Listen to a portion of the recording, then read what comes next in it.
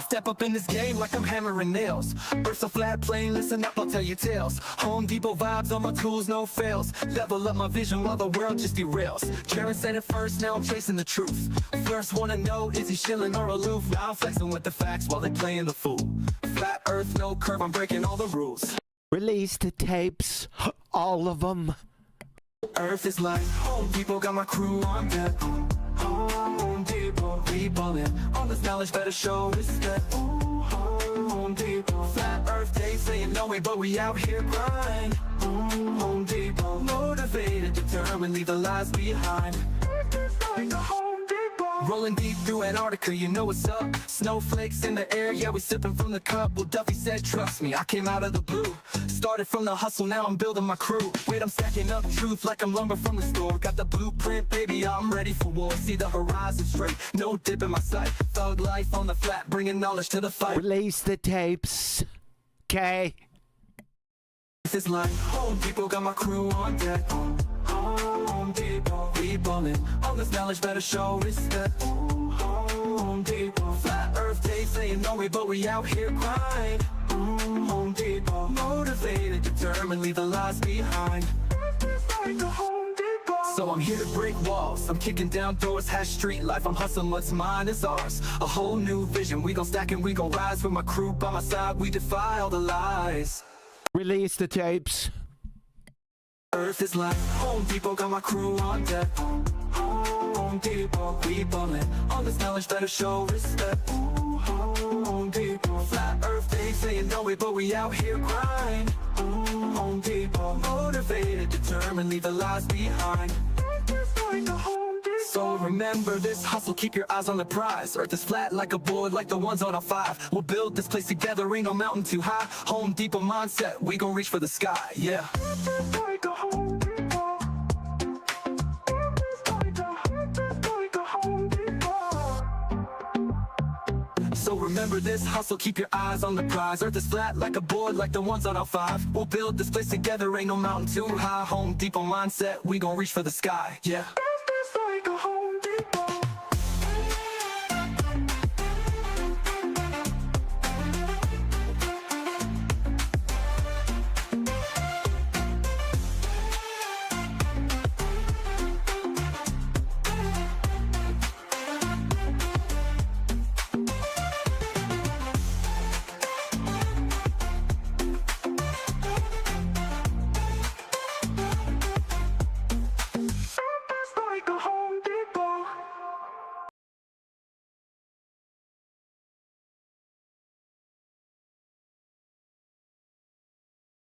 Quantum mechanics is beyond retarded. I think quantum is the most impressive and precise and advanced field of science in the history of mankind. And we have incredible advancement and precision and predictive capabilities. Like, it's amazing what we do on the quantum scale. Quantum mechanics is beyond retarded. I think quantum is the most impressive and precise and advanced field of science in the history of mankind. Quantum mechanics is beyond retarded. I think quantum is the most impressive and precise and advanced Quantum mechanics is beyond retarded. Field of science in the history of mankind. Quantum mechanics is beyond retarded. Quantum mechanics is a real field of science where we do scientific experiments. It's probably the most precise science known to man. Quantum mechanics is beyond retarded. It's amazing what we do on the quantum scale. And this then takes you down into the problem of quantum mechanics. The reason quantum mechanics is a thing that people love so much is because they believe you have to be able to quantify everything. And since you actually cannot quantify everything on the smallest scale, quantum is just a shit show where they have no idea what they're doing. And they have a bunch of like nonsense, paradoxical beliefs that will never work. I think quantum is the most impressive and precise and advanced field of science in the history of mankind. And we have incredible advancement and precision and predictive capabilities. Like, it's amazing what we do on the quantum scale. Quantum mechanics is... Thank you. And we're off. As usual, if you'd like to support this channel, there are PayPal and Patreon links in the info box below. Also in the info box below is the Amazon link, book link to Welcome to Flat Earth. Just FYI. Let's start on over to Discord, see if there are any authors over there. Discord, any authors?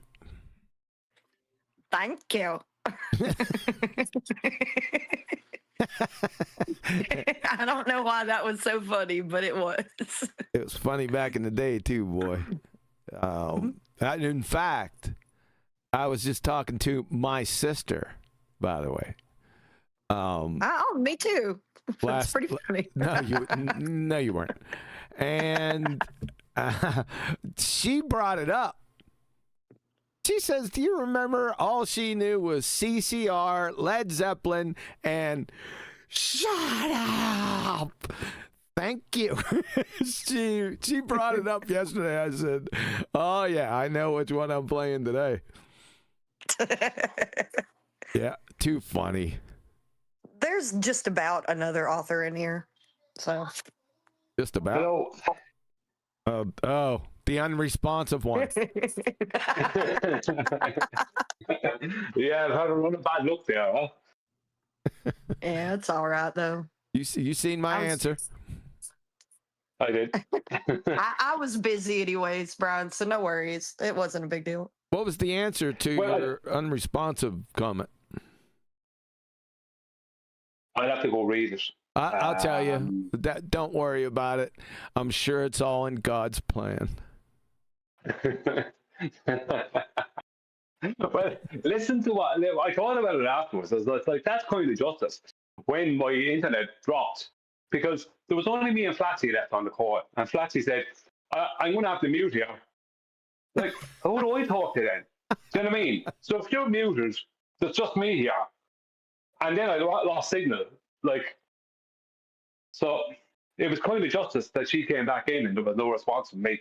Actually, yeah, let's just forget that I said. Let's just forget that I just said it's all good, Brian. I was busy anyways. Let's forget all that and then just go to, it was kind of getting back at Flatsy. Come on. Well, it wasn't getting back at Flatsy, not by me. It was like divinely kind of interrupted. Because when you're talking, let's say you're talking to me, QE, right? There's only me and you left on a call. And I go, I've got to mute for a while anyway. Who do you talk to? There's no one to talk to. It's a good point. No. Yeah. Okay. Well, yeah, it was my bad. I was busy.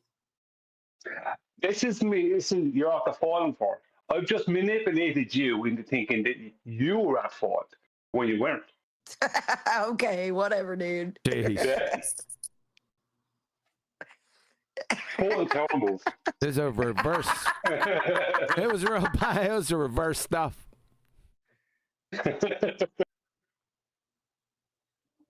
All right, what were we talking about before Brian got in here? Well, I was about to talk about the earthquake that happened in Japan. I nearly drowned in my ramen soup, ladies and gentlemen. Oh, that's 7.6. right. There was that's correct. There was an earthquake. How'd that go? Yeah. Oh, well, I mean, I just got my dinner. You know what I mean? And I'm just about to put the chopsticks into my mouth and do the sloop, the slurp.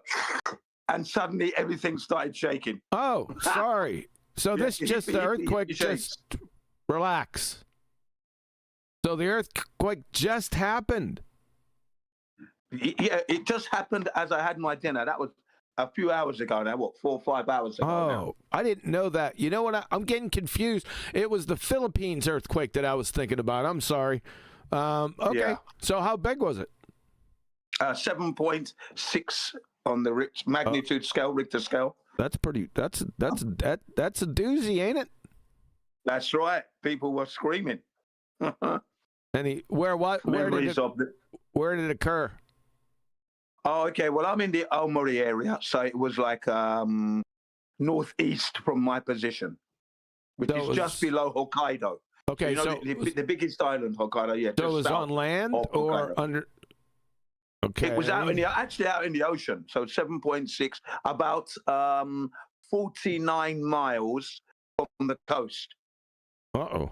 on the east coast What of Japan. tsunami problem issues? They did issue some tsunami warnings, yeah. 4-foot high tsunami warnings were issued, yeah. Huh. Okay. Well, sorry yeah. to hear. So, ladies and gentlemen, I was swimming in my ramen soup earlier on today. Yesterday, my time. All right. Well, happy earthquakes. Thank you. You're welcome. We had the hippie shakes. Damn, that's an old song right there. Oh, that's what we were talking about. We were talking about songs. I sent Flatsy some Bruce Hornsby. Yeah.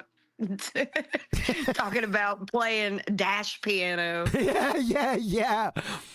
Just think about air guitar, but dash piano. That was it. Yeah, thanks, Flatsy, that's really deep. Maybe you ought to explain it further to the audience. I'm sure they don't know what it means. Just in case. Jeez. So, what she's talking about, right? I almost crashed a few cars playing dash piano to Bruce Hornsby because those songs came out, I think it was a couple years, because I was still in the military. But when I got out and then started going to university, I had a 30-minute trip to the university and 30-minute back, so an hour trip. So I had to obviously drive. I had a piece of crap Chevy, but the sound system was state of the art, right? And my best friend was an ace mechanic, so we hooked up that car. It ran like a dream. In fact, it died in San Antonio. I drove it all the way down to Texas in the end, so that car lasted like 12 years. But anyway, and what was funny was when I was getting a new car and I went to exchange the car or turn it in, they only gave me the minimal, right? Because all the floorboards were rusted out. But anyway, friggin' I had a Pioneer sound system, right? And it was, like I said, state of the art with a power booster. It would friggin' almost crack the windows. But anyway, I'm turning the car and they said, we're only going to give you like $300. It was even below the $500 turn-in value because it was a train wreck. But I said, wait a second. What about the stereo system, right? Because I wasn't going to take it out. I didn't even think about taking it out because I was married then. I can't have that kind of thing. And I'm married. Well, what's your problem, bud? I mean, that sound system's worth at least $500. Now we're only giving you $300. We don't care about your sound system. But anyway, okay. I'm starting to rant. But anyway, back, traveling back to and from university, I had 4 cassette tapes. Starting. What? Starting to rant. What? Starting to rant. I can't I need a friggin' translator. So do I. I didn't hear any time he said anything. I said starting to rant. You said I'm starting to rant. I'm glad I didn't caught hear on to it. that one. Yeah, I'm glad I didn't hear. I should have just let it go. So, thanks for the interruption. So, I had 4 cassette tapes in my car. This was right around the 92, 93 year. It was Bruce Hornsby. I don't know which one it was. Greatest Hits. I can just see the cover of it. So, I had that one. I had Green Day, Dookie. I had Third Eye Blind. And Gin Blossoms. Those were the 4 cassettes in my car. And I can remember on many occasions with putting Bruce Hornsby in and playing that piano on my dash and almost crashing the car. That's the point of the story. That's what Abby was talking about. That's what Flatsy was talking about. Too funny. They were close calls too, man. Third Eye Blind. Yeah. That's funny. But I missed the second one. You said it was Bruce Hornsby and Green Day, Dookie. Green Day. Yeah, Green Day, Dookie. Yeah, I remember. I could say it. I don't know how I got it. I wasn't into all that punk, but I did like that cassette. It was really good. I think it was called Dookie, if I'm not mistaken. Probably. And I in my didn't listen to car, Green Day too much, but in my car, with that sound system, look out. It wouldn't make your lungs vibrate. Piece of crap car. I love driving in my car. It is not a Jaguar. Madness. Piece of crap car with a state-of-the-art stereo system. That was back. It fit that time frame. You know, like it fit it like the Big Lebowski. It just fit right in there. man, I've had my car for so long now. You can tell it's been through hell because of how long I've had it since I was 16 years old, and I'm 34 now. That's insane. Yep. And it looks like a crackhead's car. So, like, when I get profiled by the cops when I drive around. Nice. And I'm like, I'm not a crackhead. Yeah. Kind of get attached to cars, especially if they're reliable and stuff, and they run good, no matter how they look. Exactly. Yeah, I had a piece of crap. In fact, so that was, I think I got that car in 90, immediately when I got out of the military, so it was quick. But it had to be May 92. Yeah, that's when I got that. It finally gave up the ghost. I was deployed in 99, and my soon-to-be wife, I don't know if we were married yet. I don't know. Well, anyway, Susan was driving it, and she hit the brakes. There was nothing there. Oh, boy, that's scary. Yeah, she's lucky she didn't, when she pushed the brake, it didn't go all the way through the floorboards. But it was nothing there. She didn't get hurt or anything, but that was its official death. So it took a beating. What was it, 84 Chevy? It was an 84 Chevy. Too funny. Yeah. Wow, amazing. I'm still running a 1996 Nissan Pathfinder. Wicked vehicle. Really nice. Yeah. Still running through. Yep. Yeah. Get attached. Yeah, Jim, you'll be happy. You'll be happy. I've got a Toyota. Yoda. Oh, well, smart woman right there. Mm-hmm. I wouldn't go that far. Toyota Corolla, in 2005 Toyota Corolla. Yes, one of America's best sellers. In fact, it was #1 for a number of years in sales in the U.S. Who cares? I remember a Super Bowl. Who cares? Who cares? Shut the hell up. The consumers who are driving the Prius care. You know the one? Yeah? I care because I wiggle. have a reliable car that I've had for years and years and years and years. Yeah. We got that. I think it was in the 90s. The Americans honored Honda as having the best cars made at the time, yeah? And they gave him a certificate. Mr. Honda himself was in tears, right? Yeah. Well, so there you go. Yeah. The Japanese. Well, I've I've been driving And a my Honda. VIN numbers. Shut up. Yeah. Been driving a Honda. I've had 2 Hondas since 2000. Got one in the garage right now. And my wife bought the first one. We were in Texas after the little mishap. So we got a Jeep, Grand Cherokee, and then we had another car, and that was a Honda. That Honda. Those Hondas, man, I'm telling you, I'm here telling you. They're just reliable, period. Yeah. My son works for Honda now in Japan, yeah. Well, shout out to him. Go. Give him a shout out. Tell him thank you for me. Yeah, okay, I will do. Yeah, I thank you also from Japan because my car was shipped from Japan to America. It wasn't made in America, so. Better check it for even earth. better for you. Check it for earthquakes. Very authentic. Very good, very good. All right, what are we going to do today? Where's Brian? Is Brian still here? He's been quiet. I'm here, yeah. Yeah, just listening to Carol talk, that's all. Oh, he's got plenty of car talk to add to it if we wanted him to. Yeah, I'm sure me and Brian can tell you some stories. I'm sure. Do they have cars in Ireland? Yeah, they do. Unbelievably, yeah, we have cars.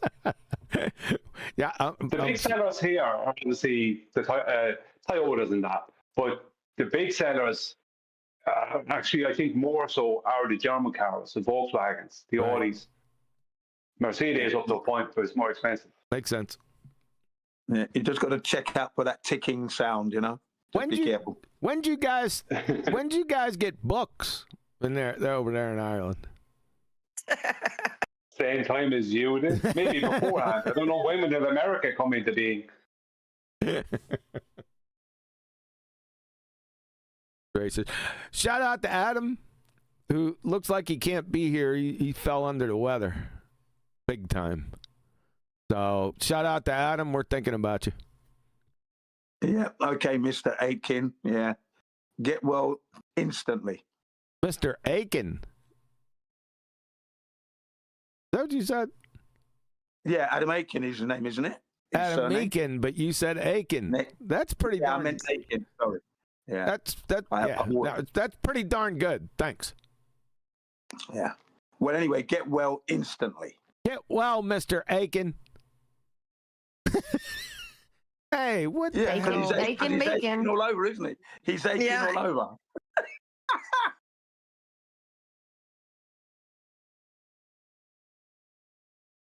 He sure knows how to bellyache, that's for sure. Shout out to Adam. Love you, Adam. Let's see. I'm getting a bit rate problem.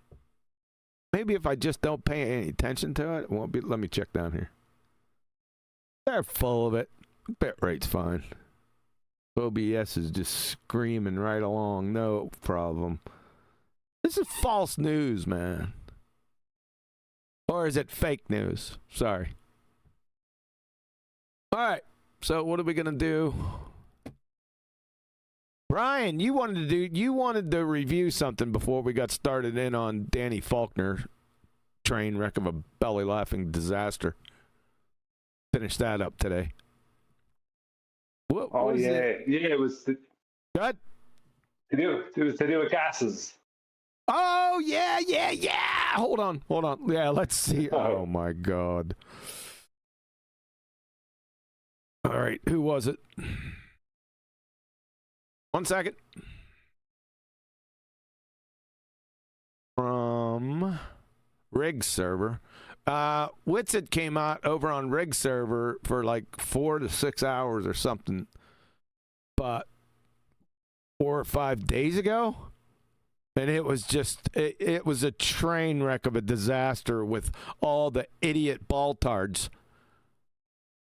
Witsit, you didn't do too well either. Shocking surprise.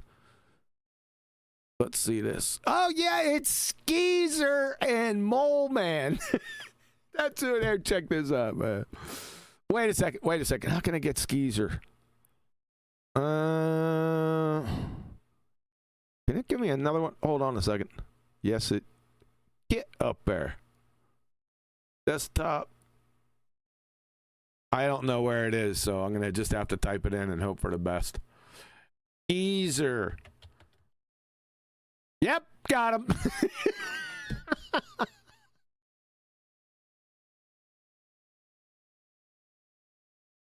Double clicking on it. All right. Pull it up. Thank you. Fuck. There he is. You remember? There he is, ladies and gentlemen. So we got over in Riggs' server, we got this idiot from Oraway, right? His name, I think his name is Max or something. But I don't think you're sharing it to Discord. Say again? You're not sharing it to Discord. I was sharing it to Discord. It's QE Live. Yeah, I'm seeing it. I'm wrong then, you are. What a jerk. Bozo. Bozo. So this is Skeezer, right? He's over there talking. What a friggin' moron this guy was. We did a treatment on him. It was a tear-jerking belly laugher. And Mole Man, and they're both over in the server. And this is the topic. So Witsit says, gases are constantly being produced at the surface level.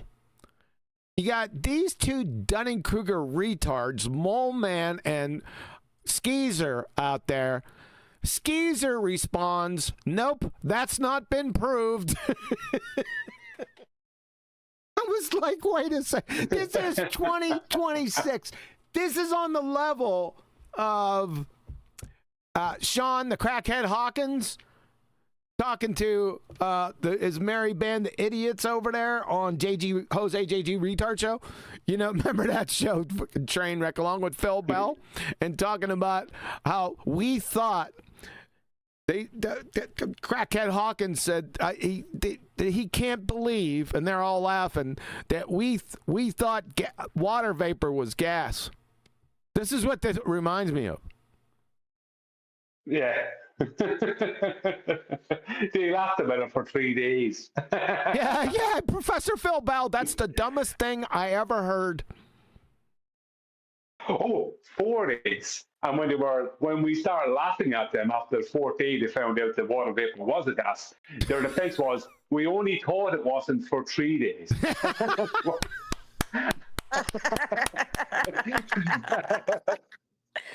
What? You guys have dealt with some dummies, and I'm only getting like the hind end view, you know, like I'm coming in really late and I see all these people out here and I haven't heard them say all this dumb stuff. So it's just shocking when I do. That's what it is. It'll shock you. You won't believe that somebody actually said it. That's when Sean the Crackhead Hawkins said that, I wasn't prepped, right? For the abject stupidity, it like shocks you. It's like, wait a second, did he say what I thought he said? Let me rewind. Maybe I missed that. Nope, he's a dumb fuck. That's insane. Yeah. All right, back to this again. So what's it? With the moment of clarity, there aren't many. Gases are constantly being produced at the surface level. So you got Skeezer say, nope, that's not been proved. And Mole Man, hold on, what is producing gas? All right, you glue-sniffing idiots. You poor dumb bastards. Okay, let's start off in second grade. 70% of the oxygen, that's gas, in the Earth's atmo is produced by phytoplankton, algae, and cyanobacteria. See you next year in third grade, dumb fucks. Oh, I sent this to them, by the way, just to let you know. How about water vapor? Gas? That's too funny. Where's that produced, Mole Man? In the sky? 78% of the nitrogen in the Earth's atmo is produced by denitrifying bacteria, converting soil and aquatic nitrates into gas. Yeah? Where's soil and aqua environments located? In the mesosphere, tard? 28% of the Earth's oxygen, that's gas, is produced by terrestrial plant life. Are there plants in the sky? Blatzy? Good grief. And the PS was the Hamamoto train wrecking itself into the ocean and blowing up, or whatever that ship's called. So, ladies and gentlemen, it's 2026, and you're getting people stating that, nope, that's not been proved, where gases are created at surface level. That's where we're at here. Just want to let you know, it's scary out there. And I'll tell you what, if you're driving and you are not on like the highest alert, right? I mean, taking measures out there, because 99% of the people that you're driving around are Globers. Now, these guys are anti-flat earthers, so I grant you that. But there's a lot of anti-flat earthers still out there. So you better take some fucking measures I'm going to tell you that now. My God. You can find your anti-flat earther in a crowd if you just shout the word flat earth. They'll come out of the woodwork. With their slobber nurses. Yeah, they'll have to. Jesus, I can't believe he actually said that. I had to rewind and say, that even Skeezer, dumbass cracker, even with him, I had, wait a second, he just didn't say what I thought he said. Rewind. Nope, that's not been proved. We're going to get to that at some point. I think it's number 3 or 4. What? Evening. No way. Evening. No way. Evening. Evening, sir. Oh, what an evening. Are you feeling better? You sound good. I feel better, thank you. Yeah. I've got home, then I've had family ring, medical emergencies. So I won't bore you with it. Not emergencies, really. Trivium. And then literally I'm about to join the show, and the old couple at the end of the street, Bob's rung me with problems, so I've just spent ages. Okay. So excuse my lateness. Did you get my message? No, maybe. Yeah. Which one? Go ahead and read it out loud. The last personal message I sent you after you said you had food poisoning. Oh, well, it's probably something kind. Yeah, I saw that. Sorry about that. Yeah. Oh, yeah. Then what you should do next is come up out against germ theory. No, go away. As I read that yesterday, and I was like feeling shy. Not buying. Like that. Thing is, when you're feeling sick and you go, you get this vibration in your belly and it makes you feel less sick. So I was doing that a lot. My wife calls it coughing. You're coughing again. I go, that's nice. Anyway. Okay. I'm feeling a lot better, thank you. What was the offender? I don't know. We did have a barbecue and we had a lot of other stuff and a very late night, Saturday night, because it's World Cup, isn't it? Yep. It's World Cup and the family's Scottish. I'm not. But I still thought I'd stay up. I had more confidence in Scotland than the Scots, to be fair, against Haiti. But it seemed misplaced, actually, by the end of the game. On the World Cup, very good start, USA. I haven't watched it. Sorry. Adam, that wasn't my question. What was the offender? I could give a shit less about the fairy what did you soccer. eat? Yeah. And if I'm going to put it down to something, and it's a game, let's go World Cup, because specifically this was it was an Argentinian prawn. So I'm going to blame those. I had steak, Argentinian prawns, chicken. So I don't know. Steak. I'm going with I'm going to blame. We're British. Blame the Argentinians. It's reasonable. It wouldn't have been. It could. You would have noticed with the steak. That's very, very difficult to get food poisoning from steak. Yeah. So, eat it raw. Yeah, it's really difficult. The chicken. Could what it have type? been a rancid grill? What? I'm blaming the Argentinians, Jin. We're getting there. We're going step by step. You said chicken, though. What type of chicken did you have? It was just chicken, filleted sliced chicken breast. So easy to cook. How'd you cook it? How'd you store it? Shut up. Yeah, on outside in a bunch of flies. Well, a lot of the times, if people don't, because I've worked in restaurants and stuff a bunch, so I know health code regulations, and chicken is to be stored on bottom shelves always, because the chicken juices or whatever can leak down into the other foods if it's on a top shelf. Okay. And that can cause food poisoning. Just saying. Okay. Yeah. Moments of Gordon Ramsay. Gordon Ramsay, remember? And the nightmares in the kitchen. You're going to kill the customers. There you go. Why would you have leaky chicken tubs? Why would you have tubs that leak? It makes no sense. It depends on how you're storing it. If you're storing it in the fridge or if you're storing it in the freezer. Oh, God. Okay. If it's on the top shelf, bottom shelf, that type thing. Just for your sanity, all our uncooked meat is on bottom shelf, even in the fridge. Let's get on with it. So, did you take it from frozen, then to the fridge, and then? Oh my God! I don't know. I'm the barbecue chef. I have nothing to do with that. That's woman's work. All right. It comes to me on a platter for me to cook it on fire. That's my job. Okay, so you threw it on the fire. Now, you use a thermometer? No. Yeah, that's one big problem. That's okay. Never is. That's it. You can't put a thermometer in a prawn. Not in a prawn and a chicken. The chicken's so thin, you cook it both sides, it's done. I'm suspecting the chicken's the culprit. No. Throwing red flags everywhere. No, because there's an event with chicken because of that kind of female paranoid fear about chicken, right? My wife, and when the chicken's in the door and go, I'll shout, chicken checker, like that. And she'll come up with a knife and fork and she'll go to the thickest, rawest, the least well done looking bit of chicken and she'll cut into it and go, the chicken's done. So, no. Okay. I'm blaming the Argentinians. Yeah. They'd been in the freezer quite a while, to be fair. So, was it immediate or did it take a little time? Next day. Next day? No, next day.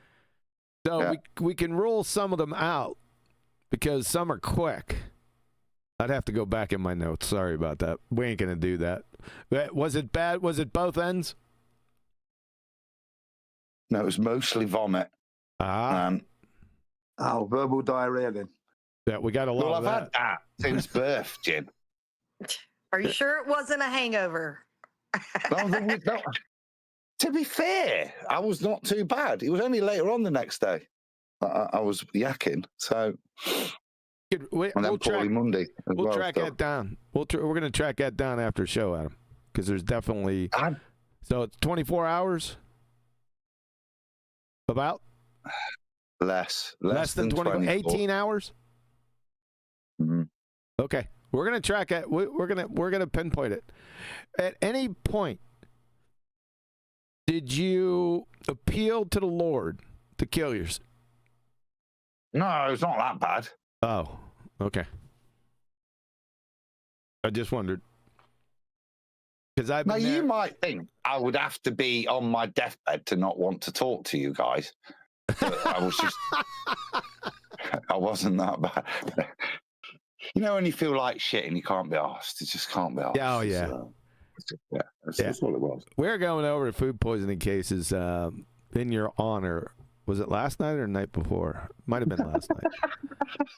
Now we've experienced. Well, I can tell you I had it 5 times in my life, and it all 5 times it was so bad that I appealed to the Lord to just go ahead and end it. I would be good with it. Wow. No. Yeah. I've never had that in my life. You know what that you don't is? want to then. I'm telling you. You know what that is? It's What? lack of constitution. Yeah, it was a lack of constitution. You damn Skippy. Son of a. Okay, let's move on from that. It's terrible. We can get into specific cases. Well, I'd just like to say that Adam made that instant recovery because I said get well instantly about 45 minutes ago as a shout out. And you're here. So there you go. There we go. All right, Adam. I was at work today. I'd like to give you some kind of like apostle-like healing powers credit, Jim, but no, I've been feeling better today. Right. I was poorly yesterday though because I didn't even have a drink. So that tells you a lot. All right. Oh, we're back now. Yeah, we're back. To the guy on the surface breathing and claiming gases aren't made at the surface. That's what I was, whilst breathing. Making gases. Not been proven. That's not been proven. Hey, not been proven I'm making gases. hey, Adam, it came from your boy. Why won't this pull up? Yeah, and you see, another World Cup link, because I saw that picture. He's from Uruguay. 1-1 draw with the Republic of Saudi Arabia yesterday. Uruguay. Uruguay. Uruguay. Uruguay. Yeah. Uruguay. That's your boy. No, Uruguay. Yeah, that was too funny. Can you believe somebody in 2026, this jackass, would say something like that? What in the world is going? I think this is worse. I don't know. I don't think it is worse than Sean the Crackhead Hawkins. Where do you rank it? What, that they were laughing at water vapor being a gas, and this guy saying that gases at the surface produce at the surface, that's not proved. What's worse?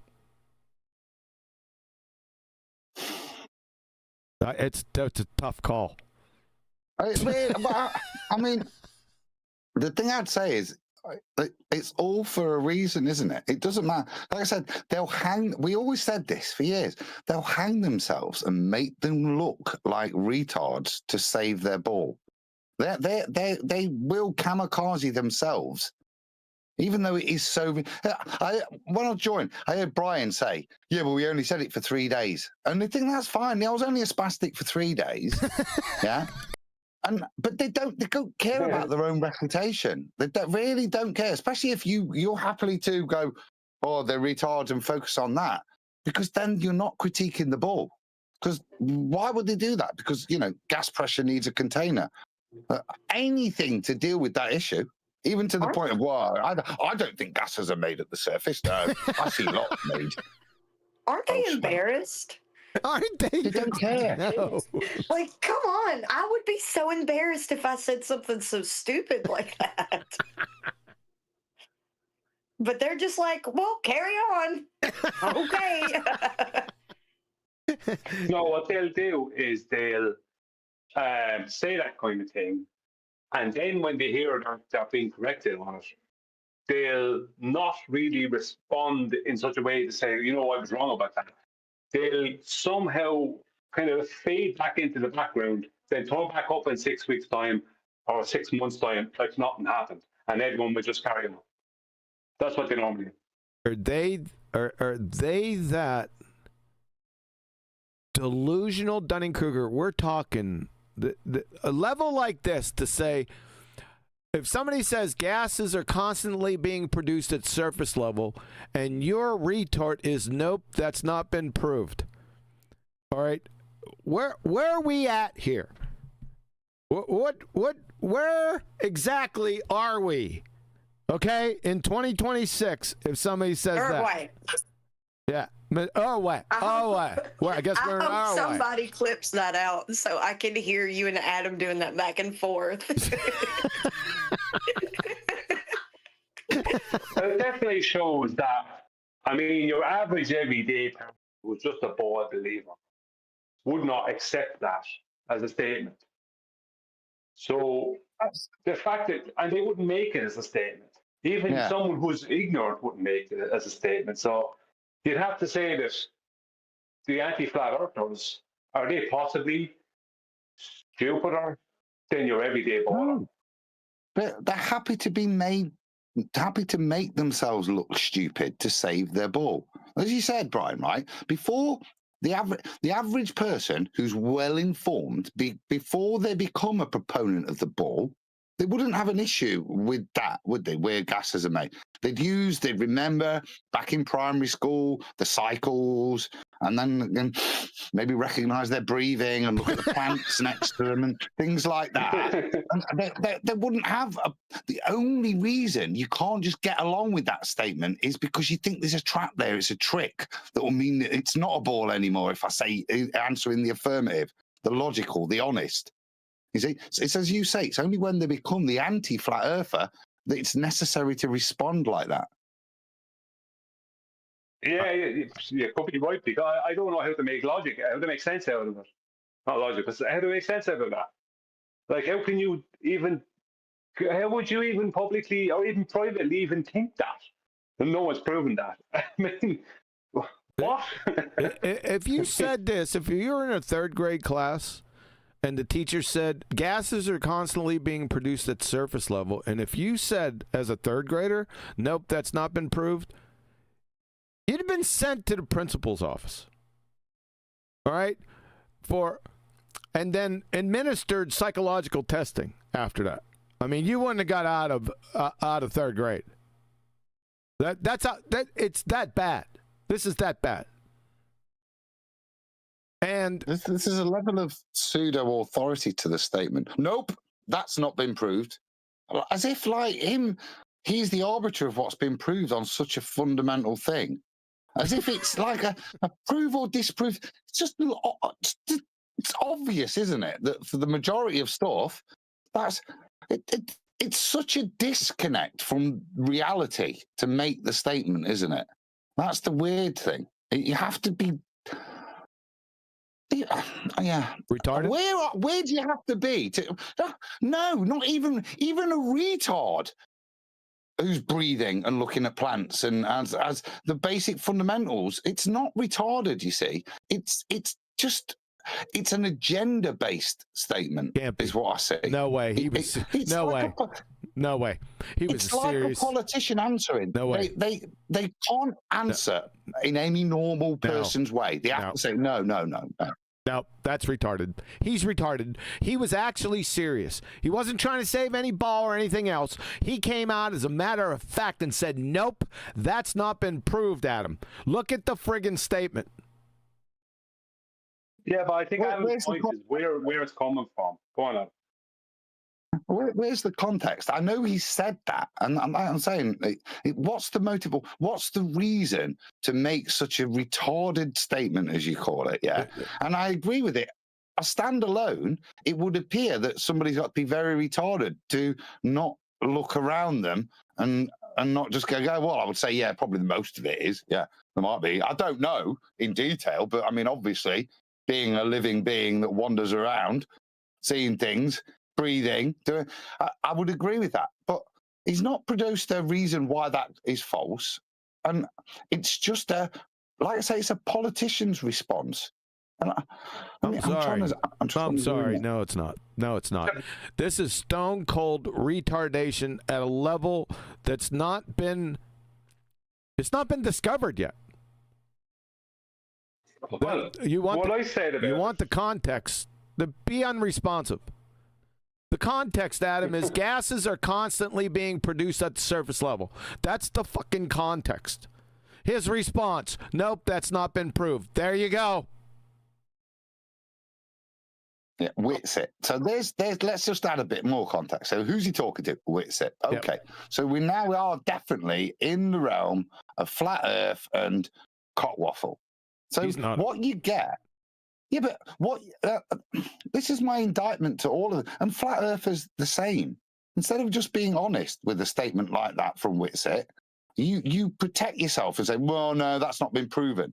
Now that shows you're dishonest or retarded. I would say dishonest here. Yeah, but and again, I'll go back to the point. I know it's repetitive, but why would you answer like that? Because you're retarded. There's no. Or you're in fear of being caught out in the next question. If you answer in the affirmative, even though it's logically correct, it might trip you up. You're divining retard thought. He's not. No, you don't sacrifice yourself on the second grade retard altar with this in preparation for another question. You don't know what's coming. No, you don't have to. You don't have to because you've got truth on your side. So you're going to win. Even if you're going to win by going to an answer question, I don't know the answer to that. I don't know. Or, but as long as you're honest and you don't make shit up or respond like that because you're protecting something you might be afraid of, you can't lose. So you don't have to behave like that. These guys do because they're ultimately protecting away from the point of how can you have gas pressure without a container? So it's better to argue that I don't think all gases are made at the surface level. No, that's not been proved. It's better to cockwaffle for 45 minutes about that and get called a retard than get to the fact about how do you have gas pressure without a container. Because this is why Whitsitt's bringing it up. Because I assume gradients are involved at this point. Do you know what I mean? Let me just say what I first... Go ahead, Brian. You can't stay unresponsive. Go ahead. And not for the whole show, I can't. Well, I can, but I'm not going to. Let's get you. What I first said is that in his world, that's not being proven in ball parity yet. As in his anti-flat Earth world, that's not being proven because they're institutionalized within this arena. Flat Earthers still up to a point, but not as much as the anti-flat Earthers. They're like institutionalized. So that's what I brought up earlier. It doesn't make any sense that because a normal everyday Bohr believer would not disagree with them. What would that statement that all gases are produced at surface level? They wouldn't do that. They would go, yeah, okay. That's not a disagree thing for most people, regardless of what they think the Earth is. But for Caesar, Adam may be onto something. Maybe he is psychologically trying to protect something. I don't know. Oh my God! It's hard to believe. It's hard to believe someone could disagree with that. How does he get? He has a computer behind him. He would be able to use that computer if he was that, You guys were just laughing over the fact that these anti-flat earthers for 3 days were laughing at water vapor being gas. I think it's possible and within the realm that they're that stupid.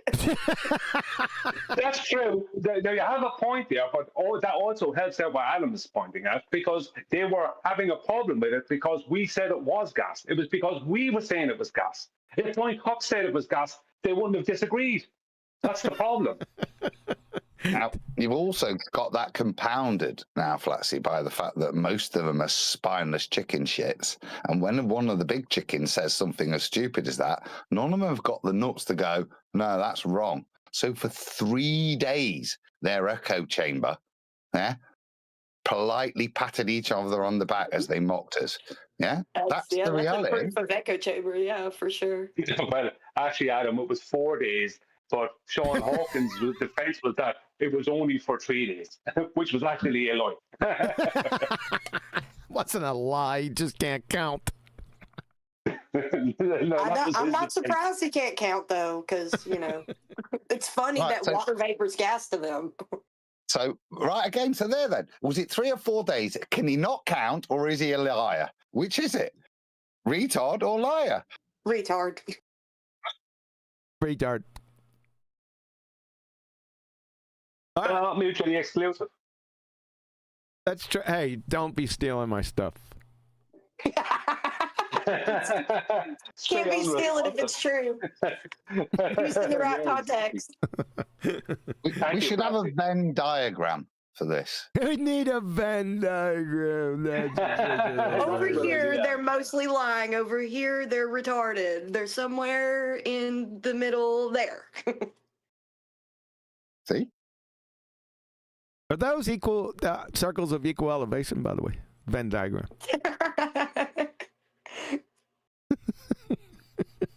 Not doing it. You're not doing it. Yeah. All right. Let's get into what we're here, the principle for today. Now, you got the likes of Skeezer and Mole Man. Hey, Mole Man, that was pretty stupid yourself. I know we didn't focus on you all that much, but you're a dumbass. But now you got to switch from Skeezer to this idiot. So what's your take? Where are we at in things? Adam? Right? No, Sorry. Adam. So we're now switching back to Danny. Yeah. So where were we up to? So no, just relax. So you have Skeezer, who just made that idiot he makes a lot of idiot comments. I just picked that one out because it was such a stupid fucking thing to say. But we got Danny. Now these are two types of different retards. Okay? Because Skeezer's definitely retarded. So is Danny. But there's some extra with Danny. Yeah? Would you agree? Get out the Venn diagram. Danny, yeah, exactly. Danny's going to be have a much larger chunk of his circle being put in the liar side.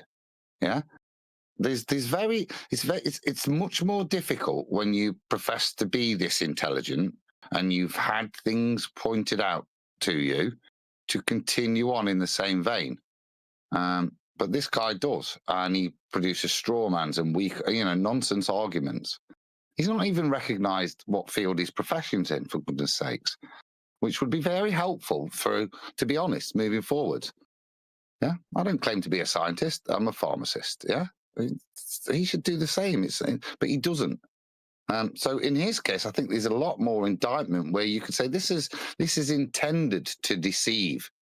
The way in which he's presenting his information, but particularly with Genesis, is intended to misrepresent, to deceive. I don't think we got there. I don't know if there's any in here. Let's find out. We're going to start off from where we stopped, but I think that's a good take that you had there, Adam. Yep. So, okay, here we go. And conclusions using inductive reasoning, some of it based on experiment, some based on... Oh, inductive reasoning. We already stripped. Yeah, we finished with that, didn't we? Yeah. You're a dumbass cracker, dude. You're exposed. Your science acumen's been exposed. You're done. What else did he say there? Go ahead. I was just going to say, he said inductive reasoning, some ending in experiments, which would be deductive. So that didn't make sense. Exact. Good catch. So let's get the whole thought. It's a study of the natural world using the 5 senses, and we make induction and conclusions using inductive reasoning, some of it based on experiment, some based on observation. So that's bullshit. Like Flatsy said, there's never been an inductive hypothesis in the history, ever written in the history of actual natural science. It's a category error. It's so friggin' stupid. It's actually, academically, it's akin to what Skeezer said concerning gases. Now, most people won't catch that, but educated people, that's a fair assessment. What do you say to that, Adam? I'm sat here as you were saying, I'm thinking, what would it, because he adds experiment. What's an inductive experiment? It doesn't exist. No, it can't, because the second it goes to experiment, you're not inducing anything. You're testing. I don't get it. I'll tell you why. Why is he saying stuff like this? Because his field, all he can is induce something. He can only postulate, make us just so up for. So he has to pretend that this is part of science because that's all he does do. No, it's not. The actual experiment is not within his remit. It's not inducing something. That's not what induction is. I don't know where that came from. He's not in. Number one, it's a category error. You can't have an inductive hypothesis based on probability, is what I'm trying to say. Because it can't go to experiment. This is what I'm saying. It's not a contradiction. It just the two words don't sit together. They're opposite meanings. Yeah, exactly. One defies the purpose of the other. Yeah. If that makes more sense. Yeah. You see what I mean? Yeah. Yeah, it's category error. I already said. So let's get off of this. We already crashed him with that. So I hear flat earthers all the time dismiss. It's a contradiction of position. Yeah, we know, Adam. Of what we're doing. We know. We got that. We're good. Based on I'm glad you are. I've still not settled it in my head. Holy fuck, man. I thought we were talking. He says, you've arrived. Dad, shut up. Well, yeah, that's what you get here, Adam. No, you don't. We don't have to spend 8 years on a fucking duh. He wants to talk about his friend Danny, but he doesn't want to talk to us. No, we want to get through the video. I just thought that one was funny. I still haven't figured it out in my head what the hell he actually means. But go on. Yeah. Join the club. Conclusions using inductive reasoning, some of it based on experiment, some based on observation. Well, if it's not based on experiment, then it's not science. Can't make anything based on observation. We already went over this. You're in a composition fallacy. So I hear flat earthers all the time dismiss Stereotype fallacy.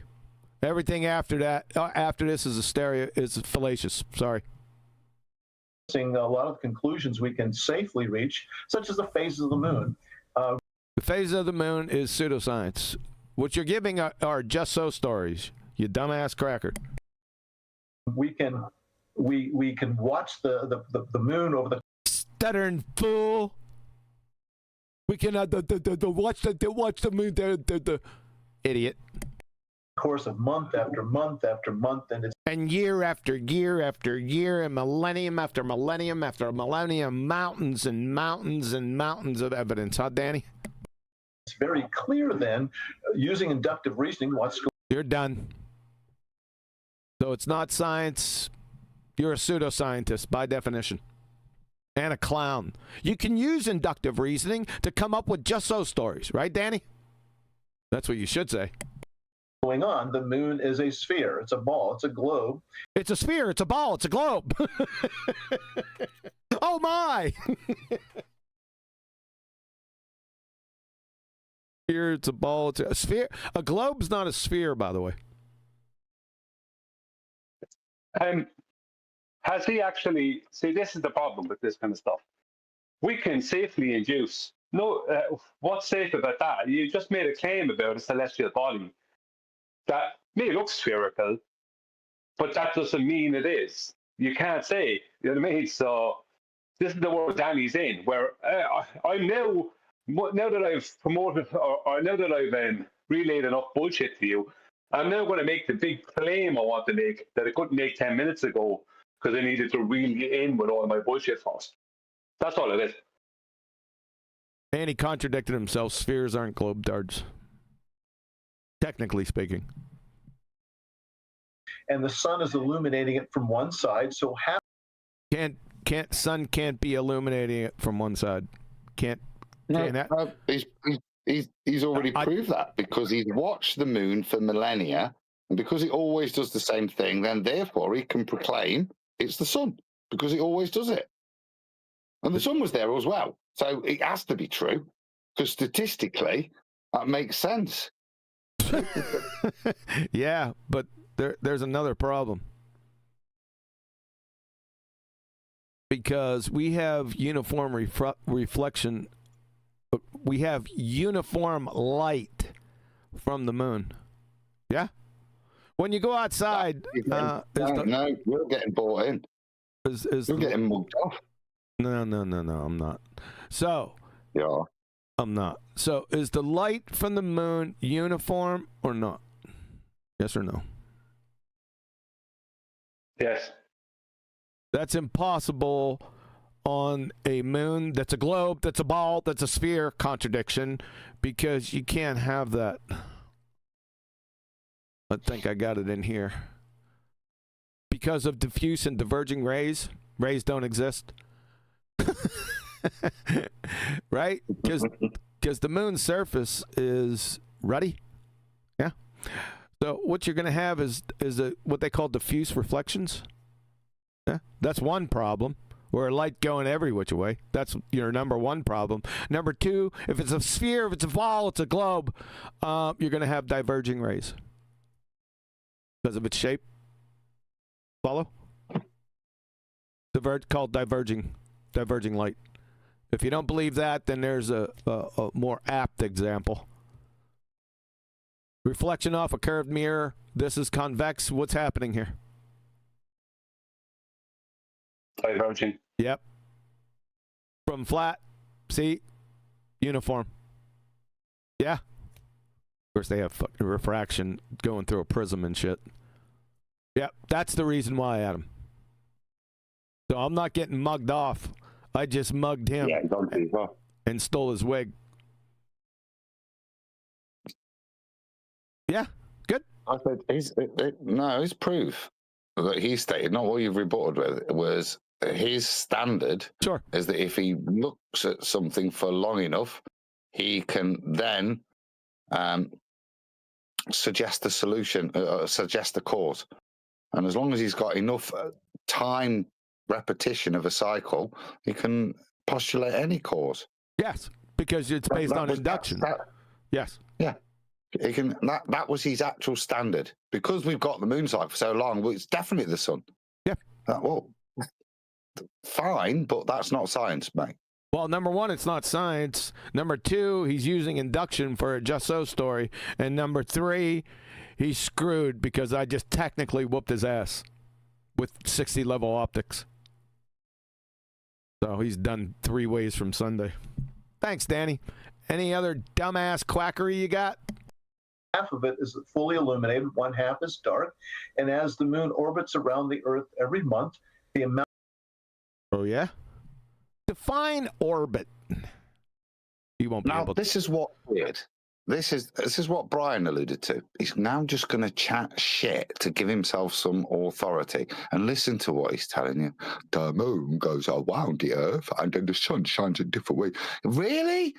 With that, any listener needed that description of how moon phases. Yeah, that's not.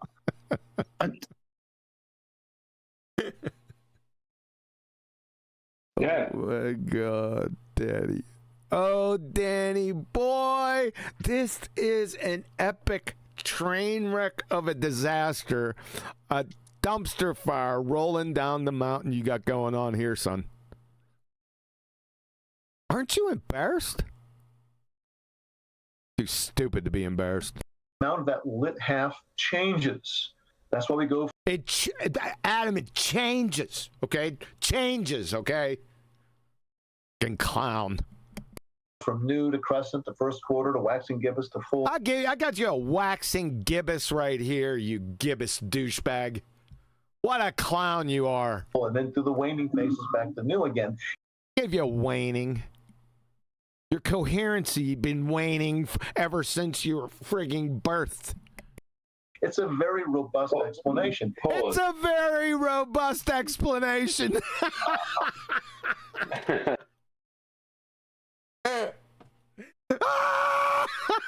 Danny thinks his fucking little induction fairy tale's an explanation.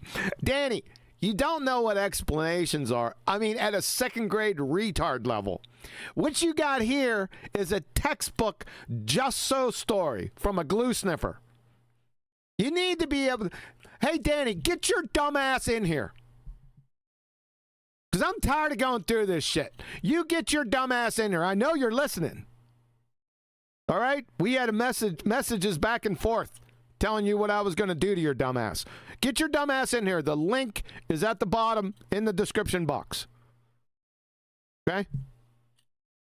Adam, there's also a link to the Amazon link to the book there. Just want to let you know. That's where it should be. Is that the book that's available in both ebook and paperback? Welcome to Flat Earth. This one? You can't see it. They can out there. Perfect.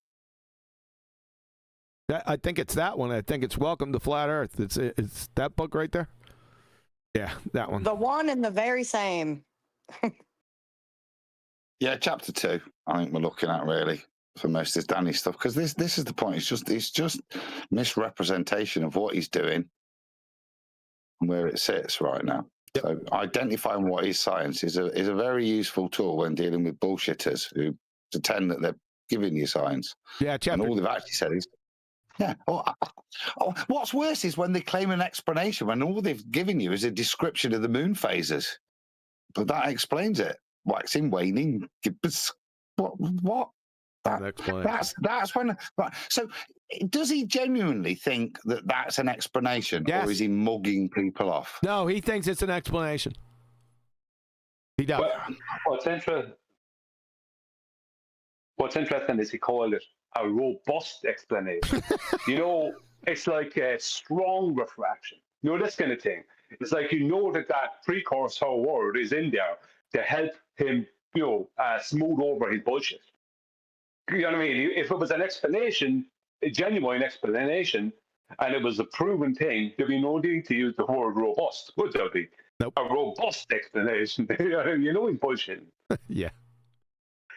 I don't know if this is the correct term, but it sounds like incantation to me.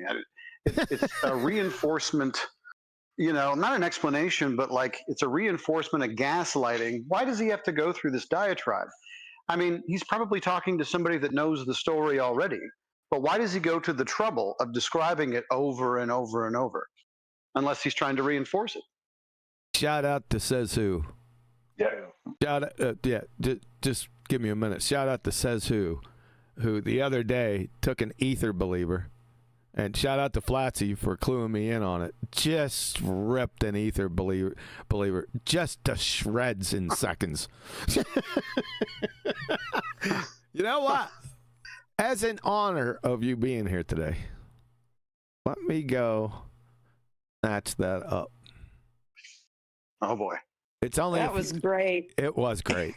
And shout out to Flatsy for letting me know about it. Okay, 1 second. Where did you Shout out go? Retracted. That sounds more entertaining than this Muppet. Shout out Anyway. retracted. Yeah, did I say shout out to somebody? Yeah, to says who? That's why are you retracting that? No, you said shout out to Flatsy, and I said shout out Retracted. Fair enough, man. Gotcha. All right, hold on. Let me. It sounds like someone's eating sour potatoes. Sour potatoes. That's Alan's chant. All right, here we go. I'm going to throw it on over here. Just relax and listen. This is Stone. Now, like I was telling Flatsy, I remembered a Stone, a person named Stone back in the day, way back there. Let's go ahead and put this up on screen. Hey, oh, it's already up there. I remember back in the day, Adam, I could, and like I said, I could be mistaken. What the piss? Get out of there. My God. YouTube. You dumbass crackers. I remember back in the day a guy named Stone, and let me orient you. I remember him, he was at a Flat Earth conference, and Karen B was walking through walking through where they were at in a big hallway, and in the middle hallway there was a seating area, and in the seating area was this guy named Stone, a globetard, and was heckling her, and it was a real brouhaha. Now, am I mistaken? Do you recall that incident, either Brian or Adam? I recall something similar, but I can't say it was that. Okay. You don't know, Adam? No. I could be mistaken. I swear it was Stone, but I could be stoned. All right, I digress. Okay, this is streamed 2 days ago, and this is what we got. Here we go. Channel. And Alan and Sheen and I have been hosting Globe Busters for the past season. We started in August. Kind of took the place over a little bit. And the final episode was just this past Sunday. But again, sorry for the audio, ladies and gentlemen. Over at 24/7 Idiot server, the moderators don't know what moderating means.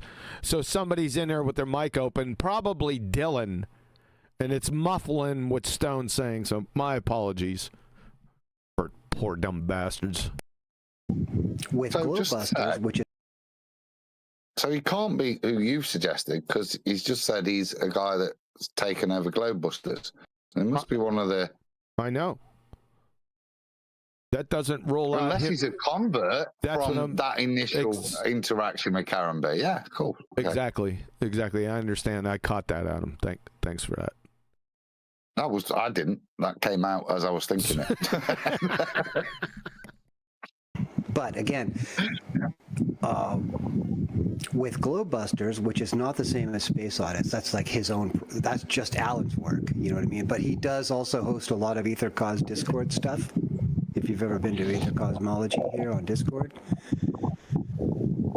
So I know it's a lot of information right away, but anyways, once you get a hold of that, I recommend you watch the Ether Cosmology origin story of the Etherlands, Ether Lads. Yeah, What's Ether? What's Ether? Wow, who just asked that? Says who just asked that? What's Ether? Says who did? Okay, cool. Yeah, well, I would point you to a stream that I presented about a month or so. I would point you to. Why do you need pointing? Would a stick help as well as you point? What's ether, you were asked? I would point you to... Come on, what's more? I would point you to a video I did. Yeah. That's so telling. I'd point you to a bathtub. What's wrong with it followed by what it is? You mean just an answer? Oh, you remember those old-fashioned things, Brian? Yeah. Let's see if we can guess what says who's gonna get him cornered with. Let's go here. Oh, I got an email. Lovely stuff. Where are they? I shipped these. Remember these answers? All right, where'd you go? Uh-oh. Go ahead, talk amongst yourselves. Is this going to be another one of those nothing burgers that you come up with? Flatsy, mute him.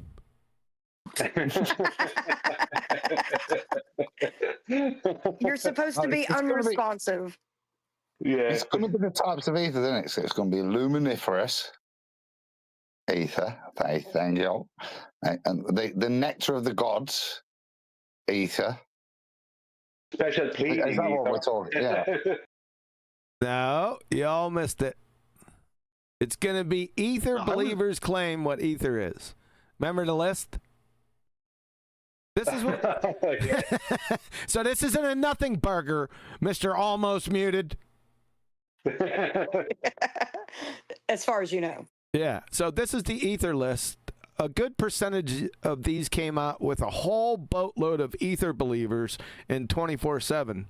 When I asked him, I kept on asking him, what is ether? Same thing Says Who's did. These are the answers that I got, ladies and gentlemen. I would say good of the first 18. The rest came later. So, ether believers, what's ether? This is what I got. Number 1, a non-manifested medium.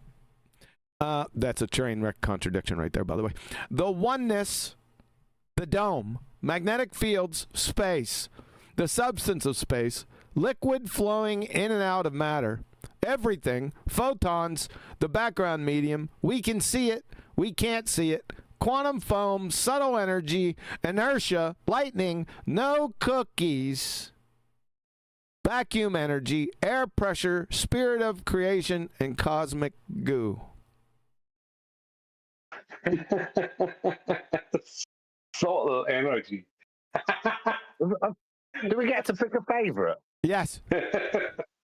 I'm going to go with spirit of creation. I think that's just so new age. I could get on board. I'm going to go with we can't see it. I got to go with subtle energy. Subtle energy. Those are all nice and vague. Those are all good choices. My personal favorite is no cookies. Yeah. I left that one for you. Yeah, I figured you would. Well, I don't know. Mighty Cosmic Goo is pretty good. Cosmic, do you like that one? All right. Cosmic Goo. All right, Cosmic Goo for you.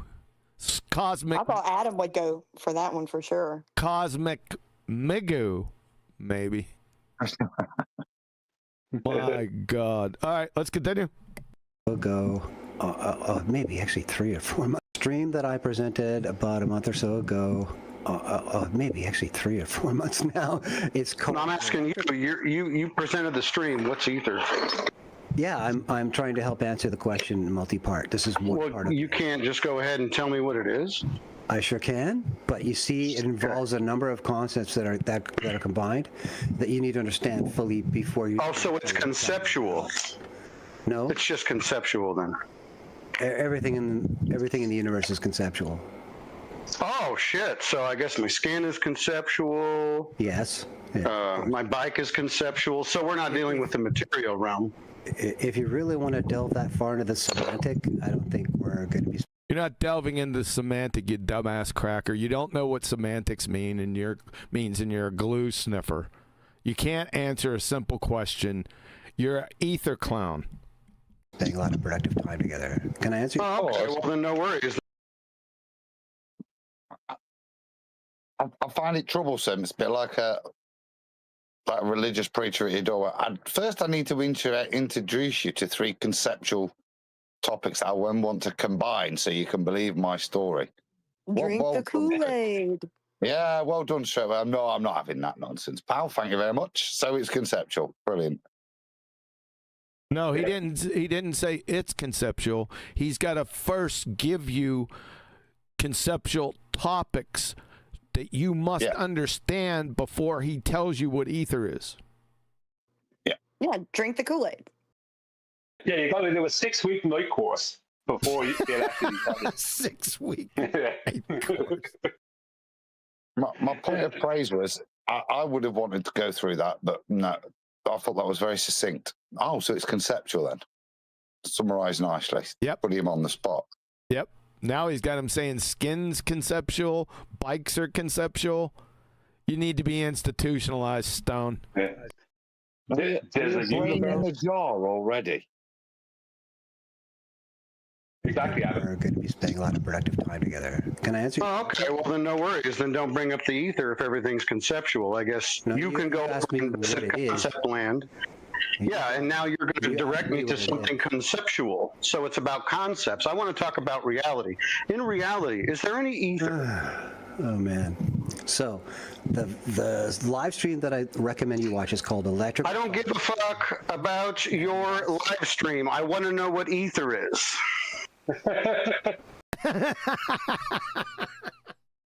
Yeah. Yeah. Well, says who? Do you happen to be a geezer? Do you happen to be a geezer? What do you mean? Yes, it's like he's got no patience like some other geezer I know. Oh, son of a... Hey, right. Wow. Well, yeah, me too. That's what I'm saying. Brian, can you mute her? Yeah, absolutely. Yeah, I like it. Let's hear it again. The live stream that I recommend you watch is called Electric. I don't give a fuck about your live stream. I want to know what ether is. Are you familiar with the work of Eric Dollard and? God, pathetic. This is it. Like, this is funny, right? But it's also annoying. It's like I just need to bullshit you a bit before I can finally give you the bullshit, answer to your honest question. That's what that is. It's really dishonest. Yeah. I just want to know what war is.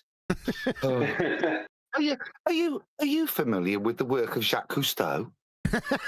Good God. Good God. Oh, that's going on a list. Why is the work of Eric Dollard? Yeah.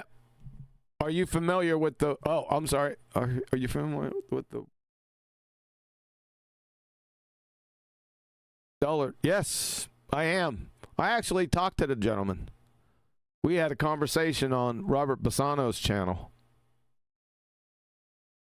He seemed like a pretty nice guy. Funny he didn't say what ether was. Would it be possible that he at the time at least wasn't claiming this ether? Is he possibly claiming it now? Because if he's not, I don't know. I don't know where he went. I haven't heard of him since Robert Bassano show. Well, you see, what I was saying about the Ethereans is that they're willing to latch on to anyone who with a bit of a name, a well-known name, and whether that person is claiming what they're claiming or not. Do you know what I mean? They're willing to do that. It's stupid. It happened with what's his name? You call him Jabba the Hutt, the lad, the Ether lad. The bowler. The tattooed Jabba the Hutt, Uncle Fester. What's his name? Ken Wheeler. Ken Wheeler. Ken Wheeler. Yeah, so it happened with him because he was on one of the BALLBUSTERS or something like that. And Bob was there and David Weiss and a few of them. And he had to correct a few of them on some of the things they were saying. They had it wrong. But Bob put it to him about this dielectric acceleration. Now, Ken Wheeler didn't know what he was talking about, but they would have been using Ken Wheeler as some kind of prop up towards this dielectric acceleration. But it turns out it was just something that they didn't say it came from him, but they would have been using his name as part of the prop up. So they prop up these ideas with names that are kind of somewhat well known out there in the somewhat, we call it quote unquote scientific community online. This is what they do. And people go, oh, well, this must have some relevance because they named out some well-known people. Yeah, but that doesn't mean those people are in agreement with these bullshitters. Yeah. And Globe Dumpsters prostituted themselves with the tattooed Jabba the Hutt, who was a baller. You see what was going on? Yeah, just like Danny's prostituting himself with the low-life scum of the earth. Shama, Lama, Gamma, Panda, Ding Dong, Mr. Bird's Humping Natural Experiment. Yeah. I won't call him scum of the earth. He's just a guy. He's scum. He's scum. He's an atheist evotard. He's the lowest of the low. He might be a bit miss on. It might be a bit deluded, but I wouldn't call him scum of the earth. Well, I did. Your live stream. I want to know what ether is. Are you familiar with the work of Eric Dollard and what his thoughts are? I don't give a shit. I want to know what ether is. I don't want to hear about somebody else's opinions. I want to know what it is so I can touch it. Touch some ether, please. To just dance for you. I know what you want. So if you, all right, I'll give you what you want. There's that. So you're going to drag people into the conceptual realm, which is what they're trying to come out of. Good grief. That is a very profound statement. He's right on point too. Way to go, says who. So you mean the good grief? Yeah, good grief too. That was a good one, but he had it. He understood what was happening. Controlled mutant. He understood what was happening. What was happening here? Thank you very much. That this idiot Stone was trying to pull them back into conceptual speculationville of the heliocentric ball-tard spinning space monkey religion, which everyone just came out of. Stone's trying to pull them back in. Outstanding. If I can just make a comment there just quickly, if I can, it's this. Says who was highlighting what they call in Japanese Shinri Sosa. I say again, Shinri Sosa, which means psychological manipulation, which is the topic matter this week at my school. Thank you very much. Well, thanks for that. It subjugated my point. I appreciate that. Do you know Brian? I tried to guess what it was at first. Shinri Sosa. I went with sauce for your shins, but that was probably just a bad Japanese accent. Nottingham Japanese, that is how. Shinri Sosa. Yeah, Shinri Sosa, which means psychological manipulation. Yeah, we heard you the first time. Do you know who Brian is? The psychological manipulator. Yeah. So my point won't be subjugated again. Yeah? So that was an outstanding identification on what exactly what was going on here. You have alleged flat earthers in 24/7. I'm calling you alleged. Alleged flat earthers that brought themselves out of fairy taleville of concepts and friggin' just so stories, only now to be drugged back in by the etherites. Yeah? Everyone get that? It's the same fucking thing. It's also outlined that particular little problem in this. It's called Welcome to Flat Earth. There's a little statement at the end of the book by moi that points that out. Thank you very much. Any other comments? Because, well, let's see. No, hold on a second. Let's finish it up. I don't think he was done just yet. Wait. That. Says who wants a word? Go ahead. No, we can finish the clip. I appreciate the kudos. It's akin to trying to tell somebody that what you're seeing with the moon is all based on another concept. It's all concepts based on concepts, and then inducing a conclusion based on those concepts. It's insanity. It's everywhere. So you're going to drag people into the conceptual realm, which is what they're trying to come out of. Good grief.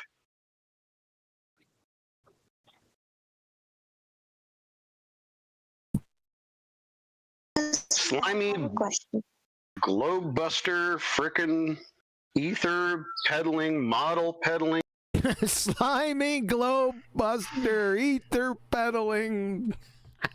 Now, I have to say, Sasu, when you said good grief, I felt the spirit of Flatsy coming out of you. That's what it was.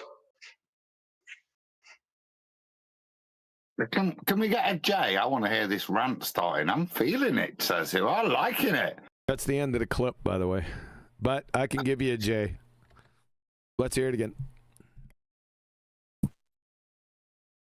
Slimy globe buster, frickin' ether peddling, model peddling jackasses.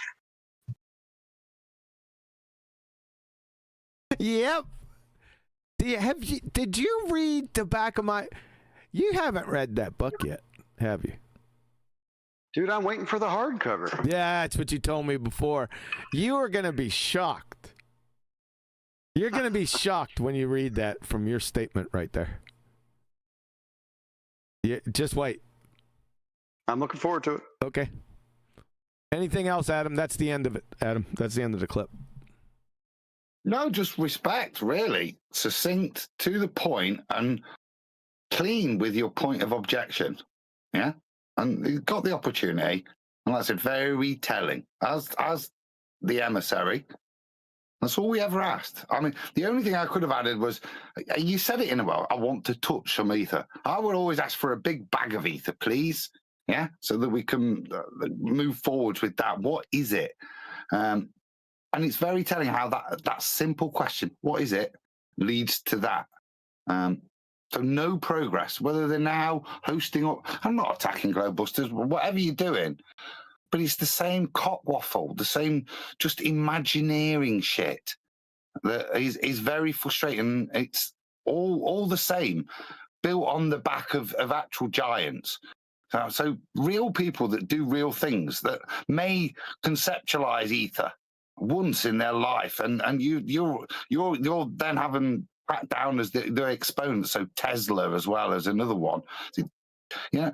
It's very disingenuous. It's misrepresented. It's a bit like this guy, isn't it? You see, Dollard mentions it, alternative magnetic fields, and suddenly he's an etherite Ken Wheeler believing. You know what I mean? The way you present other people's work to support your own fairy tale is the frustrating point. So nicely done, succinct, and yeah, well done, mate. That was. One question: did you have the power to? Did you mute him to give that statement? Because I thought that was good if you did. Yes, I did. Yeah. Nicely done. If you've got that power to just give a clear statement, you weren't attacking him and just did that, got it over and done with.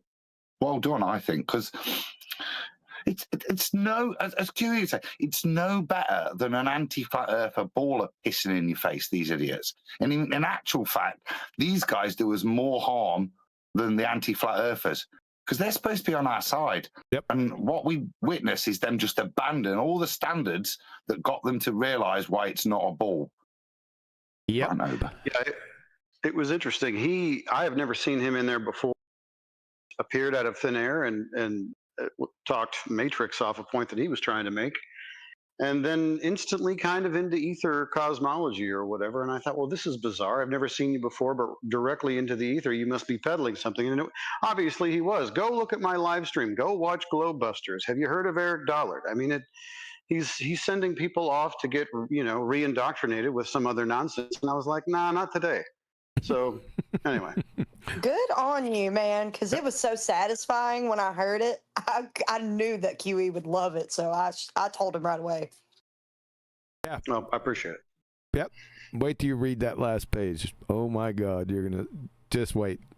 All right. Back to Danny boy. Forgot what he was talking about, the moon phases or some dumb shit. Is an experimental science? No. If it's not an experimental science, which is redundant, then it's not science. We already went over that last week. So thank you for that. Each instance, you would fail intro to third grade general science and sacrifice your science acumen on the second grade retard altar, son. Appreciate it. What's that, about maybe 20, 22 times in the past 5 minutes of your discussion? It's an observational science, but you can. It's a composition fallacy. There is no observational science. Number one, it's redundant. Number two, it's a composition fallacy. Go look it up. Make inferences from the observations that you make. So you can observe and then declare. And then your declarations are just so stories. That's what Danny thinks science is. He's a glue sniffer.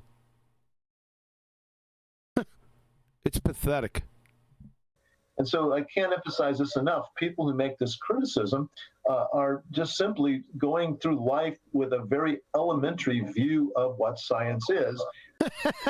Yeah, like Max Planck, Professor Shankar, chair of physics at Yale, Richard Feynman. Yeah, they all they're mal-educated. We went over this last time. Truly hilarious. And again, you can thank their education for not. Well, thank their education. Giving them a good education. Buddy, I don't think you need to be saying a word.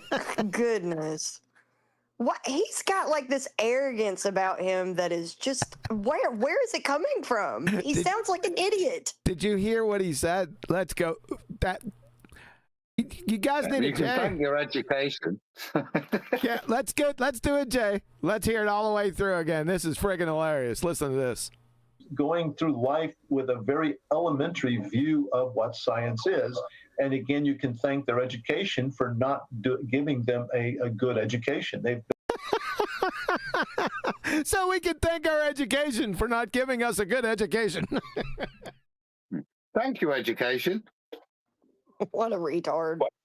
He needs to go back and address his own education, because he's just employed that scientific method, as is in some way something that high schoolers use, and it's not. Did he? Obviously, he didn't learn about scientific method, because if he did, he won't be saying that. It's the opposite. He's saying, no, Brian, when you become a grown-up, the scientific method changes. You just thank your education for giving you that education. Been malleable along the way, and that's unfortunate that's the case. It's so good to hear someone with a PhD say that. Jim Panda. Yeah, it's great. It's freaking awesome. It's awesome. It's great that somebody with a PhD can say that. Jim Panda, you don't even know what a fucking PhD is. It's so stupid what you said. I mean, there's PhDs in a number of disciplines, including all the social sciences, liberal arts, humanities. There's PhDs everywhere. Or are you talking about a particular or specific PhD? Moreover on that, fucking PhDs, most PhDs that I've run into in my life can't tie their fucking shoes. Now, there's some that are really with it. I'm not done yet.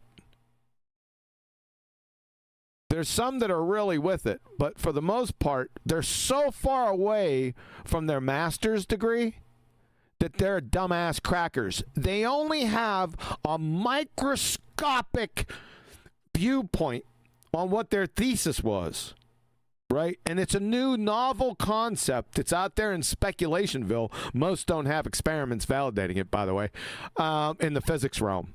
But I digress.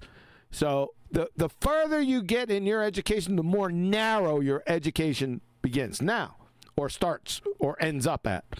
But like I said, a master's degree holder is what I would think would be more intimidating. Adam, you got a thought on that? Yeah, I mean, see, PhD is very, very limited. I've quickly asked Grok, so give me 4. I've got 4 for you, and they're all based upon potatoes. Okay, great. So one PhD that was done on is potato tuber yield quality, mineral nutrient concentration, soil health, and soil food web in conventional and organic potato production.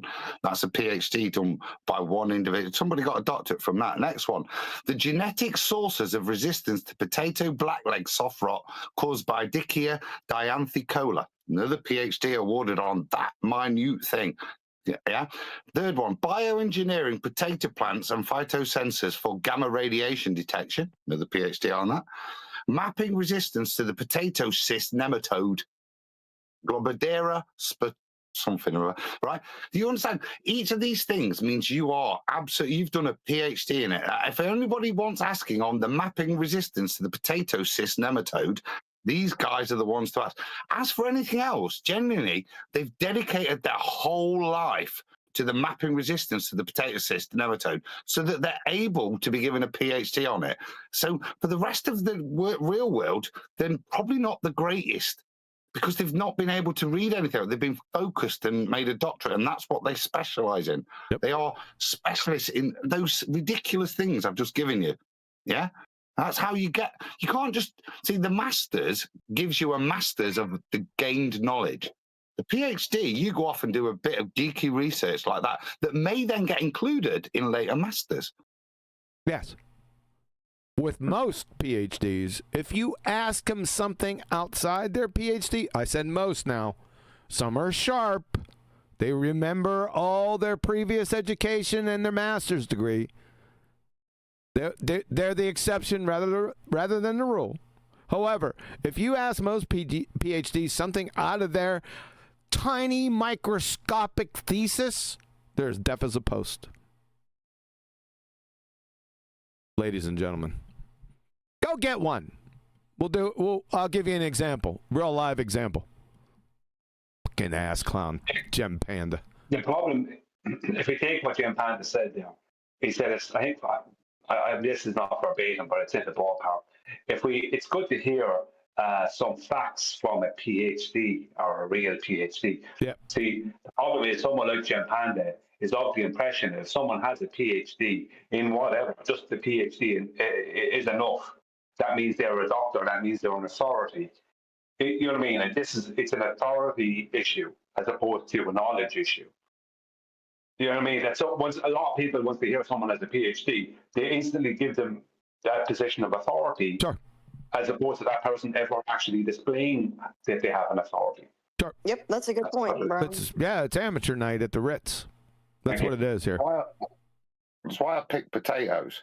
Sure. It was a good. I think it's really ironic that you did because we were having a look at Eric Dubay call out shill potatoes, and I was like, man, I wish he would have done one of Adam. That might be coming. I always thought PhD was person having delusions. I thought it's not that bad. I don't want to come down on all PhDs, but Gem Panda saying something about PhDs. It's so ambiguous and so stupid that I just had to point it out. Go ahead, Adam. Finish it up quick. Back in the day, I remember that, and I never spoke to Dubay, but one of the guys in America, I think it was probably Josh, and we were given, because there was loads of hit pieces coming out there, but we were given the all clear by Eric Dubay back in Iron Realm days that we weren't considered shit. Yeah, well, you see, he did. Yeah, you see, so there you go. Giving it we need that list. We were talking about that the other day because I remember looking at the list. Now, did that come out on video or was that on his IFER server? I don't know. So long ago, isn't it? Yeah. You'd have to go back. I'm not going back. I remember seeing it, make a mental note, and said, "Oh, good. Yeah, he knows what he's talking about here." All right, let's move on. Because this argument is often supported by citations from that are cherry picked, and they're not cherry picked. You don't know what fucking cherry pick means. You know, and obviously on addressing the issue fully. You know, so it's good and to hear. The people they're people are referencing would strongly disagree with what's being done. Oh, the people, the nameless, faceless strangers that you haven't read yet would strongly disagree. How do you know that? What are you tapping into your mind-numbing Evo powers? Those divining ones. This is a nothing burger from an ass hat. In their name. So it is being cherry-picked and taken out of context in some. Whoa. Number one, you don't know what cherry-picking is. Number two, out of context. You know what? Let's just go ahead and do it. Because this has been going on for some time. Where is it? Let's go through this. Where'd you go? Oh.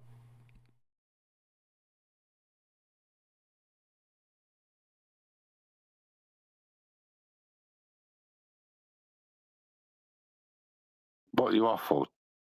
We're going to cherry picking. And I thought that was what I was going to say. Is that what you're going to cover? Cherry pick? Okay. Yeah, we're going to, Adam, because a lot of people have been saying it, and I've been telling them it's not cherry picking. That's not cherry. I haven't supported what I said because I did this presentation like 6 fucking times in the past 8 years. But let's go back to it. Okay, cherry picking. From logicallyfallacious.com, also known as suppressed evidence, fallacy of incomplete evidence. When only select evidence is presented in order to persuade the audience to accept a position, and evidence that would go against the position is withheld. Okay? If you make the claim of cherry picking, that's just the beginning. Now, you glue-sniffing idiot. So now the claimant, the one that's saying, cherry picking, must prove the opponent is deliberately withholding counter evidence and identify it specifically to support that claim. You dumbass crackers. Now, Danny said both cherry picking and quote mining. Okay, I'll give it to him because it is a type of cherry picking. It's not cherry picking. It's a type of it. But I digress. Quote mining, quoting out of context. From Tyco. What does it mean to quote someone out of context? After all, every quotation necessarily excludes large sections of original material and thus is an out-of-context quotation. What makes this a fallacy is to take a selective quotation which distorts, alters, or even reverses the originally intended meaning. This can be done accidentally or deliberately. Number one, posting a citation without or with appropriate reference isn't quote mining. If it was, every friggin' research paper with a bibliography or works cited page would be rendered void and the authors charged with academic fraud. Following the logic from Retardia, this is starting to spill over into alleged flat earthers, pretender clowns. These citations are cherry-picked and the paper should be dismissed and the authors charged or indicted with academic fraud. With Zhang Sao Kim, a delayed choice quantum eraser, 10 violations. With Zhao Sung Ma, Yahoo Kim, and Zhao Sung Ma, quantum eraser with the causally disconnected choice, this has 52 violations. It also indicts every single encyclopedia and dictionary ever written. It also justifies my wife rejecting the chicken marsala recipe I gave her because in the very same recipe book directly beneath it, it has chicken pot pie, which I hate. Number two, the only way to quote, this is really important. It's not really important. It's being technical when maybe it's not appropriate, but it is appropriate. Now we're getting down to the grassroots of stuff. So with idiots that keep on saying quote mining or cherry picking, I'm going to rip you to shreds. All the way down to the nub. Number 2, the only way to quote someone is if a third party is quoted in a document. The citation beneath it will then read as quoted in. To cite with appropriate reference isn't a fucking quote. It's a citation. That might go over a lot of people's heads, but I'm going to hold you come in here and you say cherry picking, it's going to be your ass. Number 3, when pretender clown fairy tale. I gave you a little round of applause on my leg because I got to hold my phone. I like that. That's perfect. That says it all. If you want to get pedantic about shit. But there is a little thing more that the previous ones, that's not what's being accused to flat earthers by Jem at this point. He's claiming the exact opposite. It's Danny. Of what we're doing. It's Danny, by the way, even though Jem said it, but Danny also said it. He said quote mining and cherry picking. Yeah. That was that. If you think about, just before you go, if you think about it, that was the shit. That's all they had, because these things have been put to them, and they were because this is old, isn't it? This video is about 4 years ago or so, isn't it? So they're struggling, and that's you see what I mean about a disingenuous. Oh, it's this. Oh, it's that. Things that are valid, things that are real, but again, don't apply to what's been presented to them. But they'll just harp on for ages, end up making asses of themselves, as you're about to continue doing. But again, you see, they're happy because distracted. That's okay. I love the distraction and then me snatching their wig off. I mean, this is getting... I'm getting medieval now. Number 3, whenever pretender clown fairy tales implode, they immediately appeal like Pavlov's dog to quote mining. I was really used to this back in Evo Tardville. Like I said, haha, get ready to reap the whirlwind, crayon muncher. And did you think you were done? You now have to support your charge, i.e. show where and how each were taken out of context. I get metric tons of people that haven't even read the friggin' document in question. How in the world can you charge me with quote mining, taking something out of context when you haven't read the friggin' context yet? This is tantamount to running up to a police officer and charging me with robbing a bank, and then when he challenges you with who, what, when, where, why, and how, you just stare at him. Come on, hey. This shows beyond a shadow of doubt you haven't the first friggin' clue what quote mining is. By the way, it's absolutely impossible to quote mine from actual scientific literature because it's empirically proven phenomena. The only way that you can possibly quote mine from a document or reference is if there is more than one conclusion validated within said document. If this is the case, the document is contradictory, not empirical, not scientifically valid to begin with. You friggin' boneheads. Moreover, personally, I use a variation of parenthetical citation. Heard of it? Obviously rhetorical. It's practiced every day from 5th grade to the Supreme Court and is used extensively in scientific literature and supportive claims. Irrespective, a lot of people have a problem with that word. We'll discuss it later. Irrespective that this format isn't conducive to posting works cited pages, I don't want to have my poster presentations longer than War and Peace. What is war? Absolutely nothing. Say it again. So I post citations with appropriate reference in the body, minus a works cited page or bibliography page. By the mere fact that you brought this up is alone a screaming testimony that you never reviewed scientific literature ever. You wouldn't know what actual science was if it landed on your face, spun around, giggled, then whistled Dixie. Do you need any more gasoline with your matches? In that same vein, charge. But in the very same reference you use to say that astronomy is science, this is an all or nothing fallacy. When it is suggested or implied that one must believe all or nothing of a particular set of beliefs, that's not the only problem. Did I cite it? If not, then I'm not responsible for it.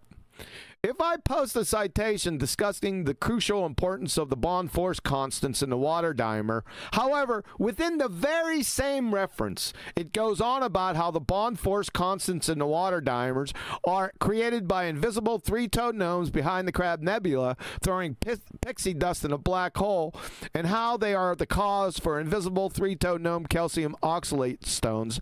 That fact, all this horse shit, that fact, besides my quotation or citation, forgive me. Number one, doesn't refute or render null, impugn my citation, or have any impact on it whatsoever. Number two, doesn't denote that I believe that invisible three-toed gnomes exist or have kidney stones. Number three, doesn't obligate me to explain or justify in any way, shape, or form invisible three-toed nodes, crab nebulas, black holes, or calcium oxalate stones. Number four, shows unequivocally that your clumsy fuckwit appeal is an incoherent, belly-laughing red herring fallacy from the Black Lagoon. In other words, Mr. Magoo, I'm only responsible for the citation that is in quotation marks, not outside its borders. Duh! Welcome to 5th grade. Again, by the mere fact that I had to explain this to you demonstrably reveals not only that you never reviewed scientific literature ever, but brings into serious question if or how you ever passed high school. In other words, you're a demonstrated no-depth Wiki Discovery Channel parroting Pretendicon numpty Muppet dipshit. How about that? I'm so glad you went over that. Because a lot of people think that just because you have citations doesn't mean stuff, you know, like that you've drawn any conclusions or that you can actually claim intellectual property. Idiots. They are. They've never read anything or research papers or anything. Let me give you an example of... Whoa! No. Serious question. Yeah, serious. Is that... God, I remember that. It's ages since I've heard that one. But is that the first appearance of the invisible three-toed gnomes? Is that when they first... No, I was using them before that. Nah, and they cause a lot of things, them rascals. Yeah, remember? And Rumpus got them mixed up because I used to always say it, invisible three-toed gnomes. He called them invisible green pixies. Whenever he'd use an example on his own. Here's an example. Astronomy and cosmology. Isn't this right on point? From Gun J, cited in Cho Adrian.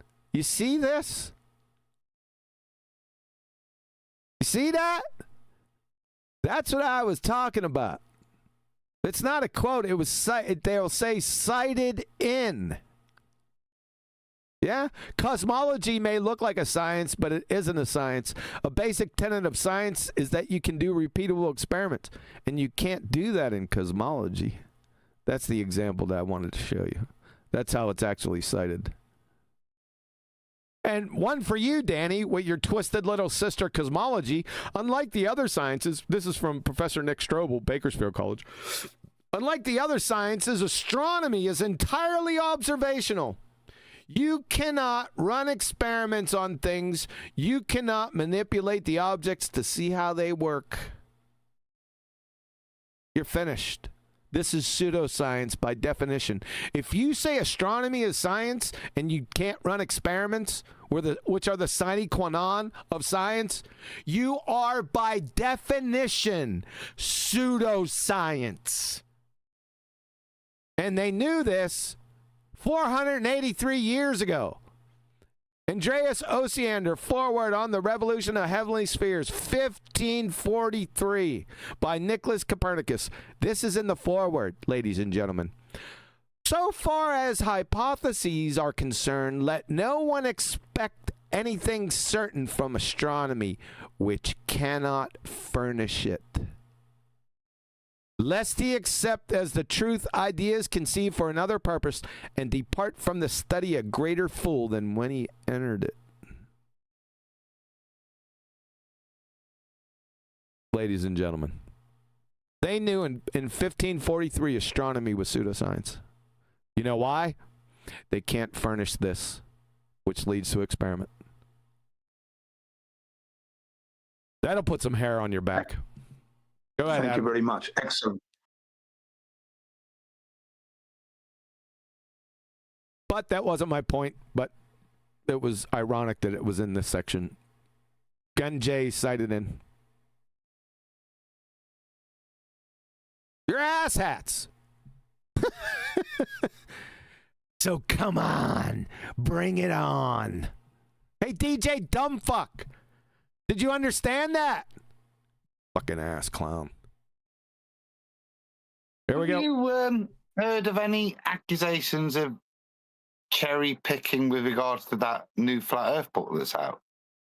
You know, Welcome to Flat Earth, available at Amazon in both ebook and paperback, published by John Stoney Macon. That one. We've had a lot of nonsense, but none of that, and it's full. It's full, that book. But I've never heard anything put there like that. Like I said, that was very common back then, weren't it, in the day? Yeah. Interesting. Very interesting. All right, back to the principle. Respect. Right. So now, as someone who believes that the Earth and the universe were created more recently than the current mainstream view. Uh-oh. You got atheists out here. Now they're going to start asking Danny questions about what he accepts without evidence, his beliefs. Do you see this same apparent contradiction in your own astronomical observations? And if you do, how do you explain this? Okay, well, I'm swimming upstream. I am a biblical creationist. I believe that the world is only thousands of years old. So he accepts without evidence the Earth is only 1,000 years old. That's what he just said. Oops. Mm-hmm. And some people might say, well, wait a minute, how are you different from a flat earther? I know how you're different than a flat earther.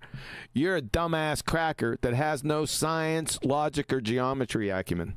That's how you're different from a flat earther. From an actual flat earther. That's the difference, Danny. And I get that criticism. One difference is the fact that the history of the world is past. It's what we call a historical or origin science. Those don't exist. You can't have a historical science. That's a paradox. Why? Because you need hypotheses. The first step in a hypothesis is the dependent variable. That's the observed natural phenomena. So unless you're Doc Brown, or you know Doc Brown and he can take you back in time, historical science is a train wreck of a disaster statement. You fucking ass clown, Danny. The only way you can know past events is through testimonies of other people, because only people know these things, because information and that type of thing. Man, It's disingenuous. Yeah. It's disingenuous, old school, inappropriate terminology. It's not to say it's incorrect, but again, it's trying to claim the valor of science as we know what it is. It's incorrect. Science invokes them. No, but he's used it in that term, the science of history, which means when he uses the term science, he's not invoking the method. He's using the Elizabethan, Victorian age term of sum of a body of knowledge. So he's equivocating. I say. He's equivocating. Yeah, He's equivocating. Oh, hold on. So you're saying that he's guilty of equivocation fallacy, bait and switch with the term science here. That's what I heard. I didn't hear the incorrect use. I heard a bait and switch equivocation. Yeah, classic case of Shinri Sosa. Perfect. No, it's a classic case of an equivocation fallacy. Using a term or phrase with different meanings inside the same argument. That's what equivocation fallacy is. The shape of the Earth, though, is what we call an observational experimental science. It exists. So you're going to experiment on shapes?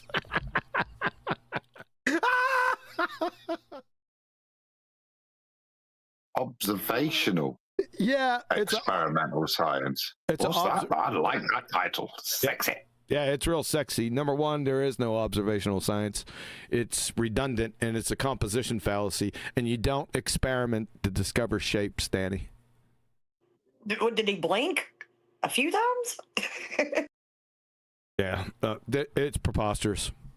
You'd fail third grade intro to general science. Each instance, you'd fail third grade intro to general science and sacrifice your science acumen on the second grade retard altar. I mean, it's fucking bad. Exists in the here and now, and we can actually test it. The rules are very different. With shapes, the rules are very different because it's called geometry. You would fail, literally, intro to third grade geometry with your experiment horse shit on shapes. Thanks, by the way. In that respect, my job as a creation scientist is to offer arguments of why I believe it's reasonable we live in a universe that was created in the recent past and not over long billions of years of time. And I think that part of the flat earth movement has been motivated by an attempt to undermine people like me and what we're talking about. No, that's a crock of shit.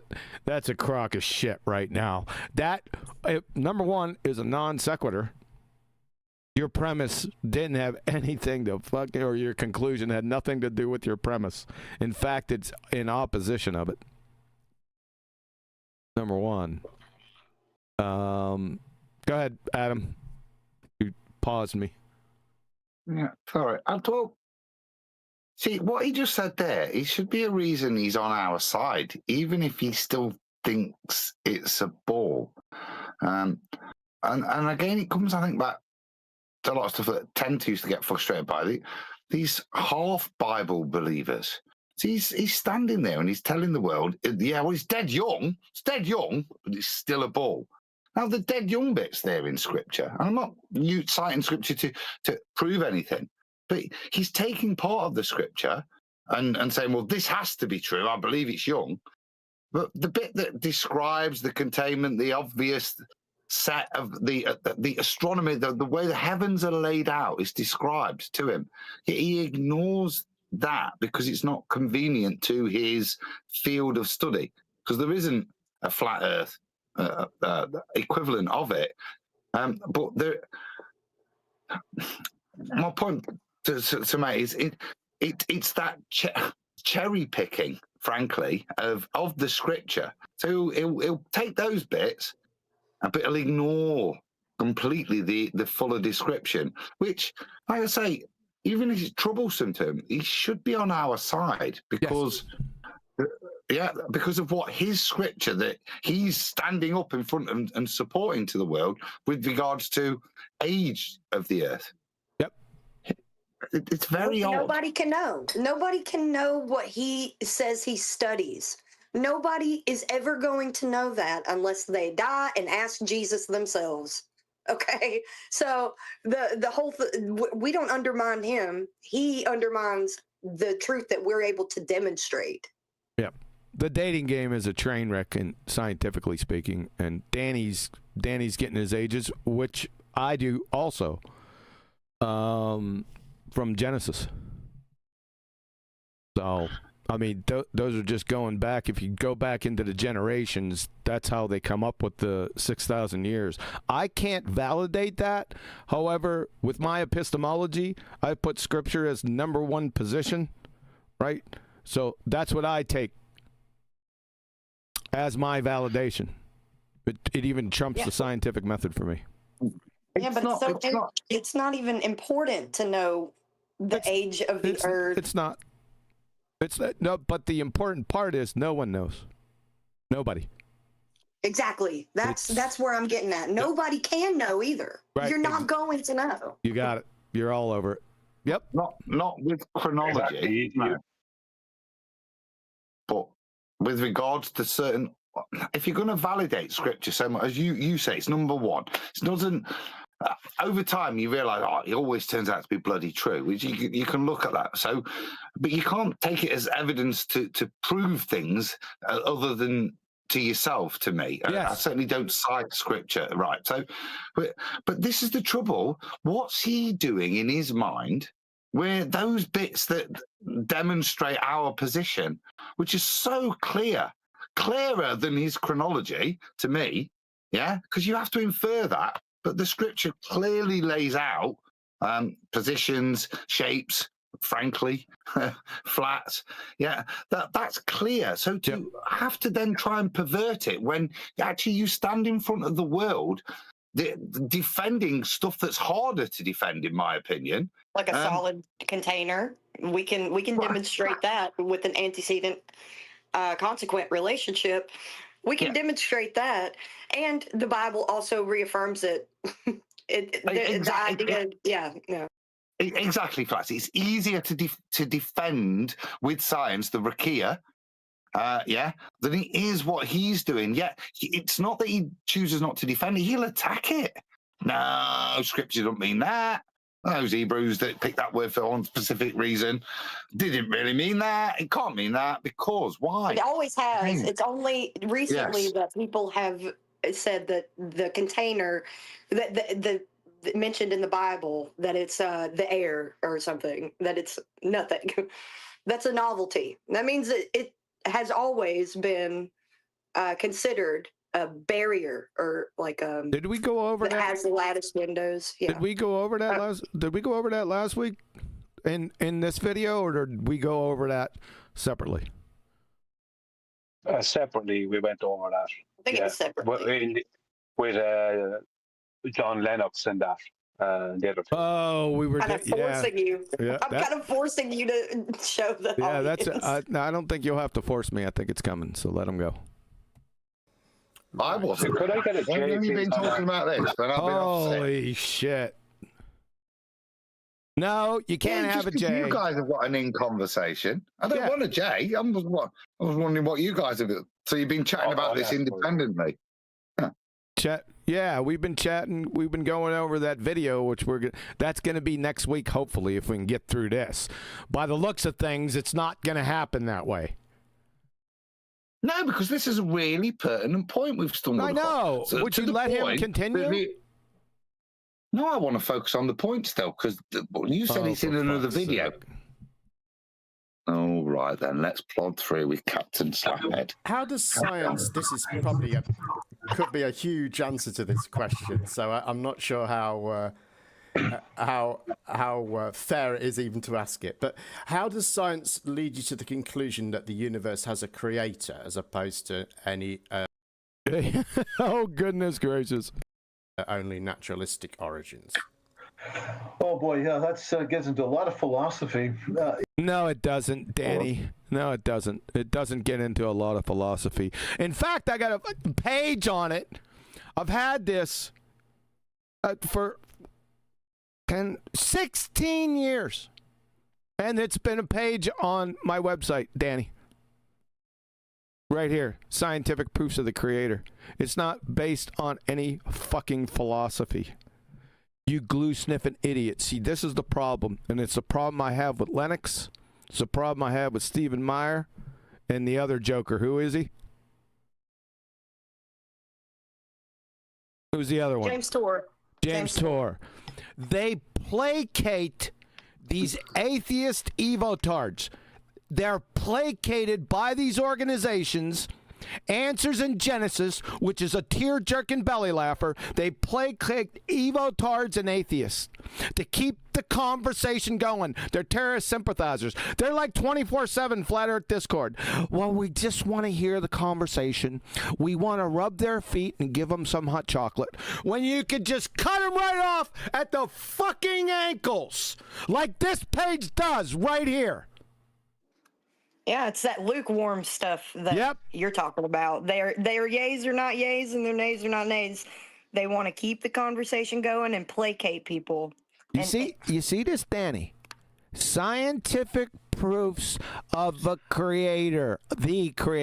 Bear in mind, these are not belief propositions, Danny boy. They are knowledge claims. Yeah? The first two are scientific, having to deal with information, specifically DNA and quantum mechanics, which is essentially information. Yeah? Whoa, we're going to get what this is for another day. Yeah, here they are, Danny. All of them. Of course, the laws of thermodynamics are not scientific. And then functional sequence specify complexity. There they are, Danny. What the hell are you talking about? I mean, you're a PhD over at Answers in Genesis. You'd figured you'd have this long before me. This is 2010, Danny. I had this. So now the website wasn't up in 2010, but it's been floating around here. Long time. Go ahead, Adam. I was going to say, can I have some more volume, please, when you're doing the critiquing? A bit more volume. All right, I'll do my best. To hear it. Thanks. You know, when you start talking about these sorts of things, it starts with your assumptions. If you start with the assumption of naturalism, that you will allow... There's only two choices, naturalism or idealism. That's your only two choices. Then when you rule one out, it's called a disjunctive syllogism. If one of those two choices, true dichotomy, can be ruled out, then the other one therefore must be true. I go a lot further than that. However, that's a basic concept that some people have a hard time grasping, including idiot flat earthers.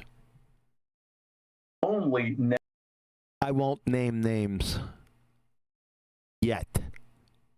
Naturalistic explanations that that is non-supernatural. There's not a naturalistic explanation. You don't know what explanations are, number one. You may know what naturalism is. Possibly. I wouldn't bet on it. Natural explanations. Then you will be forced to abide by those rules. Stuttering fool. If you're going to be consistent. And here's the problem. Suppose that there's something that has no physical or natural explanation, such as the origin of life. I think good science indicates that. What's good science? It's the opposite of bad science. So, like, things like the atom bomb. Is that good or is it bad? Someone with a science acumen wouldn't be trying to qualify it. It would either just be science or not. Oh. Damn. Fair point, madam. So not good or bad. It's just the twat that's got that power that could be perceived as good or bad. See, what's that? That's a fallacy of... That's... I can't name any of them. That's humanization of something. To add an emotion to something or a behavior that you can't add to a methodology. Fallacy of the forbidden fruit, good or bad. I like it. See, I told you I could smell them, Flatsy. I can't name any of them. You guys are so much better than me at that. I'm terrible. It's called hypostatization. Hypostatization, not fallacy of the forbidden fruit. I could smell that hypostatization. Just say that again. What was that again? No, I can't say it. I can smell it. I can smell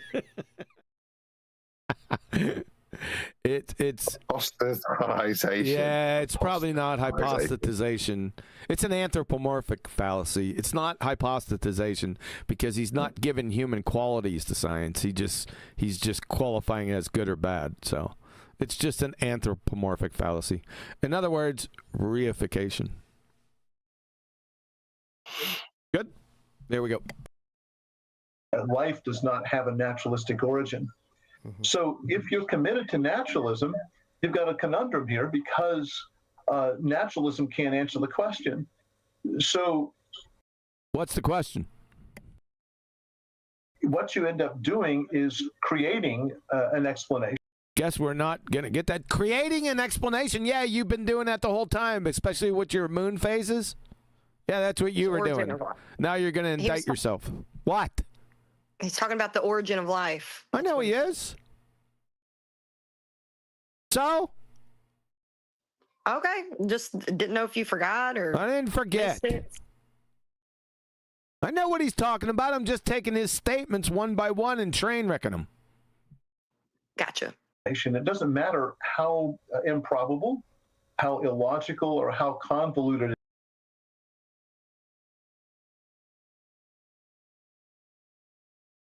You're on mute. It has nothing to do with fucking logic, except in the beginning where you identified the whether it's a true dichotomy or not. It's just one big friggin' category error.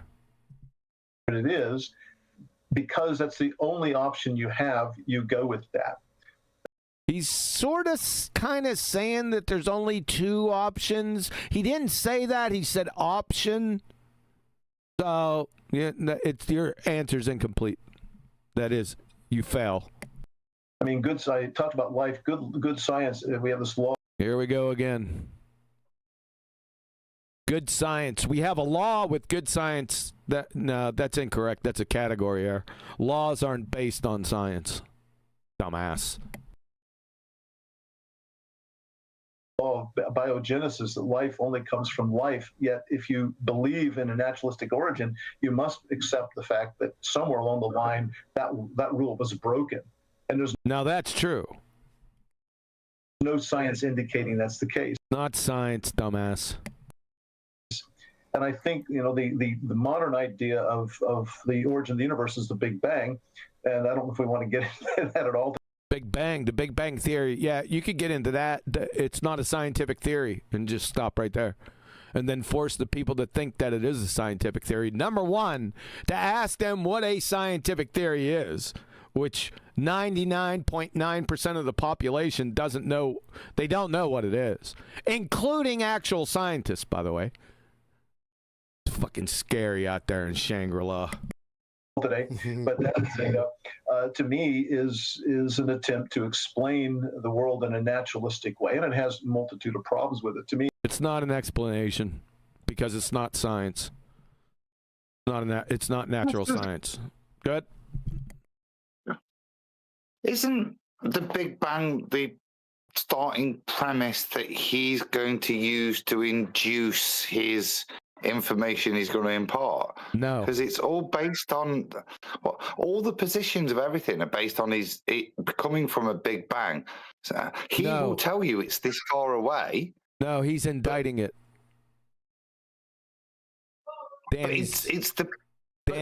Hold on a second. Danny, in this particular instance, is indicting the Big Bang. I just want you to know that. Go ahead. I know that. That's the point of contradiction. But it's the founding principle of the field he works in. It's a given, isn't it? Being, everything from nothing. Poof, poof. Then we start. Now, how does that? So he's happy to indict the Big Bang in terms of this. That's my point. So what? He's prepared to challenge some things and support some things, but not others. Yes. A bull. Yeah. But the big, fair play, you know what I mean? But that's a bigger indictment. So you'll attack the Big Bang. That's what Panda's trying to get him to do. We didn't ask about the Big Bang. He said, how do you know there's a creator? He didn't even say, how do you know Jesus is God? And force him into that. He just said, how do you know there's a creator, didn't he? Why has he not just gone, pull up your slideshow, QE? You know what I mean? I'm lost. Yeah. Well, because Danny's a pretender clown. I think it's illogical to assume that the universe just happened by itself. I think good science again indicates that good science 3 times that there should be an agent behind the creation of the universe. Does it tell me it's only thousands of years old? Well, no, that by itself doesn't do that. But that's the kind of thing I'm talking about. It comes down to the philosophical assumptions one starts with. Yeah, you either got naturalism, philosophical naturalism, or idealism. So I have to agree with that, and I point that out. You start there. as the true dichotomy. There's not a third choice, and each of the choices can't be refuted. So it's a true dichotomy. Interesting. I've heard this, this sort of philosophical approach before. You're a dumbass. And I guess it's kind of one of the things that led me away from, being involved in the sort of atheist Christian debate. That didn't lead you away from it. I was tearing people's asses up. If I would have caught you out there at that time, Jim Panda, it would have been a massacre. I would have massacred you in less than 30 seconds. Birds humping moron. Years ago, because to be honest, I tired of the endless philosophy in the end. You tired of it? I bet you can't even spell philosophy. I know you don't know what it is. I'll guarantee you that shit. It's hard work, that philosophy stuff. Fucking easy. It's on my website. It's all over. I take you through it. 1, 2, 3 ABC. A damn retard third grader would recognize it in between iterations of Candy Crush. That's how much I broke it down. Yeah, so anyway, I think we've got time for some questions from the chat now. In fact, what I'll do is I've got a couple of questions left. What I wanted to ask you about was the Book of Enoch. So if I can ask you about the Book of Enoch. Oh, no, I'm not playing that fucking game.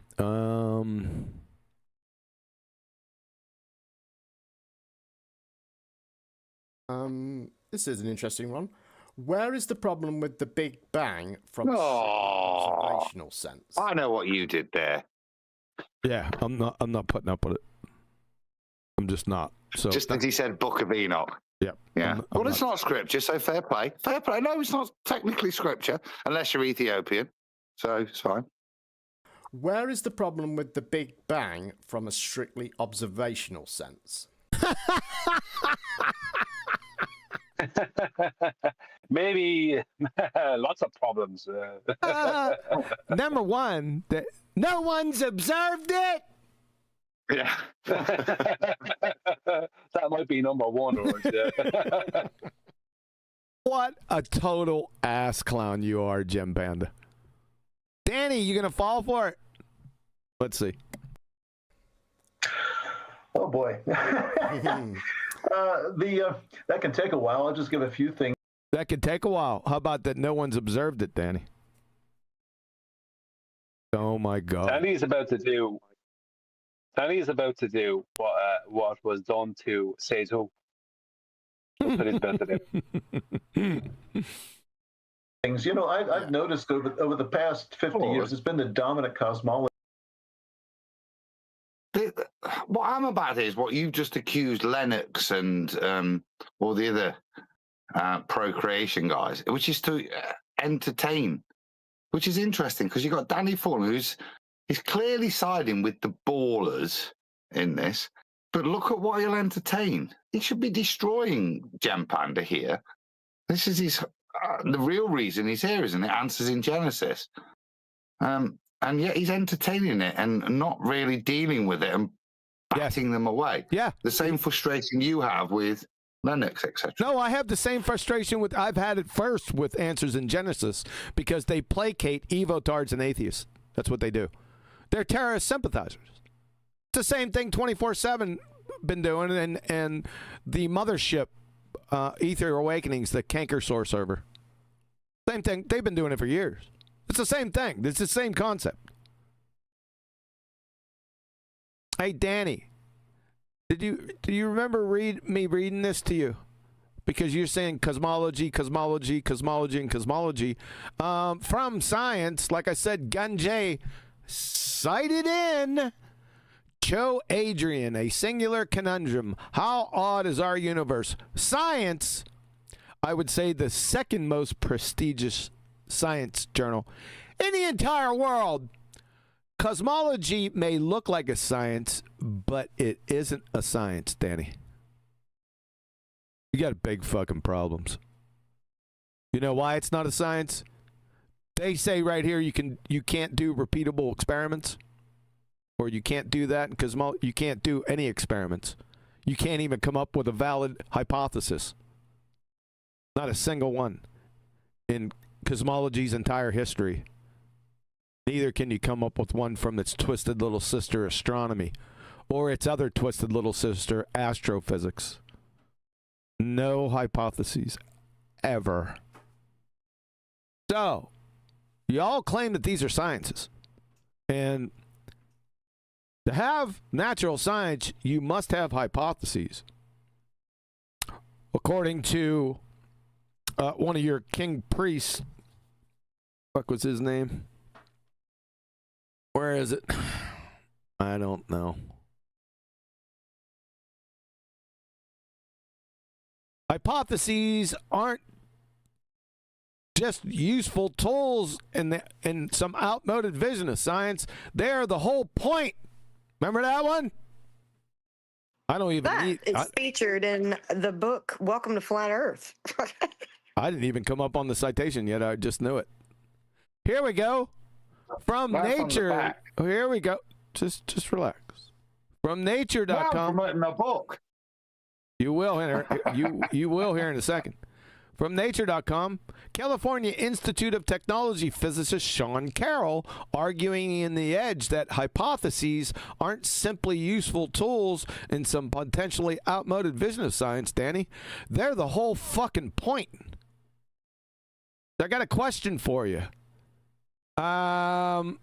If hypotheses are the whole point in cosmology and astronomy and astrophysics, along with paleontology, anthropology, archaeology, geology, evolutionary biology, whatever that is, and yes, I'm still laughing, and theoretical physics can't furnish a single one, how can it be science?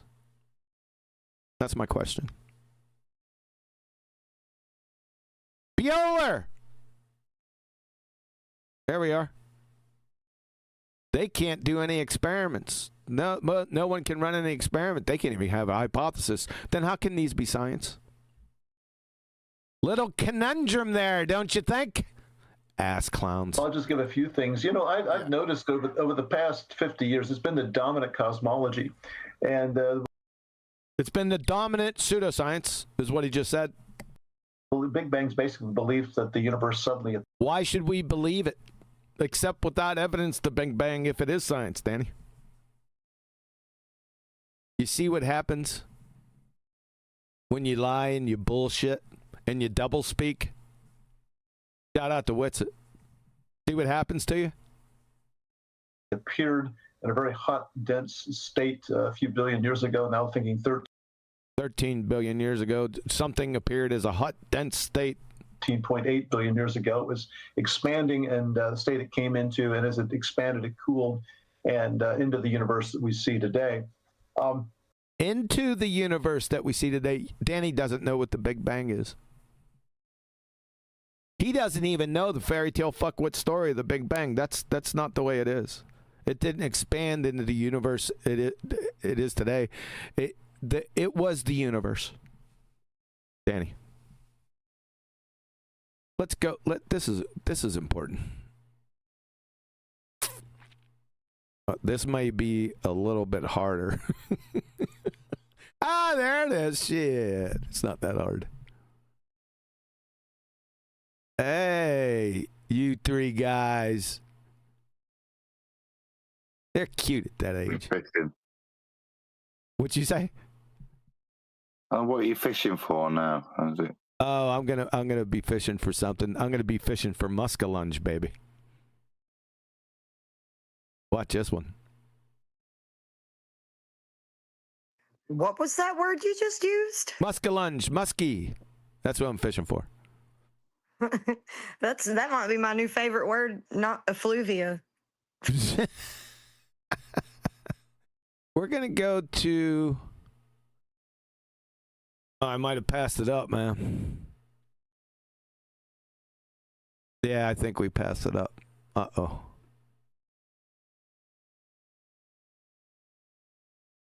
People don't know what the Big Bang Theory is. Or it's not a scientific theory. We all know that. But they're mistaken on what the Big Bang actually is. Oh, man. Oh, here we go. Yeah. From BigBangTheory.com, you'd think they know what it is, right? Listen closely. The singularity didn't appear in space. Didn't appear just in the universe, right? Rather, space began inside the singularity, Danny. You gotta catch up on what the fairy tale fuckwit story actually is, so you don't make yourself look like a horse's ass. Prior to the singularity, nothing existed. Not space, time, matter, or energy. No thing. So, where and in what did the singularity appear, if not in space? We don't know. That's the Big Bang. But that's the environment of the Big Bang. Everyone get it? Not what Danny said. That's a trick question. Yeah, it is a trick question, isn't it? Yeah, because the other Big Bang was the Big Bang that your mum and dad did that produced you, QE. Don't forget that Big Bang. Can you mute him?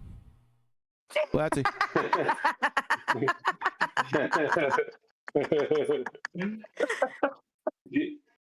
Go ahead, Brian. You would think the term singularity would give it away, but no, obviously not. Yep. So that's what I was. See, this is a muskellunge. You guys don't know what a muskie is? I caught one back in the day. It was a hell of a catch.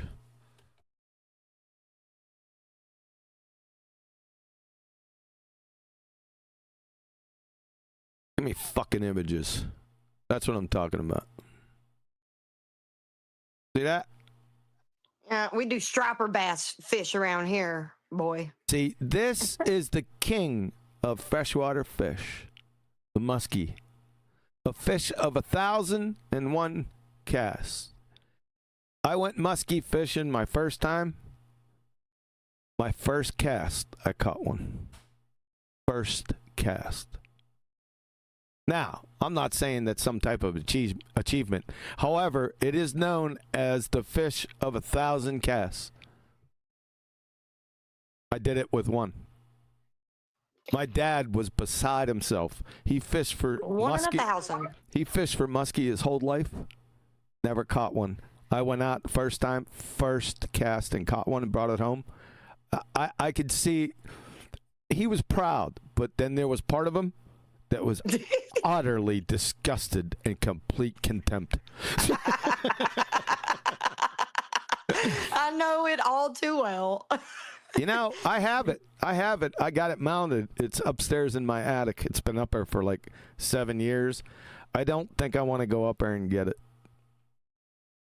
Because I'm sure that the carp around here are the kings of our lakes. Get me out of here, friggin' bottom dwellers.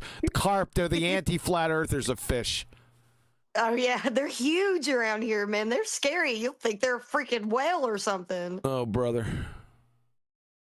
Over the years, I've seen it change quite a bit. The expansion rate has changed. Yeah, because it's pseudoscience. It's going to change. It's ad hoc hypotheses after ad hoc hypotheses. That should give you a clue that it's pseudoscience, everyone. Just FYI. Changed, hence the age has changed. We've started putting in dark matter in the last 25 or 30 years, dark energy more recently than that. We've added a number of other bells and whistles as time went by. The Big Bang model today is very different from the...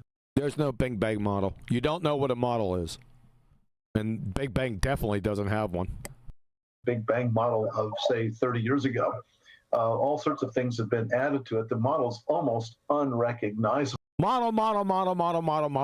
That's what everyone says. That you'll hear that all over the place, even in our genre. Model. This is model. What? Like a runway model? What type of model are you talking about? A fantasy model? Heuristic model? What, toy model?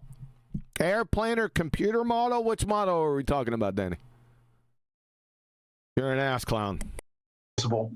And it seems to me every time a new problem comes up, like they had a thing called back in the 70s, they had a couple things called the horizon problem, and the anti-flat earthers and the globers have that same problem. Where could they find that problem, Adam?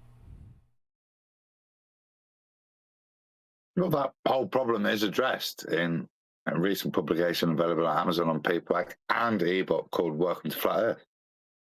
If you scroll down to the description, it's right up top. It has the link to Amazon, the book link, Welcome to Flat Earth. Snacks are in the back, baby. The flatness problem. Thank you. I just suddenly remember what it was. The horizon and the flatness problem is what he just said. Yeah, it's the same thing the ballers have a problem with today. Flatness and horizon problems has nothing to do with flat Earth, by the way. And they solved that, they thought, in the 1980s with the introduction of inflation. The idea that there was this. Yeah, Paul Steinhardt, along with some other numpties at MIT, put that shit out. You know that that Steinhardt came back and said that that was the biggest crap that he ever put forward. It was a belly laugher. I got it in my files. I'm not going to search for it now, though. Hyper expansion that took place far faster than the speed of light in the first 10 to the minus 34 seconds or so of the Big Bang universe. They don't know what caused it. They don't know what caused it to stop, but they're convinced it happened. Otherwise, our model is rubbish. Model. And I see that over the years, they keep adding these different things because every time. The thingies are called ad hoc hypotheses, Danny. They're the quintessential tenet of pseudoscience. Shout out to evolution, whatever that is. They need to solve a problem. They do this, and I have a problem with a theory that's continually modeled. It's not a scientific theory. That's the problem. See, if you had a science acumen, you could kill it right out the gate. That's where your problem lies. This is an embarrassment. They were assuring us 50 years ago and 40 years ago and 30 years ago, yes, this is how the world came to be. But again, the model keeps changing. So which model one is it? Which version is it? It's a very plastic model that can be changed. Now it's a plastic model. And morphed and shaped into to explain any new problem that comes along. Doesn't explain anything. You don't know what explanations are at a fundamental level. You'd fail intro to second grade. Well, duh. A multitude of problems have been set up against it over the past half century, and every time they make up some effect, which then solves the problem. Yeah, it's a shapeshifter.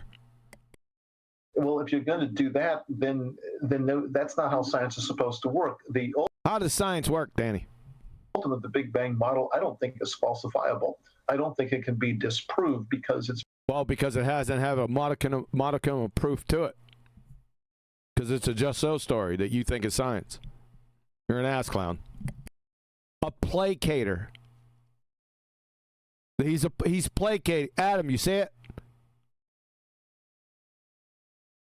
He's placating. Yep. Really, he is. Instead of just tearing it a new one and telling him why it's false, he's wishy-washing around, pretending he's got knowledge about the subject, which I'm not saying pretending, demonstrating his knowledge about the nonsense of the subject instead of just calling a spade a spade. Yep. He's not actually poo-pooed it. He's alluded to the poo-pooing, but no actual full poo-pooing. Yes, exactly. You got it.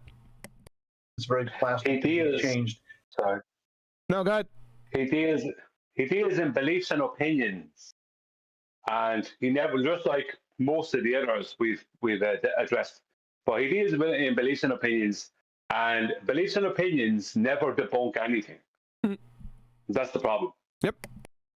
According to any new thing that comes along. Okay.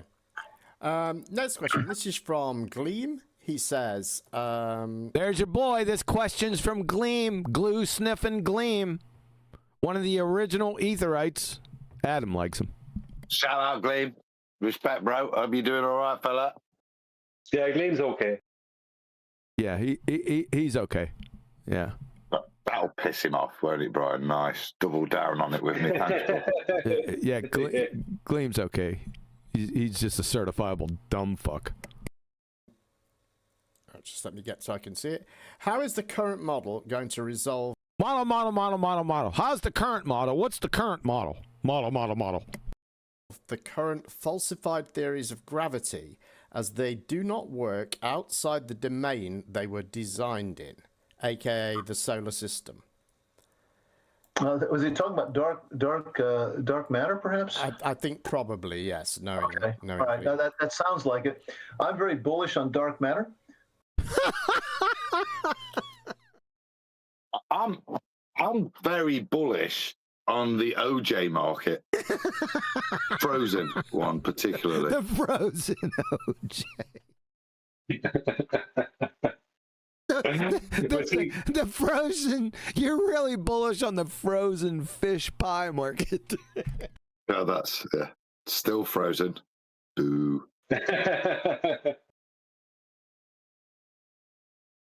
Yeah, this is what Adam was alluding to earlier. I was driving, so I couldn't jump in.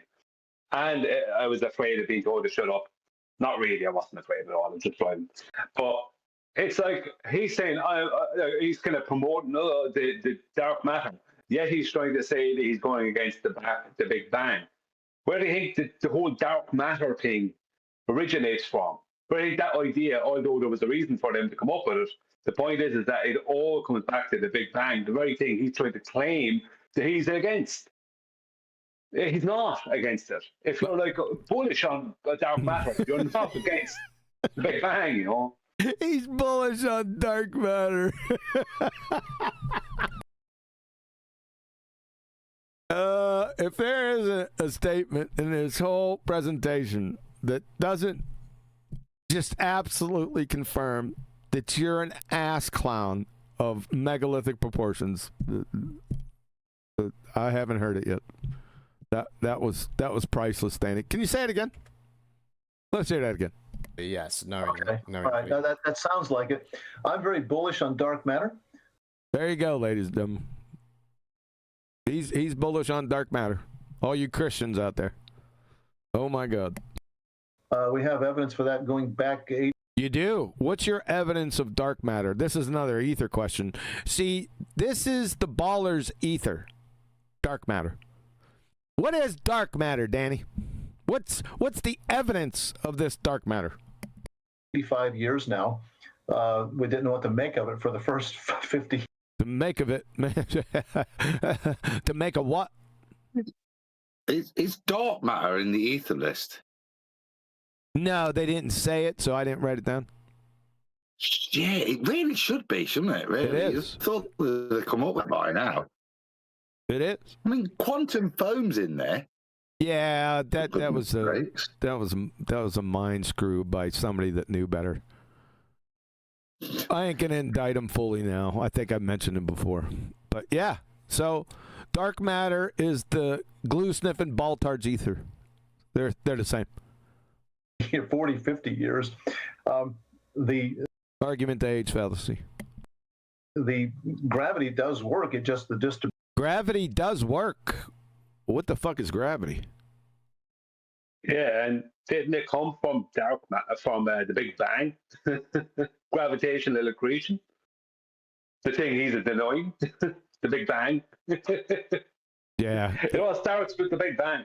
Yep. Within that power distribution. Yeah. And we're seeing of it doesn't match the lighted distribution. Yeah, I caught it, Adam. Go ahead, Adam. What does it definitely does work? What does that even mean? Gravity, yeah, it definitely does work. It definitely doesn't exist, and that's a pragmatic fallacy, but I thought you caught something else. Go ahead. It's not the point to challenge him. It's what is he saying when he says that? It's clearly another politician's statement. Well, yeah, obviously LGBTQ people do exist. But I think it's worse than that, Adam. I think he's saying that we know that gravity does work. That is him telling himself that he's on the right track. That gravity does work, it must work. Because why would it not work after all these hundreds of years of people saying it existed? How could it not exist and not work? You know what I mean? That's what's going on in his head. Yeah. In my opinion. It not only does not exist, gravity, it's a pragmatic fallacy. It works. Gravity does work. It just, the distribution we're seeing of it doesn't match the lighted distribution. The distribution we're seeing of it, what's it? The distribution of gravity or dark matter? What are you talking about? No, gravity definitely works, except when we look at it, it doesn't work. So we have to make shit up. Like, no, it's just a story. It's loads more stuff there. You just can't see it, even though, you know, that's what you just said. It does work, but obviously there's the problem that when we look at stuff, it doesn't actually work. Yeah. This is a muddled composition you got going on here, Danny. I mean, this is dumb fuck, dude. We've assumed all along that where you see a lot of light, it's a lot of stars, which means a lot of mass. But what's mass, Danny? It's a lot more gravity. It doesn't necessarily follow. We can map out the dynamic matter of the universe by. You can map out the dynamic matter of the universe. What the hell does that mean? Anyone? Anything that's moving? I don't know. Moving? In the How it has to be for their model to work. Model. What's dynamic? I don't think he knows what the term dynamic is, but let's move on. By the gravitational forces or attractions. Gravity hasn't been a force for 111 years, Danny. You haven't been keeping up on your continuing education credits for 111 years. Require, or we observe actually, and then you can map out the lighted matter, and they don't match. They're in different locations. What doesn't match? And so I don't think it's a problem at all. In fact, if you abandon dark matter, he just said he doesn't think it's a problem at all after laying out a big problem. You know, this is the problem with his bullshit. He can't get his gravity bullshit, which is he's probably been, like we all know, he's more than likely inferring a force, right? Pre-Einstein. Right, he can't get that bullshit to work even within the paradigm he's promoting.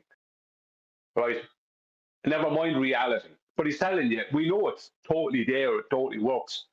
Like, you can't even define what it is.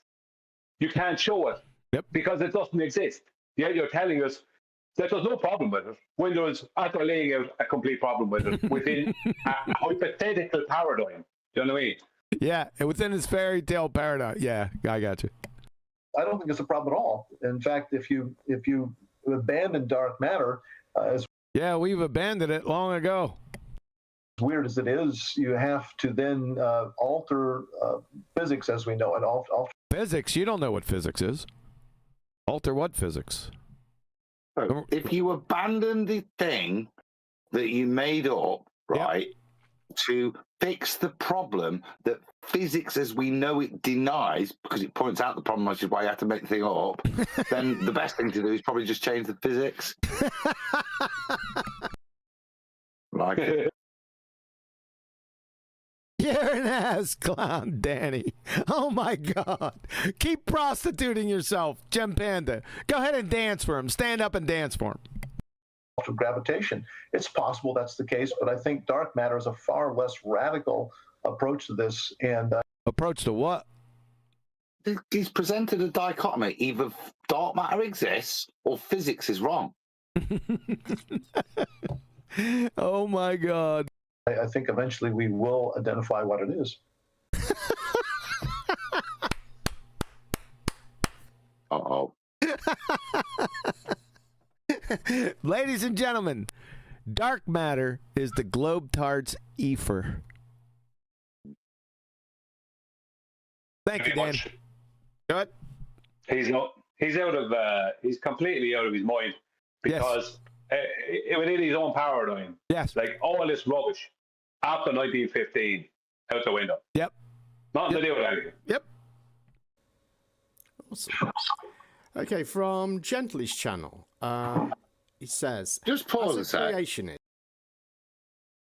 As a creationist, has Danny considered that maybe the layout of everything and the application of the known laws of physics to this and why it contradicts it and the reason you need to invent dark matter, has he ever postulated the idea that the layout he's postulating is incorrect? Has he thought of going to scripture to maybe reconsider it? Or is he so certain that, like I say here, what he has to resort to is, well, possibly physics could be wrong. It really is very telling of the things he will and won't give up, the things he will consider and won't. Why, as a biblical creationist, are you not mentioning him a firmament? I don't get it. I don't get it. Why? He's doing the same. Brian. He's apologising, isn't he, to these baller evotard friends. He's allowing them so much that's unproven. Sadly met by his PhD. You attributed you said laws of physics. There's no laws of physics. They don't exist. And guess where that's explained? I mean, actual explanation. Yeah, in our book, I know. Probably why you keep putting it in my head. Mooting the point I just made. Yeah, I subjugated it. Yes. But it's him. It's the point I'm making is it's him that's going to that he's prepared to descend to those depths. Maybe physics is wrong. Sure. Yeah. Maybe what we know is it has to be wrong. Otherwise, what? That I'm going to use the word because that's how he described it. Otherwise, his model is wrong. And his model has to be right because he's just invented dark matter to make sure it is right because he knew it was wrong based on the laws of physics beforehand. Yeah, you got it. The mind screw is. Oh, he's retarded. You almost feel sorry for him. Almost. Go ahead, Brian. Yeah, I've heard him in the past, some clip somewhere. And what he has to do is mischaracterize Genesis and the creation sequence that's written within Genesis to anyway apply his paradigm to the Bible. That's what he has to do. He basically has to deny a certain sequence. Yeah, he has to deny a lot and then change the word of God and treat the scripture or the Bible as his own personal jungle gym. Okay, from Gently's channel, he says, as a creationist, where did God get the building blocks for the universe if something cannot come from nothing? So easy. Right. If you're God, the first thing you do is create a Home Depot to get all your essential building blocks from.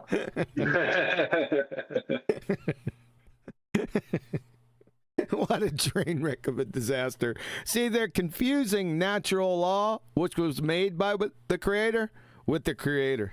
It's very simple. Let's see how Danny answers it. It's like a backward question, isn't it? That's the question that the creationist asks. It's the old joke, isn't it? Get your own dirt, pal. Yep. It's actually the reverse. It's the reverse of a burden of proof fallacy question that's been put to Danny. Will he pick up on it? I don't know. I can't remember. Yeah. Well, that's a very good question. No, it's not. The answer is God is transcendent of nature. God created nature. He created the. I gave the right answer. The universe. He created the matter. He's not given a complete. Let's let him go. Maybe he'll get a little bit. I'm not going to moan at that. No, I'm not. Let's see if it's complete. Energy of the universe. So that is the uncaused cause, as it were, of everything around us. It's not. That didn't exactly sum it up. No, it didn't. He's right ambiguously, but he didn't train wreck him like we just did.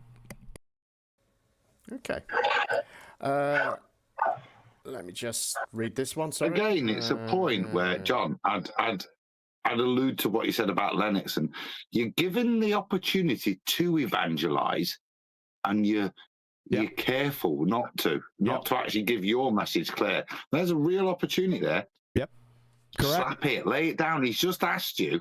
I said it's a reversal question, and that's your opportunity to actually really make that get your own dirt first. Yeah, guys. Point to people, and he's not. He's mildly just batted it away, and just can we move on? Otherwise, and the thing is, can we move on? Otherwise, I've got to kick your arse, basically, and he doesn't want to kick their arse. Yeah, because he knows the answer. Surely, there's a word. There's a word for it, Adam. It's called placating. I like that word. Helping out. Yeah, he's a terrorist sympathizer.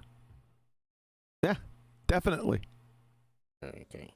How do you choose to side with the established science for our cosmology?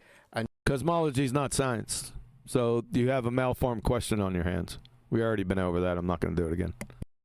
Yet still deny parts of it because it goes against the biblical story. Yeah, fair question. Very good question. It's not a very good question. I just solved it right before you started the answer.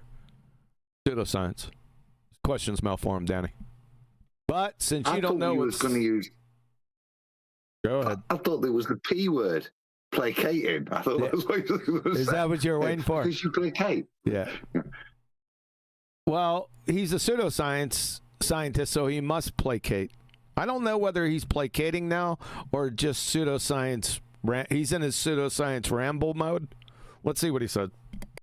And I'm not afraid to answer that one. Again, it comes. You're not afraid to answer that one. Did anyone say you were afraid to answer that one? That's making. Hey, Brian, that's making me think that he is afraid to answer this. Of course he is. He doesn't want to have to answer those things, because then he doesn't want to be going against the thing he's trying to promote. No, you're missing it. You're missing it. You're missing it. I'm not. I know what you're saying. Then why don't you stick to the damn point? I did. If you listened. Yeah. I just didn't answer the way you wanted me to answer, so you weren't happy with it. Yeah, I'm not happy with it.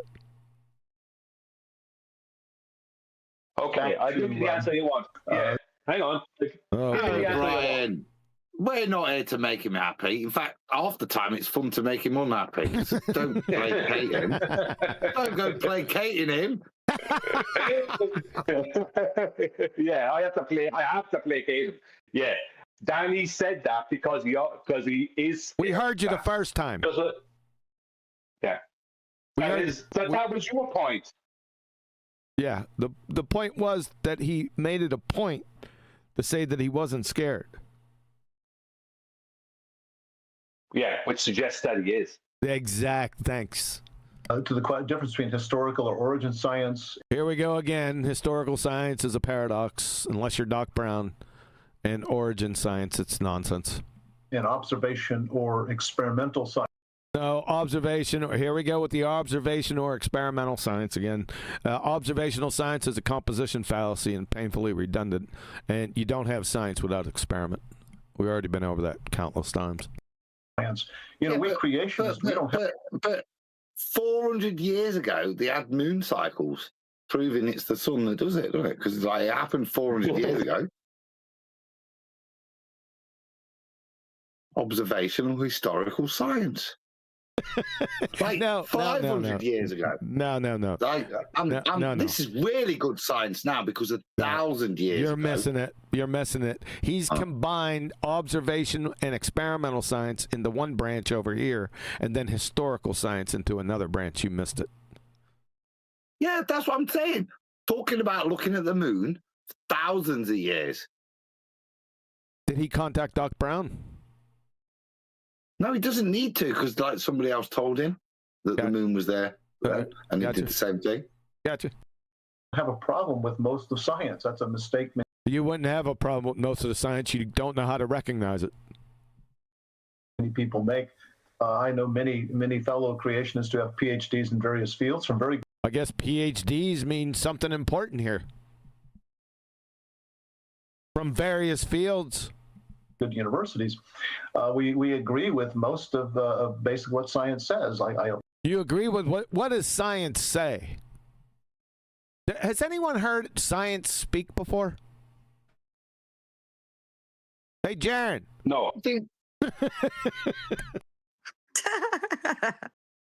Do you think any of the PhDs were in the mapping of resistance to the potato cyst nematode? What were the PhDs in? What would be relevant in this? Your sister? This is his cockwaffle appeal to authority. Well, I spoke to some other clever bloke, the other day, and he nodded. He nodded at me. Very good. That's what he's saying. Very good identification of an appeal to authority fallacy. Most people don't know what that means. Let me string that along for a while. Just like cherry picking. Flat earthers, most of them don't know what appeal to authority fallacy is. They're fucking retards. But let's just say that it's a good point, Adam. You got it. It's exactly what it is, by the way. Yeah, I can give an example to people in real time. Unless you don't want me to. I don't want you to. I do. And I'd like to point out that once again, I was unable to name that fallacy, but I did smell it. No, you named it. No. Good job, Adam.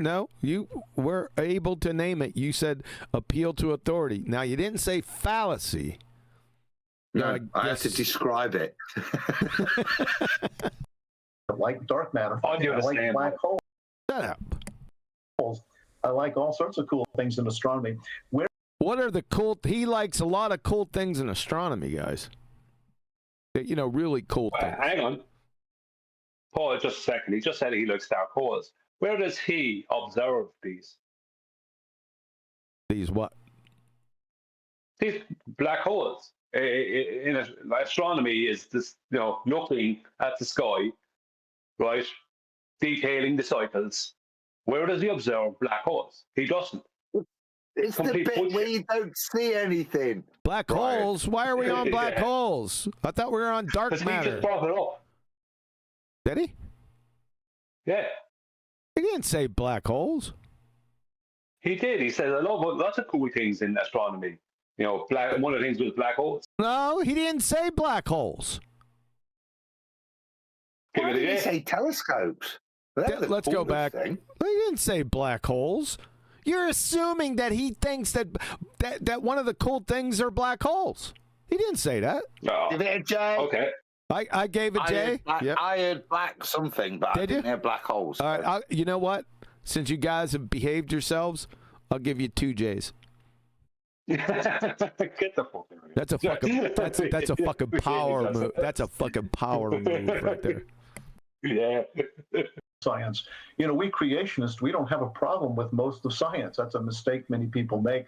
I know many fellow creationists who have PhDs in various fields from very good universities. We agree with most of basically what science says. I like. No black holes. No, he's coming up there. That's a load of rubbish, but he's just have to come up there. Who cares whether you agree? You have to, if it's science, who cares whether you agree or disagree with it? It's objective. You hear him? What I mean? You hear him diverting away, Adam. Yeah, I know. But 3 out of 4 scientists prefer chocolate chip to blueberry muffins as well. That's a good diversion. Yeah, your point is correct, Brian, but you're diverting away from the point. He didn't say black holes. He's about to say something about it. He's not got to that bit. This is the double J error. You see, sometimes you yeah. This is. Have you listened to this? Yeah, a minute ago when you played it. Yeah, but it didn't say black holes. Yeah, but you double J'd. I double J'd it. Double J'd, and you haven't played it for long enough to get to the point of the black hole. That's in the future. The J's go backwards. It's not a fallacy. Yeah. It's not to the future. We've already heard it. It's an appeal to the past. Or appeal to my deafness. Jesus. Like dark matter, for instance. I like black holes. Oh! Eating son of a bitch! Give us another, Jay. Let's hear it all. That was before. You can't grandfather that in. No. How could I have heard? I didn't listen to that. Do you think I'd be listening to this if it wasn't on here? Oh, would you? I'm not going to waste my time listening to this. Some bullshit, man. To have PhDs in various fields from very good universities. We agree with most of basically what science says. I like dark matter, for instance. I like black holes. I like all sorts of cool things in astronomy. Where we differ is the origin and the history of the world, because again, we can't directly observe that, and the rules of evidence are very different in the way we treat historical origin science and experimental observational science. Yep, there you go. So he agrees with, he doesn't disagree that black holes are there. Yeah. And all of that stuff. So that's not biblical. The whole premise of where the stars are is not. He has to deny that part of Scripture. Yeah, has to. Sure. It's just. Yeah. Sure. That's the problem.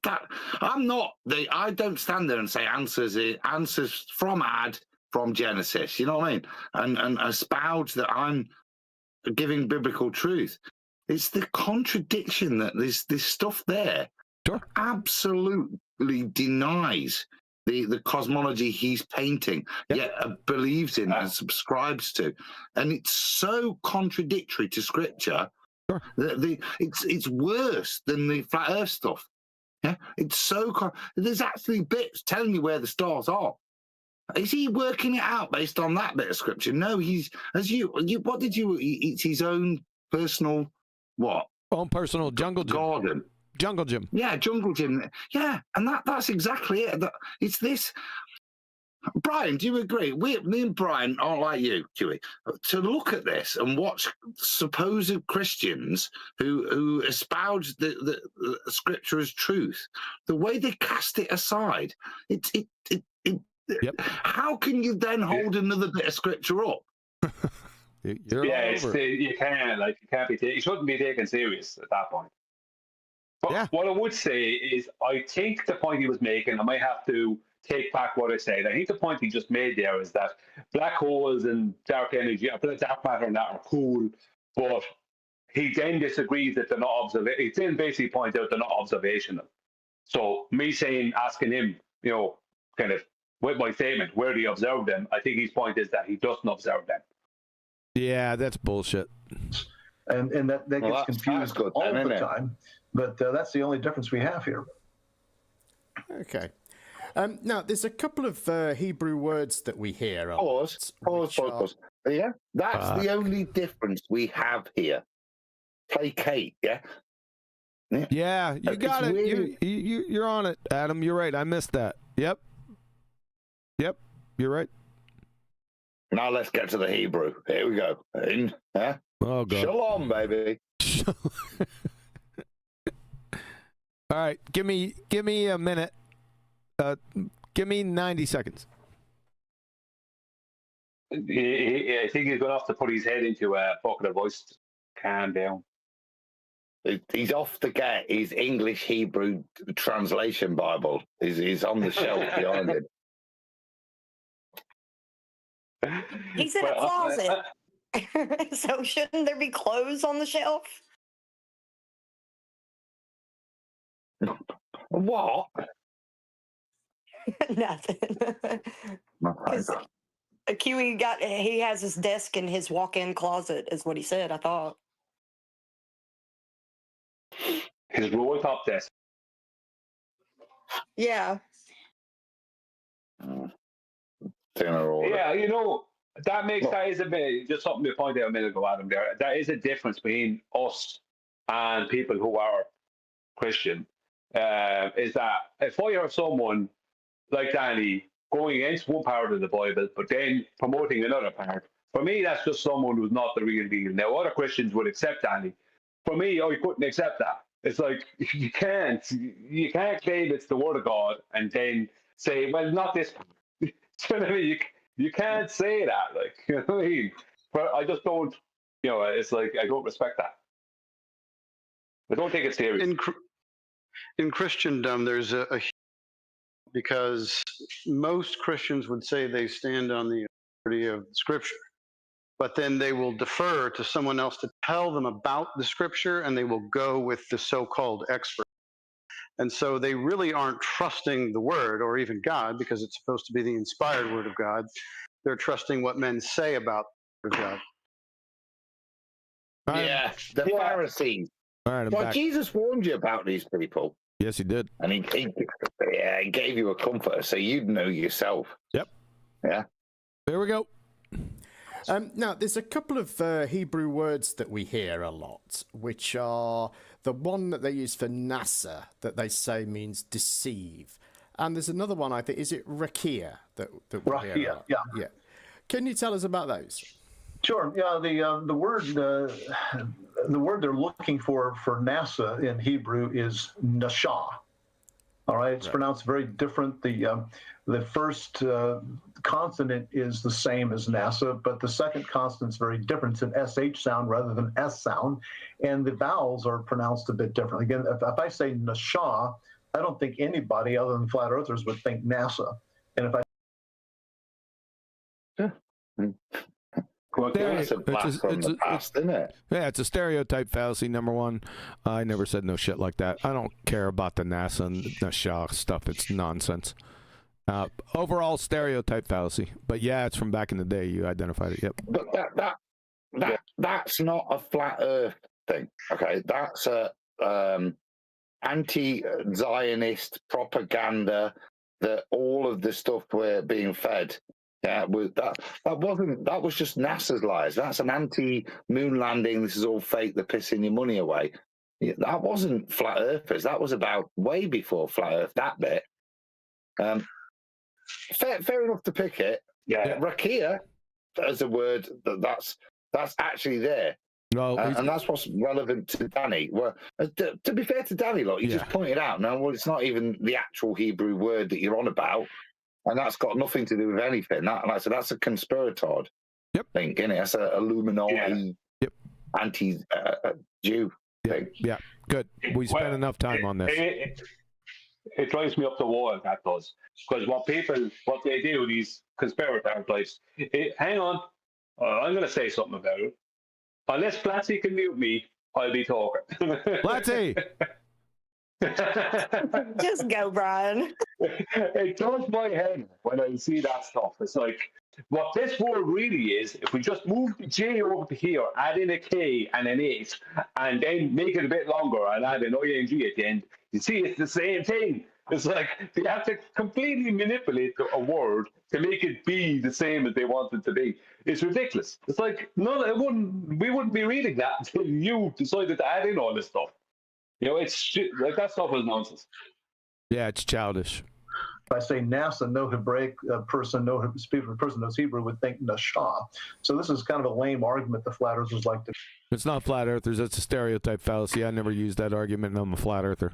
That's why stereotypes are fallacies, you fucking idiot. Grab. Now, the other word, clarify that.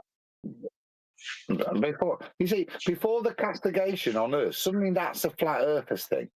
There might be some flat earthers that thought that was relevant, but it's nothing to do with flat Earth, is it? It's nothing to do with why I know for sure and without a doubt.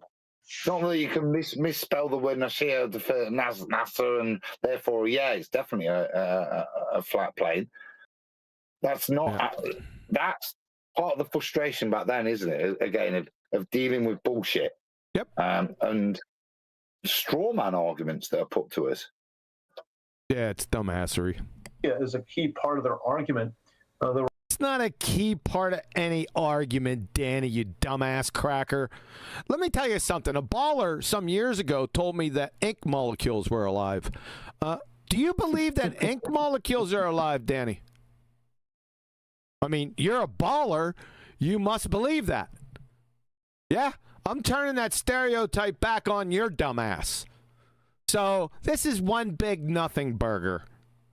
You glue sniffer. The rakia is a word that's a Hebrew word that appears 17 times in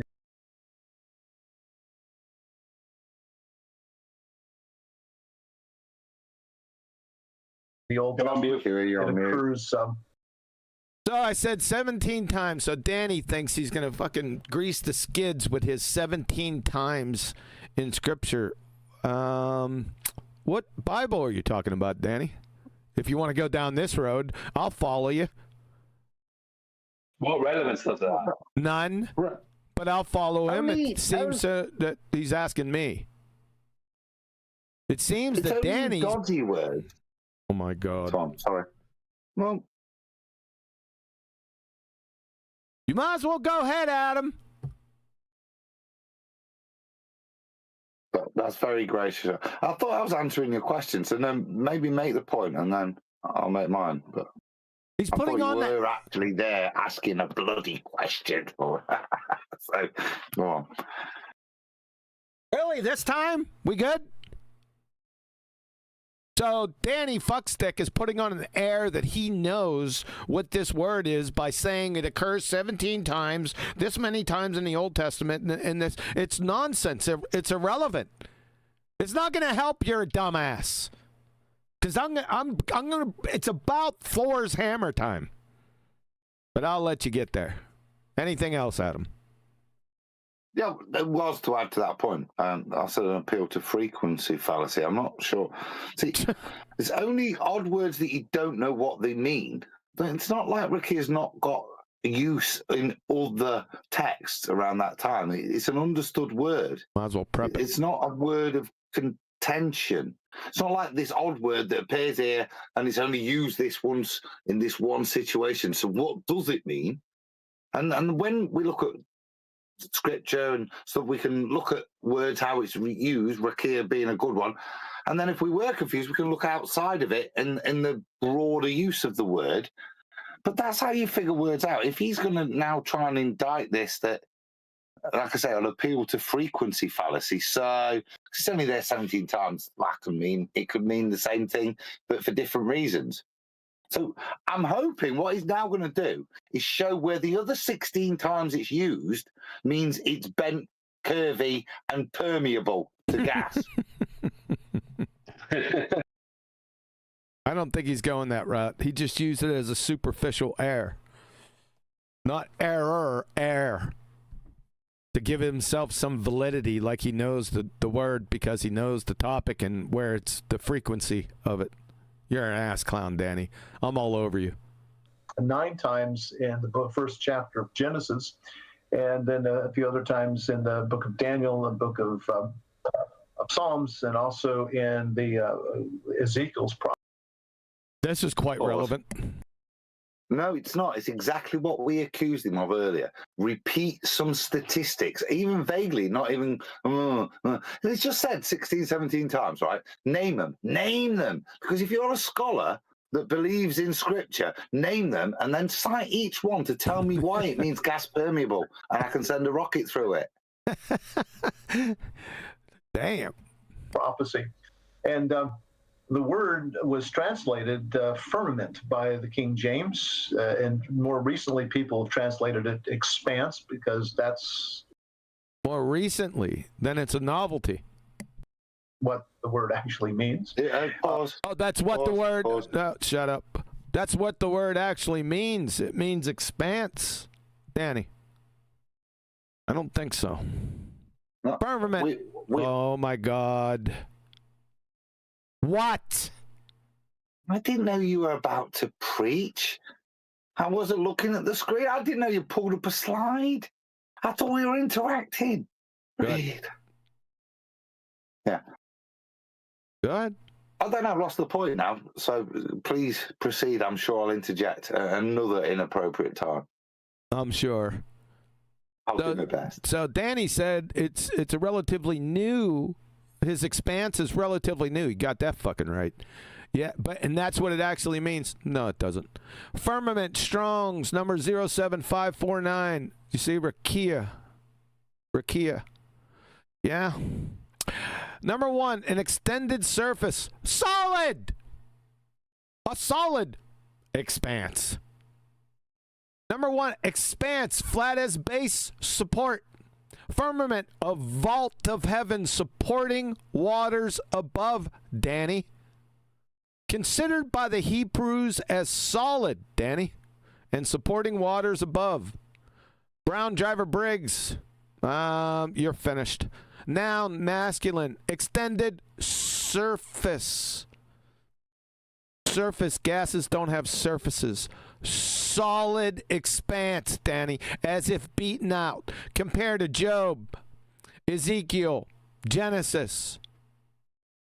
As base support, supporting God's throne. The vault of heaven. Hebrews, considered Hebrews as solid. Here again in Brown Driver Briggs. So you're full of shit, Danny. Go ahead, Adam. The reason the first point I want to say is it doesn't matter how we interpreted it in English. The reason we interpret it in certain ways is to convey a message, but underline the point. So there has to be that derivative meaning in the Hebrew, which you've just politely gone through. Yeah, so see, look, firmament. Well, they didn't say firmament, did they? But where would we pull the word firmament to mean something to a 15th century, 16th century Englishman to pick that word? So it has relevance. And if you scroll down, like I said, you perfectly outlined the purposes. If you just scroll up just a touch, there you go. The firmament or vault of heaven supporting waters above. And that was the other thing that stuck in my head there. That's another little problematic thing for Danny Boy and his cosmology, isn't it? Because if we read scripture, that solid thing. So the gaps in between, all the rest of the stuff behind that firmament, it's holding back what? A vacuum, is it? Or what? You're all over it. What did it say in the scripture, Danny? You're all over it, Adam. You're all over it. Within context, Danny's done. Genesis 1:6, and God said, let there be a firmament in the midst of the waters to let it divide the waters from the waters. You can't have air divide waters from waters. And God made the firmament and divided the waters which were under the firmament from the waters which were above the firmament. Danny, you can't do that without a solid. You can't divide the waters above from the waters below by just fucking air. But even unless you've got some serious upward air pressure. Say again? Not unless you got some serious upward air pressure. Yeah. Even in context with the word in Genesis, he's toast. You're done. It's all over. The long history here goes back to the Septuagint, in the 3rd century or so. So it was the translation of the Hebrew Old Testament into Greek, and when they got to this, they didn't know what to do with it, or they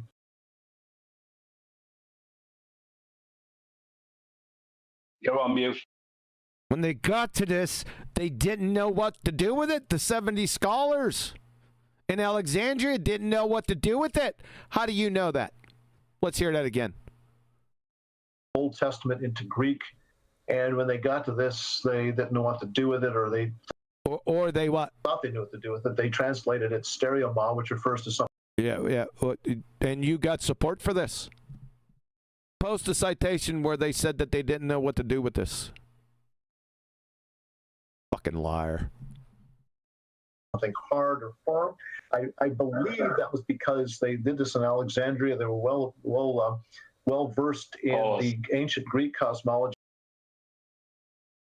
There you go. He just gave it away. He just basically proved what you just said. He said, I believe. So why would he need something that as a belief there when he just made a statement of supposed fact, talking about something in history? Let's see how this glue sniffer ferrets this out. Which refers to something hard or firm.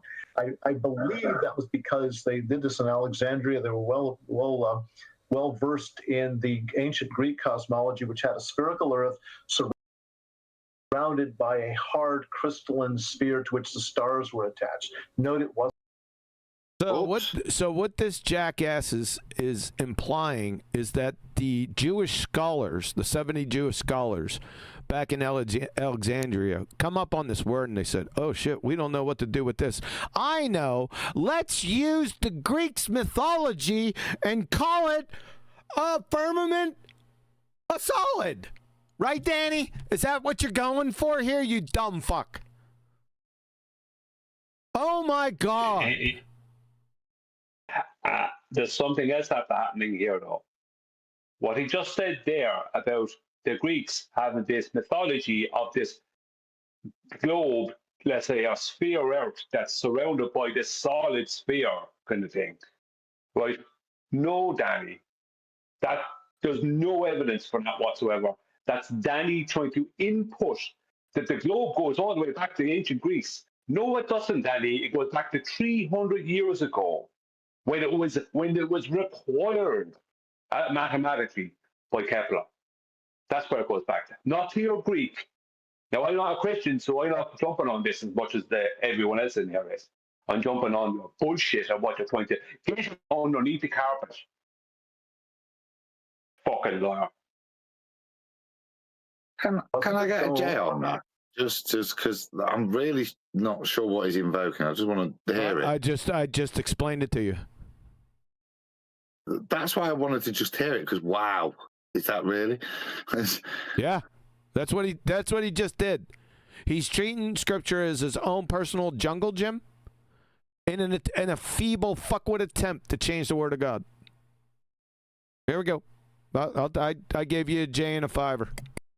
I believe that was because they did this in Alexandria. They were well versed in the ancient Greek cosmology, which had a spherical Earth surrounded by a hard crystalline sphere to which the stars were attached. Note, it wasn't a dome; it was a sphere. Notice the Earth wasn't flat; it was a globe inside of all of that. There you go, Adam. Anything? Yep, that's what I said. You see what I was talking about? Yeah. I just so the Jews made it up based on what the Greeks said. Yes. Or yeah. Wow. So it's not scripture then. Yeah. The 70 Jewish scholars, they were just unclear on what this word meant. So they took the Greek mythology and said, "Oh, let's just make it like that." You No, because you can't know, because the Septuagint, as it is, right, that's not how it's proclaimed to be. The majesty is they took 6 from each tribe and they all came up with that. I know it's a little implausible, so he's now attacking that. So he's now saying, what do we do with this bit? Let's make it a bit more Greek. That's what I said. Now, but that's not the point, is it? Because the word was still the word in Hebrew, wasn't it? Yeah. What's always been that word? So hold on, Brian. Exactly. What are we going to do with this word war? I don't know. Can we make a bit more Greek? Shall we call it aqua? Yeah. Does that change what it is? No. I'm not sure his purpose. Isn't it fucking obvious? Yeah, he's saying it's clear he's making shit up, and he's using a translational issue, which is non-commensurate with a description by Greeks to superimpose it on top of it, which is nonsense, really. It's what I call lying or just pure bullshit. Yep. He's just making it up. Yep. So this bit has to mean this. Yep, that's what he's doing. You're right.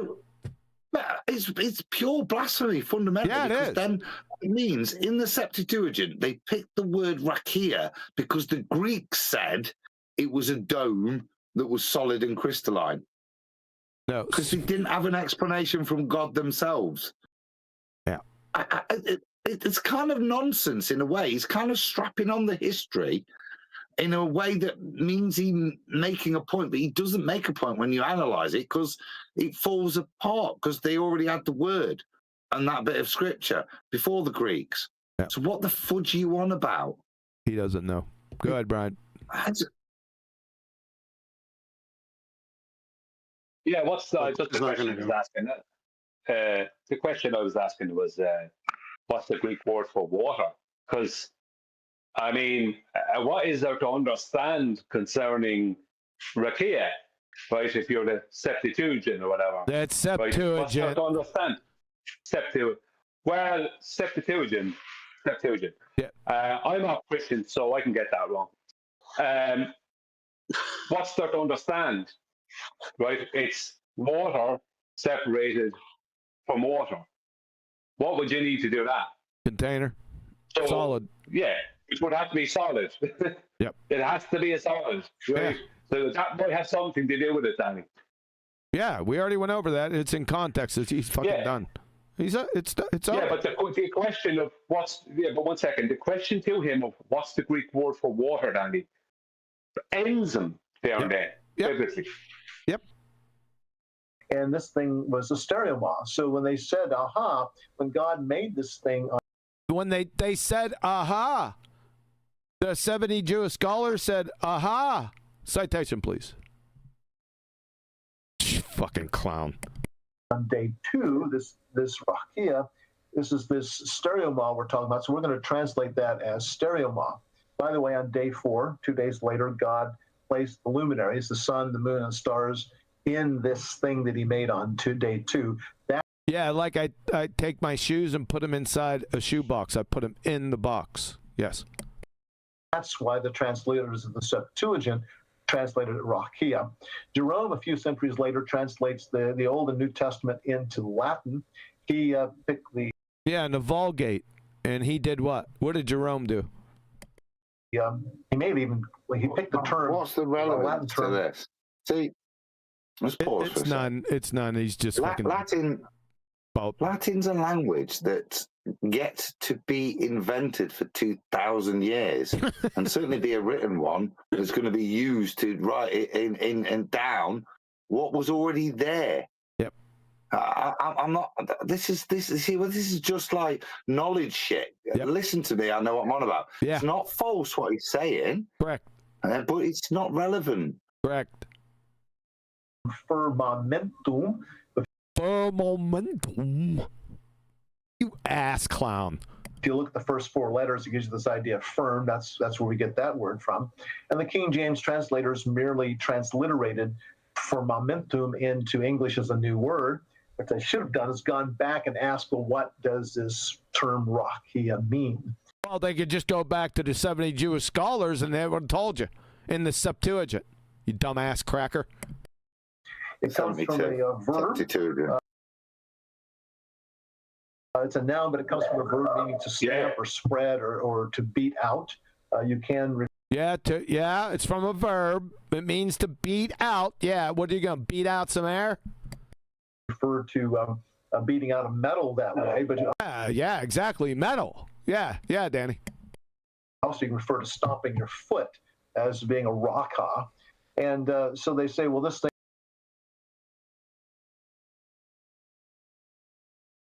is usually a metal, so therefore it must be hard, and which is a leap of logic. So do they stamp, when he said stamping on, do they stamp on gas? Danny. Well, let's go back. It's usually a metal, so therefore it must be hard, and which is a leap of logic. So the word that the Hebrews use has all these intonations with a hard, flat, beaten out surface, or to stomp down onto a surface. Yeah, I'm not sure how that helps your case as it being gas and rocket permeable. When you make a noun out of a verb, it's never the property of some object of that verb. It's always some property of the verb itself. Right. That's a key point, and that's the reason. Yeah, it's a property of the verb itself. Yes. Thank you. You fucking dumbass. Well, that's contradictory to gravity, because gravity wouldn't stomp down; it would pull down, wouldn't it? So that interpretation would mean God got the direction of gravity wrong then. Jesus. reason why Hebraists tell us that the, and by the way, I know several world-class Hebraists have been to the. Oh, you do? Let's go And they ahead. know the Greek for water. Go ahead, bring them out. We want to know their names. We want to have the institutions they were educated at, and we want to hear them say what you say, Danny. The very finest schools, and they the very finest schools. Yeah, sure, Danny. unanimously tell me that the word rakia means expanse. It's this thing that God spread out on day 2. You're a fucking liar. I already drug your ass around with Strong's, Brown Driver Briggs, and the context of firmament, which is like a well duh. Let's go to Dr. Michael Heiser. Am I fucking talking?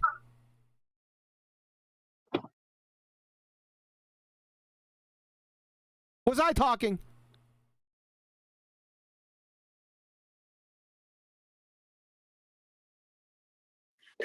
Yes, keep going. So Danny got, we're going to look at an actual Bible scholar, Danny. Dr. Michael Heiser.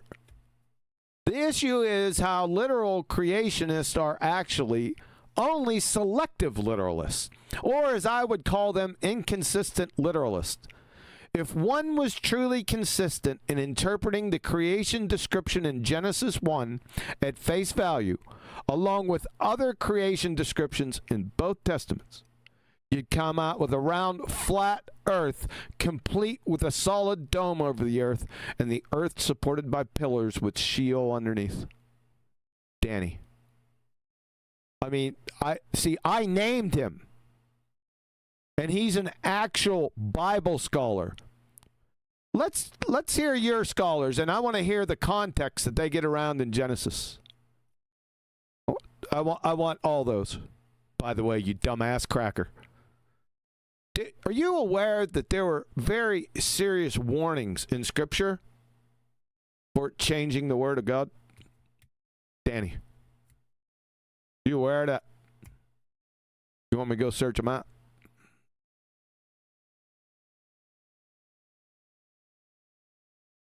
So you got that. Anything else on this? Yeah, I was right when it said Septuagint. Oh, God. Yeah, because you said, really? Yeah, really. This, you're not right. Let's just put this to bed. Let's put this to bed. So, there was a sarcastic comment I made years ago, and I keep saying it. It's a Septuagint because it is the Septuagint, right, which stands for the 70. But there isn't 70. But you can't have 72. It doesn't work in the Latin. It doesn't work. You can't go to the Septuagint or whatever that would be in Latin because you can't add 2 on. Right. But 6 times 12 is 72. Yep. In it. So that's why it was 6 people from each tribe. Yeah. So I think we got that's its purpose. But it's just me being sarky, Brian. Yes. But it does sound better, doesn't it? And it's mathematically correct, even if a little cross-cultural. Really? Sept is 7 in Latin. 70 in it in the Latin. Oh my 70. God. I think it's referring to. Sorry, Adam, we'll have to work this out later. And that's We're going to fucking work it out later. tell me that the word rakia means expanse. It's this thing that God spread out on day 2. I think it's referring to the space of the universe. He thinks it's referring to the space, to the second law of thermodynamics violating universe. You fucking ass clown. What? You know what should happen? You should be hung by a fucking yard arm. That's what should happen. Right now.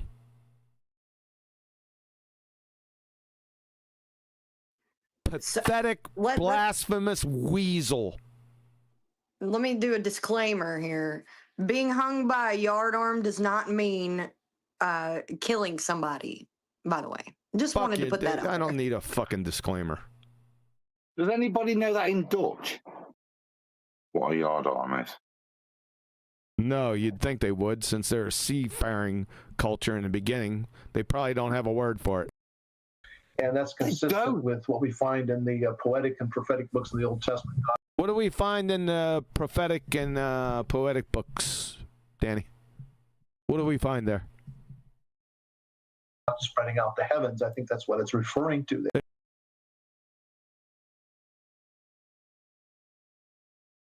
You muted yourself. It's not the definition of it. It's not the context of the word in Genesis. You're full of shit. I had a Bible scholar just tell you right to your dumbass face that you're a glue sniffer. And all your fairy tale, nameless, faceless, friggin' experts by the finest universities, these Jewish guys you just made up. You have no chance. You're exposed. There. But this is a very key part to the flat earthers' argument. They want to argue stereotype fallacy. That this rakia is this hard dome sitting over. Yeah, because you're fucking breathing, Danny. You can't be breathing without that fucking container. That's why. Top of the earth. And so God makes this dome on day 2. You take that argument away from it. Pause. You can't take that argument away, and it's not an argument. Go ahead. Yeah, the problem isn't that he wouldn't be breathing without that container. The problem is he'd be drowning. Yeah, good point. According to biblical, yeah, good point.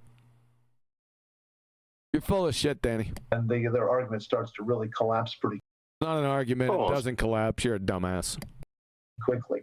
What argument is he on about? When he says you take that argument away, does he mean scripture? Where he talks about rakia and yes. That's the trouble, Danny. I think that's the indictment. You can't take that away. That's kind of what we're saying to you.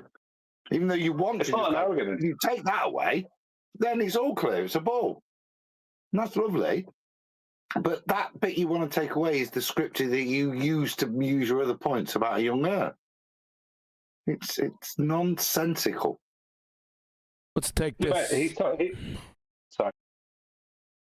From Peter Enns, Bible scholar, professor of Bible studies. Let me summarize some of the general arguments for why rakia is understood by contemporary biblical scholars as a solid structure. Number 1, the other cosmologies from ancient world depict some solid structure in the sky. The most natural explanation of the rakia is that it also reflects this understanding. There is no indication that Genesis is a novel description of the sky. It's kind of weak. Number 2, virtually every description of rakia from antiquity to the Renaissance depicts it as solid, Danny. The non-solid interpretation of rakia is a novelty, Danny. Like you said. Number 3, according to the flood story, Genesis 7:11 and 8:2, the waters above were held back only to be released through the floodgates of heaven, literally lattice windows. Are lattice windows gases, Danny? Or is it a vacuum? You fucking clown. 4, other Old Testament passages are consistent with the rakia being solid. Ezekiel, Job, Psalms.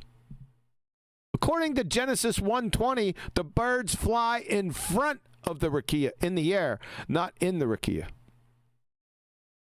Number 6, the noun rakia is derived from the verb that means to beat or stamp out, as in hammering metal into thin plates. Exodus 39:3. This suggests that the noun form is likewise related to something solid. Speaking of the sky as being stretched out like a canopy or tent in Isaiah 40:22, or that it will roll up like a scroll 34:4, are clearly similes and do not support the view that rakia in Genesis 1 is non-solid.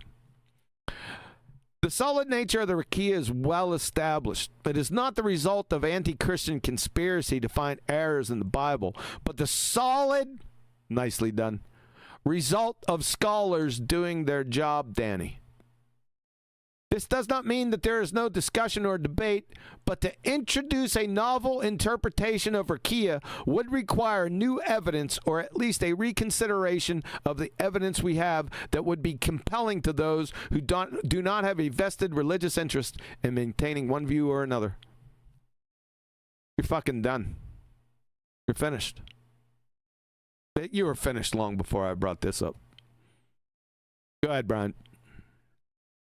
Yeah. What I was going to say there is Danny is saying, bringing up the word argument. It's not an argument.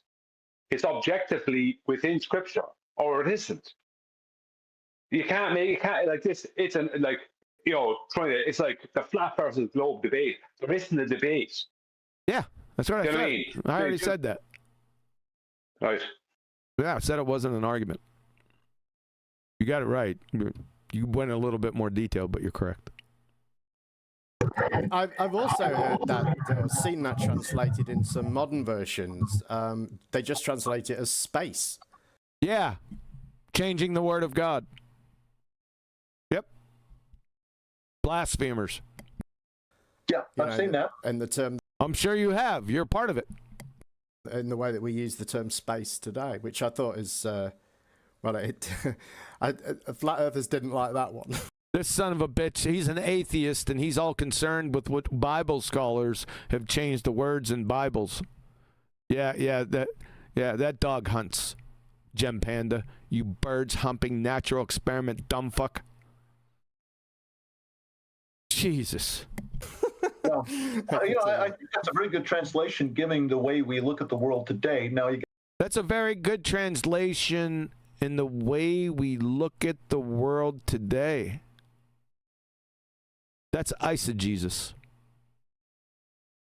Man's changing, more or less, man's interpretation of the plain word of God. Did somebody want to say something here? I didn't know. Sure. I was just going to say how we look at the world today. So is he questioning how we look at the world today? He's not. I say he's not very clear on his actual position. It's a little bit cloudy. Is he agreeing or disagreeing there with that word space in the Bible? He's almost like a part of him that he wants to eject and go, yeah, it makes me absolutely freaking sick that so-called Christians rewrite the Bible and write the word space, even though I've got to imply it every day. It just doesn't seem right, that. Because surely, as a Bible-believing Christian, you wouldn't tolerate such a huge change of the meaning of a word. Yep. Yeah, he placates it, as you said. Oh, that's a nice way, the way we look at the world today. So sounds like a placation. Yeah, he's done. He's done for. He's finished. You know, actual Bible scholars just compromised your ass. Like I said, they didn't need to. Anyone that just reading Scripture, right, is going to see, as Brian clearly pointed out, right, they're going to see in context that this can't be space, because space can't divide waters from other waters, especially waters above from waters below, right here. And divided the waters which were under the firmament from the waters which were above the firmament. You're done. You can't divide waters with space. You're finished right there. Genesis 1:7 kills you. Even if you could, where are the other waters then? Yep. I heard when this was brought up somewhere on some Discord recording somewhere, going back a few years ago now, maybe 2020 or 21, someone defending this on the ball side who was also a Christian, saying, well, they're talking about the waters in the air, right? Now, that's completely not right, because that's water vapor, right? So they're not talking about liquids, they're talking about gases. But it didn't matter. The flat earther at the time didn't catch on to the train wreck. It's like, well, if you're talking about water vapor, right, below being separated from water vapor above, right, that still requires solid containment or solid barrier. You can't, diffusion is not, it's not possible to separate two gases without solid barrier, just like it's not possible to separate two liquids. Yep. He's finished. This is well done. Thanks for compromising yourself in front of an atheist retard, son. You got to be very careful because we can easily fall into the same sort of mistake that the translated Septuagint did. What? So you're saying that the 72 scholars fell into a mistake, Danny?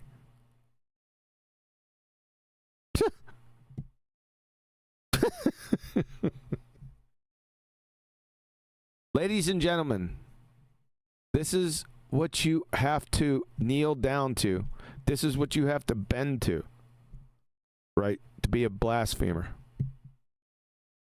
There he is, right there. Outright changing the word of God.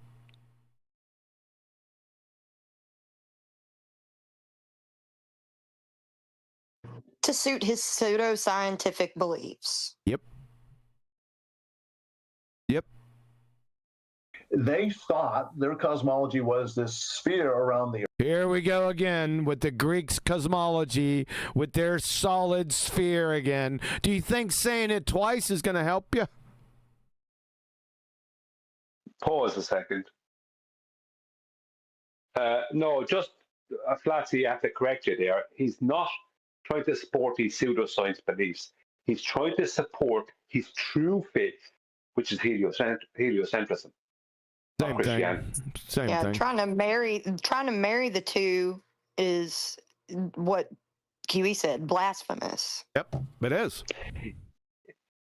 Yeah, but I have to disagree because pseudoscience beliefs are, is, to me, doesn't seem the same as faith. Yeah, pseudoscience beliefs and the heliocentric system is more or less that they're not the same, but they contain the same tenets or attributes. So she was correct. Yeah, and it would be blind faith for him, not faith. Yeah.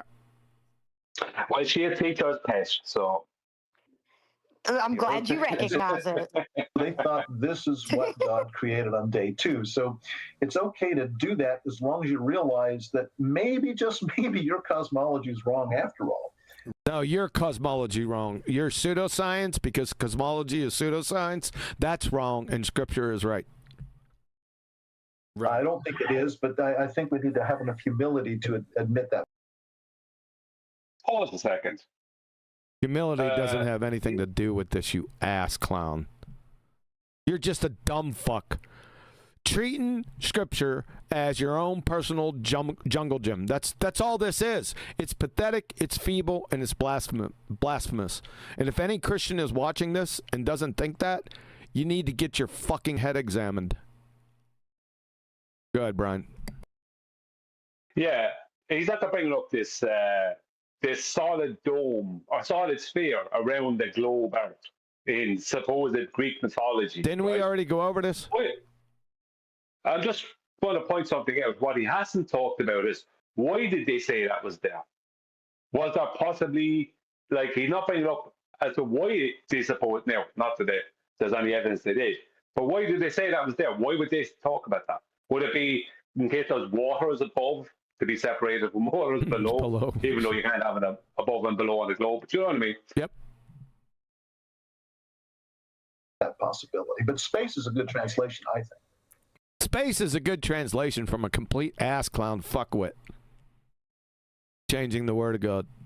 Unbelievable. Yeah. How do you account for supernova observed to have taken place after, well, they put YEC dates, so that's young Earth creation dates. Young Earth creation. Okay. This gets into the... Danny, why don't you ask him to scientifically validate his age of the universe? Why don't we try that little maneuver? How about that? He seems to have it in the hopper. So let's have that. Gamma, Shama, Lama, Gamma, Panda, Ding Dong, or any of you dumbass cracking ballers out there, or evotards. Come on the show. We want to see your scientific validation of the dating game. Let's see how that works out for you. Now, isn't that just a loaded question? What Jim Panda did there? I mean, he's asking him about something that essentially we haven't witnessed, right? A supernova? They say they have witnessed them.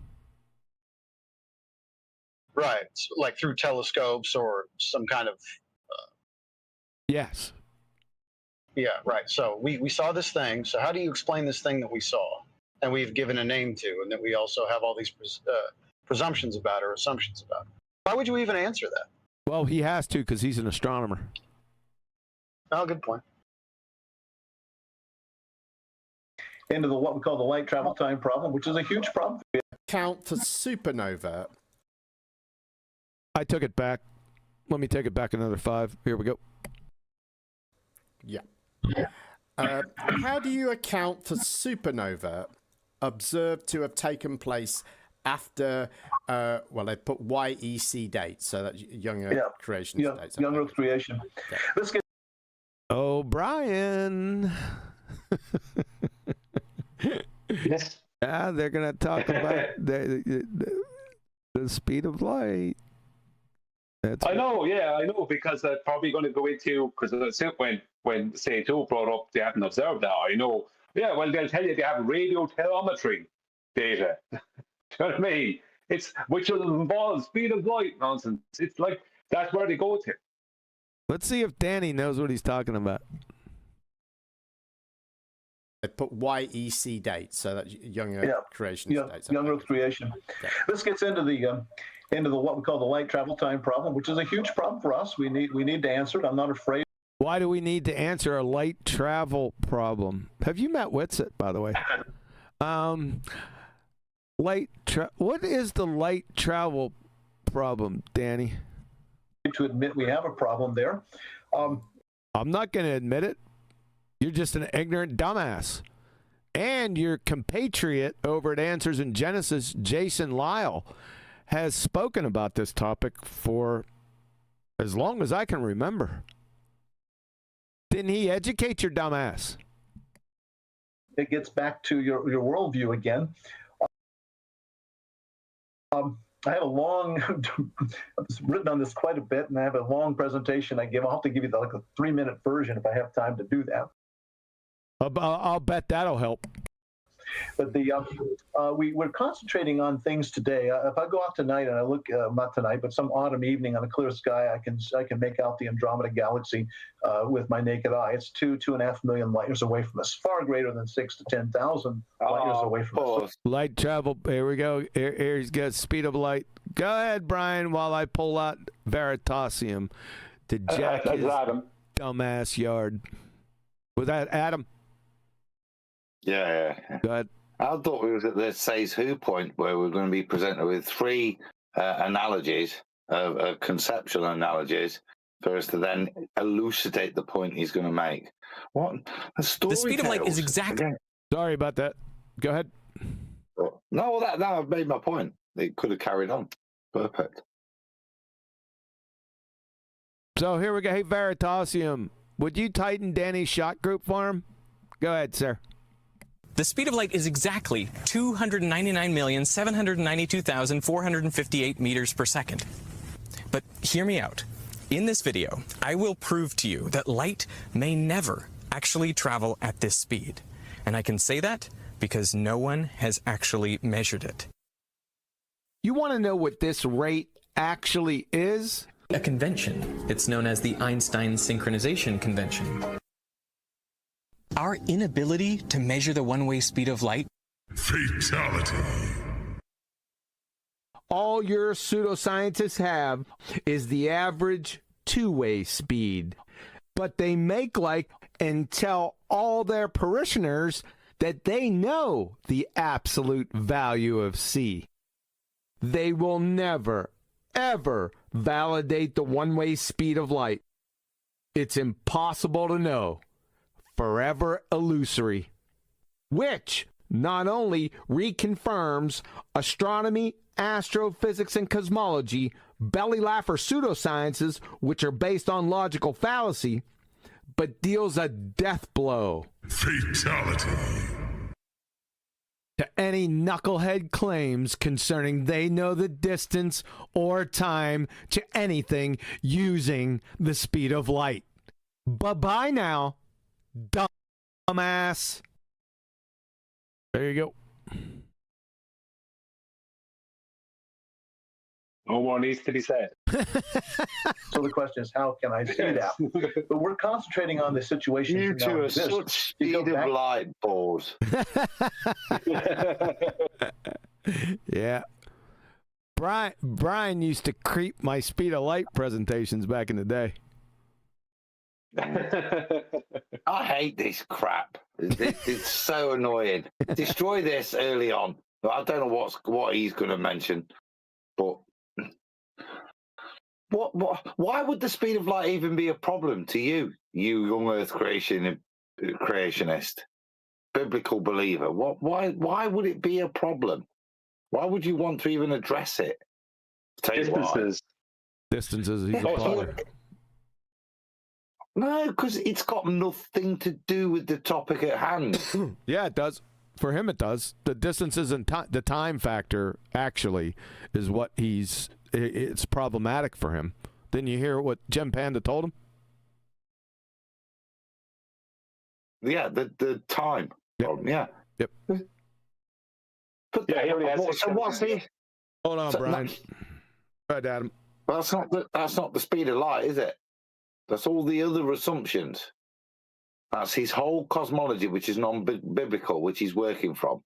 True. That's why that speed of light could be an implication in the cosmology he now purports to believe in.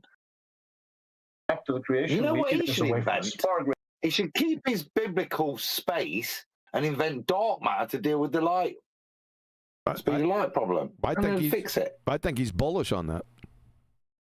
I'm good on that. That's why he might have been bullish on that, because it slows it makes it look different, honest Gov, right? And therefore, it's still a ball in space, but a biblical ball. I wonder if he's bullish on the speed of dark. That is cheating. That is lifted. That's copyrighted. I know. Yeah, it is. Greater than 6 to 10,000 light years away from us. So the question is, how can I see that? But we're concentrating on the situations that now exist. You go back to the creation week, So he's special pleading fallacy his way back. Instead of giving him the Veritasium or Jason Lau explanation, he's going to special plead fallacy Gem Panda to death. Did you hear that? Yeah. I have to say, I've never interacted with Gem Panda. I know there's plenty of people that don't like him, but I have to appreciate the way he's sort of torturing Danny here, because he's torturing him as a baller and as a young Earth creationist at the same time. So he will have to he's going to have to like bloviate and contradict himself, and that sort of exposes him. Not necessarily good for Christians, right? But it's definitely good to expose Danny and all of his contradictions.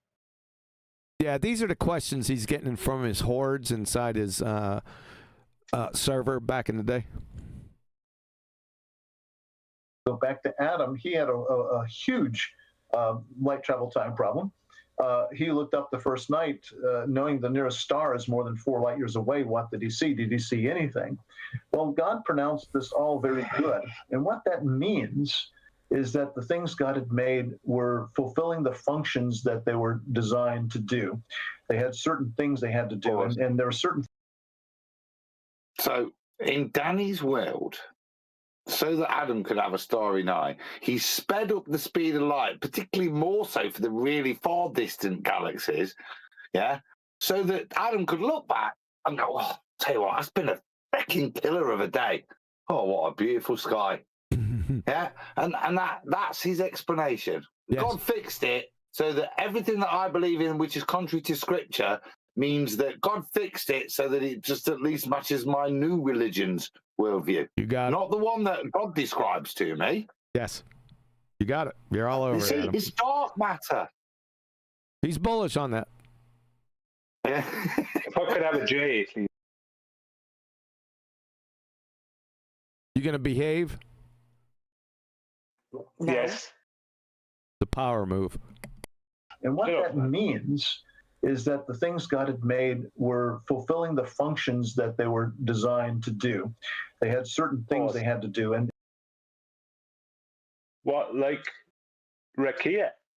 I knew you were gonna do that. Yeah. No, right. We're in circular bullshit area. So God invented the stars to be quadrillions of miles away, but he made sure that the light was there, even though it defied all the laws that he'd set up of understand all the natural, he defied all of that so that everything would start a bit nice. But everything now, other than that's a lovely apologetic, even though it's contradictory. But why are you doing this? The only reason this is now coming into play, this imagineering about how God set it up so Adam could have a beautiful sky that evening, that first evening, yeah? That to keep your new religion's worldview in play. You use the term worldview. It's so telling, Danny. It's what's so critical to you that you'll pervert the plain truth of Scripture as you're doing now. You have to keep your new worldview in play, even if it means bending all those words. Doing what you're doing now, which is just imagineering the shit out of stuff, just for it to still, for both things to be true, even though one denies the other. I don't know about you, but I need a shower. It's dirty, isn't it? Yeah.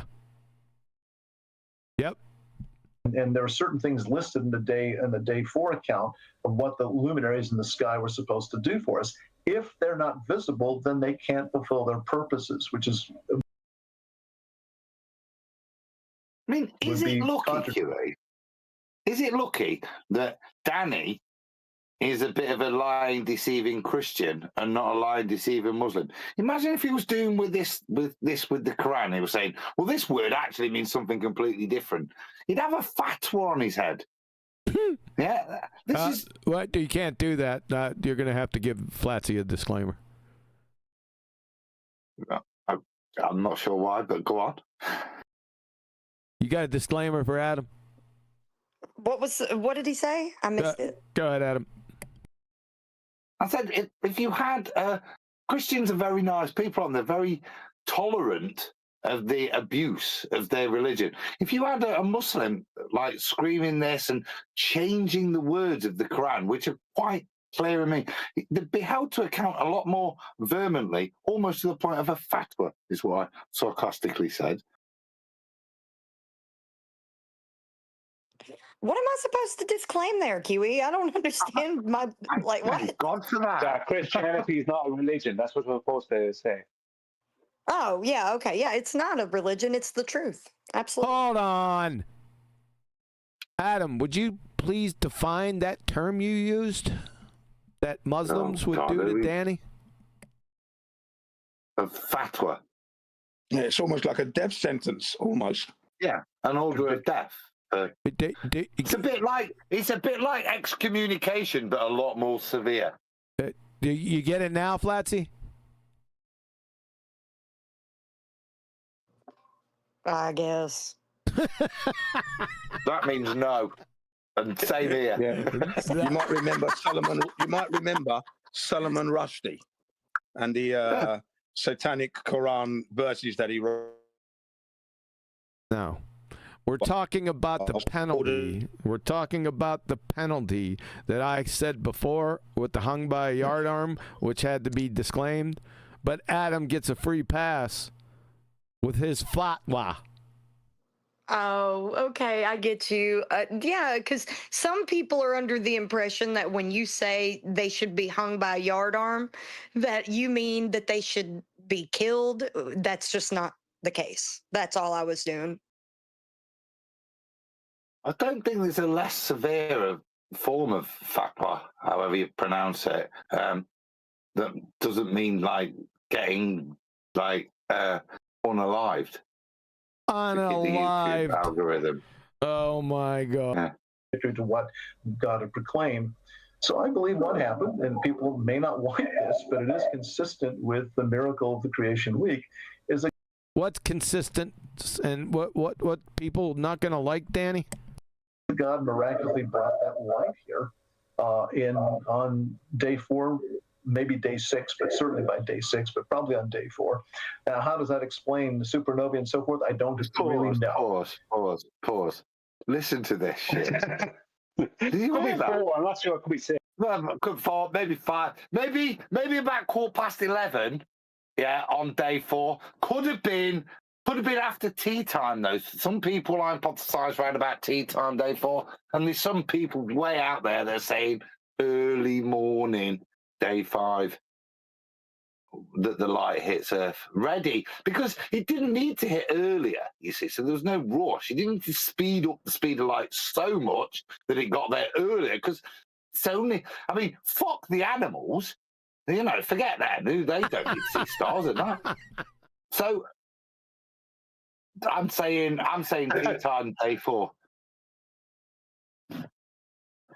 Fuck the animals.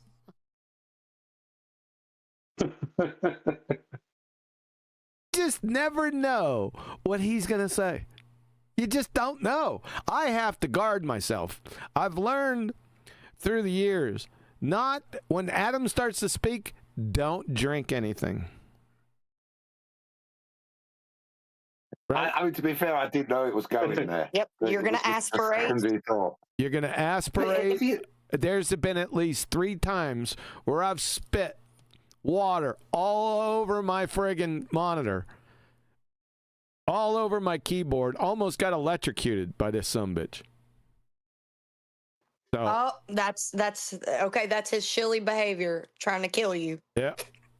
Through laughter. So I just don't do it. I put the water away until he's done, until I hit play, and then I take a drink. Unbelievable, Adam.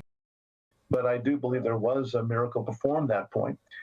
Some of my creation scientist friends, they want to give a scientific answer for all of that. It's not a scientific answer, and it's Jason Lieu. It's not a scientific answer. It's well, duh.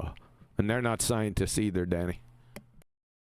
But they grossly underestimate the whole miracle of creation. My response to them is, well, why don't you just give me a physical mechanism for the virgin birth and resurrection? Why would you do that? Why don't you just deal with the topic? Jason Lieu put it. I don't know how anyone can put it any more clear. Jesus. Then they have to. Now they have to give you an answer for the virgin birth. Oh my God, Danny. Those are miracles that have no physical answer either. Okay. Why has the philosophy of science changed from analyze nature and excuse me, the chat just Before we shut go up as I on, was, before we go on, his basic answer is because it is a ball, space does exist, stars are quadrillions of miles away, galaxies are quadrillion miles away, but God made it so it was nice for Adam that first night. That's his actual answer, if you listen to it, which is not biblical. His worldview, to quote him, his worldview isn't biblical. Well, thanks for that, Adam. I think it's worth reiterating. Thanks, because that's the whole indictment against this shithouse. Thanks, Captain Obvious. Yeah, but underline. Sometimes people like to put things in capitals and bold and then underline. I just underline. Shut up, Brian. Make me. Okay, give me a minute. Go ahead. You can have your way with the show. Go ahead. I'm surprised he didn't tell me to mute him. That was a handy comeback, Adam. Well-deserved comeback, too. Yeah, Danny Faulkner, even a non-Christian like myself, can point out where Danny Faulkner is full of crap when it comes to Christianity. No, I'm not even talking about, heliocentrism. Just the fate of Christianity. That's ridiculous. Like, shouldn't be able to do that. I mean, I've read basically nothing of the Bible, and even I can pull them apart just with some basics. It's ridiculous. Yeah, he's very confident. Yes, Sorry, Brian. Yeah, he's very confident in delivering his rendition of the creation of life, the way he's doing it. You know, is he a PhD? He leaves out certain things. Yeah. Sorry, Jim. Did I hear? Is he a PhD? Is that right? Yeah. So, he's a PhD in astronomy. Astronomy. Person having delusions, ladies and gentlemen. That's what that stands for, PhD. Person having delusions, of course. Well, for some people, it might do that, all right. But he's delusional that if he thinks that what he's saying concerning the Bible and Christianity, what he's saying there is going to wash with Christians as a whole. It's not. Exactly. Yeah, very comfortable in just bringing in a new idea. No. What he does. Go on. No, go on. No, I was just going to say no science backing up of anything he does, because he comes from a field where there isn't any science going on. That's all I was going to say. But carry on. Yeah, well, what he does is he leaves out certain things when it comes to Genesis, when it suits him to not speak about them. You know what I mean? Little things he does when he tries, the sequence of events, get a bit muddled. Like you were there a minute ago talking about 4 and 6, day 4, day 6. Like the sequence of events becomes a little bit confusing and muddled. Yes, they are clearly stated in Genesis. Anyone can go and read these things. Anyone. But he has to muddle them. Bizarre. No, that's why we were talking about cherry picking earlier on. Yeah. Well, I can't. He's just mutating. Scripture basically. Yeah, of course he is. He's mutating. Yeah, totally just changing it completely. Cherry picking's not a bad phrase, because as we say, he's a young Earth creationist. So he's taking from, and this is the trouble, you see. When I said it was the worst position you could take, from my understanding, I stand to be corrected by anyone, but there isn't a direct chronology. You can infer from the genealogies that are presented through the separate books a timeline. And that's where I think that's the worst position you would take with Scripture. It tells a lot of truth. I don't necessarily say it presents a full declared timeline. We infer it, but I don't take it direct from the book. I don't see that there. As I say, that's the worst position I would hold with all of Scripture. Yet some of the best stuff, which is supported by natural law, he stands in contention and wants to redefine the words. It's that juxtaposition where Scripture is true for something that I would struggle to prove to be true, the timeline. I'm not saying billions of years, obviously, but whereas opposed to something where there is this thing called the firmament, which is described as something solid. And there's me with my old school natural law, thinking about gas pressure and what's the antecedent for that and containment. And I look at the Bible, and as antiquated as the language is, it describes that natural law and what's required and how God set that up for me to enjoy that lovely gas pressure I'm breathing. He has a problem with that much simpler side of how natural law and things we've learned through science support Scripture and that antiquated language. Yet he wants to say, no, it's only 6 and a bit thousand years old, and God set everything up so that Adam could have a nice starry sky, even though the squadrillions of miles away.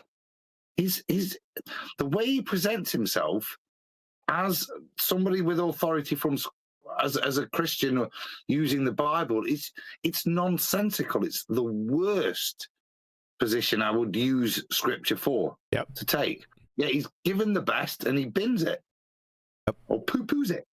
Now you're back. Yeah, he's a shapeshifter. Reading that. Why has the philosophy of science changed from analyze nature and record her to anti-science, to the anti-science of add invisible stuff to nature when your theories don't work? Yeah, like you. That's the ballers' entire philosophy. Add stuff to nature, yes. Yeah. Why has it changed from analyzing nature? No, it never was analyzing. It was discovering natural cause and effect relationships. So your question is a false dichotomy and it's malformed. I guess I don't quite understand the. Yeah, no shit. The intent of that question. There are many invisible. Well, there are many. Not the intent of the question, the substance of the question that I just evaluated in less than a plank time. Why can't you do that? Because you're a dumbass. Invisible things that we encounter in the in science, if you will. Like right now, it's very windy here. I look outside and I can't see the wind. So he's gonna go after. He's gonna chase after the invisible things. You fucking clown. I'm gonna go science that wind. Are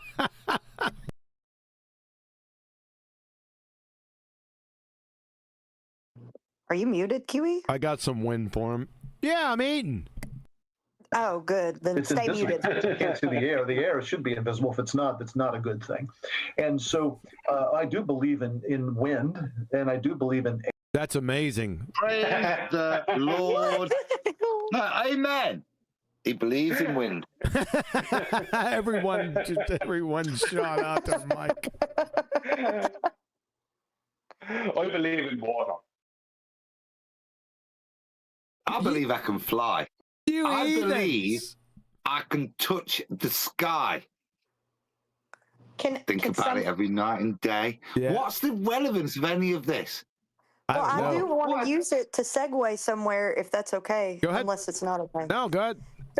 So there's a misuse of a fallacy going around, and since we're talking about wind and Danny's belief, No. Let that fallacy. Let it budge. Don't say it. already did in chat. Don't you say it. I won't. We're good. I won't. You little cheeky bastard! Don't you say it because they'll figure it out and change it. So let it budge. I don't know. Let it budge. There'll be a time where there's a season. Okay, you remember that song? Well, the season is starting to bud because I already said it in chat. Go ahead. Yeah, I want to know what this secret thing is. No, we'll talk about it. You already know, Brian. I'm going over to YouTube. I'm going to see what's going off. Yeah, you better blurt it right out. Go ahead and delete it. Delete it, Flatsy. Let's see who gets there first. I'll tell you what. I'll get there first, and I'll delete it. Someone else must have read it, and they just write it in after Flatsy deletes it. Wait a second. Where is she? Oh, I'm way behind. She might have snuck it in there. Oh, I did.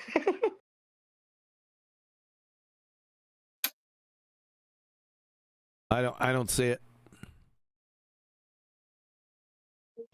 Yeah, I've been playing around in chat today, I guess. You're talking about YouTube chat, right? I don't see it.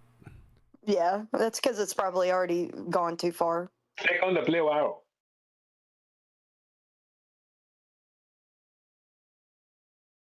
I'm still looking. All the while you're highlighting it even more. Yeah, I'm trying to get to it so I can delete that son of a bitch. Sleeping Warrior was in there. Hey, what's up, Anthony? Why didn't somebody shout him out? I'm sorry. Yeah, Ken. That's my bad. I've been in chat too for a while. I mean, to be fair, if I'd have noticed, I'd have ignored him as well. I got that. Don't worry about it. Gone. Have you got rid of you bothered? All that. I want to know what it said. Release the Someone else text. will tell you, Adam. I deleted it. Release the text. Hey. See this over here? Kim Hopkins. Message deleted by Quantum Eraser. Oh. You found it? You bet your ass I did. Good job. Can you go back on the time on YouTube, Adam, and maybe see it before you did it? Can you pull a Doc Brown, Adam, on the friggin' chat?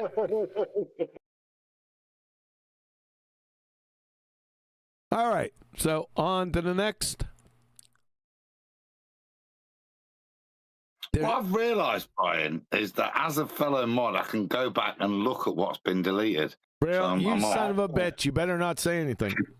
Ow, I just hit my head. I can't be asked, as they say. There's a time, Blatzy. There's a time, okay? It's coming. All right, let's get back to Danny Faulkner believing in wind. All right. It's going to be one of those nothing burgers we spoke of earlier. How did we get to wind? Because Danny said that he believes in wind. He's going to say it again, right? No, he said, if I went outside and there's a strong wind, and then suddenly everybody's on wind. Like, that's their powers, you see? Old man skills. Good thing. If you ramble enough, people forget. Give it a J. How did we get to wind? Invisible. I can't see the air. The air should be invisible. If it's not, that's not a good thing. And so I do believe in wind, and I.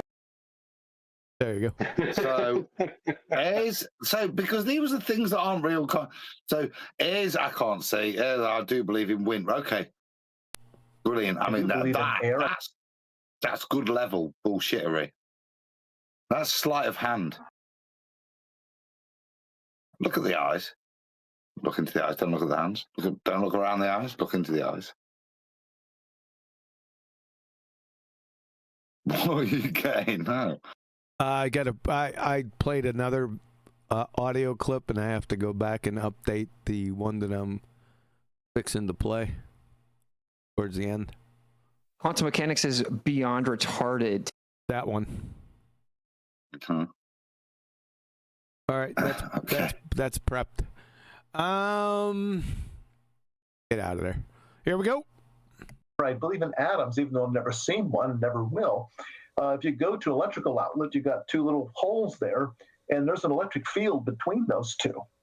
You can't see that field, but if you take a paper clip and undo it and stick it into, you will feel the effects of that field, won't you? No way. Go ahead and show us, Danny. Please, Danny, please. Please. And magnetic fields as well. I can't see a magnetic field. I can see the effects of it. So there are many things that we believe in and study scientifically in our scientific concepts, even though they are not visible to us. Seeing is not necessarily believing. There's more to it than that. It's a much more subtle thing than that. Pause. Hold up. If because I can't see the electrics and I stick a fucking paperclip between the two and grab hold and get electric shock, it's there, isn't it? That effect is there. The shit you're talking about isn't there still. So don't appeal to this, I can't see it nonsense. Yeah? Especially with the bad example you give that I can then prove to me, even though I can't see it's there.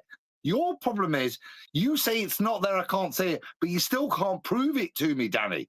This is why we're going in circles, son. You know the H2O that makes up a water molecule? What are those? No, Brian, because I can't see them. Okay. Here's an interesting one. Do you think that man will step on Mars within the next 25 years? Probably Definitely. not. There's no good reason to go to Mars. I mean, the cost would be astronomical. Feel the effect. Thanks. Why would you not want to go to Mars? That's weird, right? Because if you're a spacehead, yeah, of course we want to go to Mars. If all we want to do is like grow potatoes there, it's worth going for humanity. If you're a spacehead, you have to believe that because it's your only way out of this dying ball you're living on. So you have to do that, yeah, just for the sake of God. If God wanted humanity to continue, if you're a Bible-believing Christian, you still want to go to Mars. That's a weird position for a space believer to take. Having been one. And magnetic fields as well. I can't see a magnetic field. I can see the effects of it. So there are many things that we believe in and study scientifically in our scientific concepts, even though they months to a year there and then back as well, and in between a year or more. Are you traveling there? Weren't you traveling through a second law of thermodynamics violation, Danny? Ass clown. Well, it's certainly not water, is it? Nope. About a year in the vicinity of the planet. And you'd have to have... Not according to the word, it's not. Triple, quadruple Well, no, according to the word, have... it's in that firmament, isn't it? As I recollect, they're in the firmament. What's in the firmament? The stars, aren't they set in the firmament? Yeah, so are my shoes in my shoebox. That doesn't make it inside the firmament. No, but that's I was alluding to water, as in the firmament separating the two. And then I'm just correcting myself there, saying, but surely they're set biblically. And I'm not Use your Danny words. from Genesis. I'm not Danny from Genesis, so I couldn't necessarily start but my understanding was that like the Rakir is where the stars are set. They're set in that. Why are we even talking about this when you were talking about water? Because that was my point of my self-correction. I said, oh, traveling in water. Well, no, you're only traveling through the Rakir, aren't you? Because that's where all this is set. Unless someone can correct me, but that's my understanding. I don't even know what your question is. The water, the Rakir separates the waters from below, from the waters below. Yes, the Rakia, that's the one that it's above the firmament, and the waters below. Where's the waters below it? No, like Skegness. What? Loch Ness on the coast. Loch? Did he say Loch? The that's about right. The okay. Irish Sea. There you go. My point being, I misspoke, and when he's talking about traveling to Mars, I'm saying through the waters, but that's not the case, is it? That's why I'm correcting myself and hoping somebody will correct me if I'm wrong. But that's not where you'd be traveling. You wouldn't be going into the waters because the stars are set in the firmament, aren't they? Not. That's a number. There's a number of questions in there that we're getting bogged down with that I don't want to get bogged down with right now. Reasonable. Here's another one. What's Mars biblically? What? What is Mars biblically? I don't think it's there. You got a citation, bro? It's one of those bad angels. Yeah, but you see what I'm saying? It's like if he was saying that to me, I'd ask him, what is Mars biblically? Biblically, because at that point he has. You know what I mean? So then you're talking about something that's not part of Christianity. Then. True. That's a good question. That's a really good question, Brian. To ask him. Yes, I would like that. Okay. Yeah. I've got a question. Can I have a J, an I, and an N? J-I-N, okay? Let's get moving now. No J's for you. And surgical room, just in case somebody got sick. If somebody got sick or had appendicitis on going to the moon, well, maybe you can come back and do surgery on them. That's not an option in going to Mars. You better have people who aren't going to get sick. You're a glue sniffer, dude. You're inside a second law of thermodynamics violation. Period. For 2 that's years. Good advice. You don't want somebody going to what? You know what I said earlier? Narnia. Chat shit to Phil for a moment.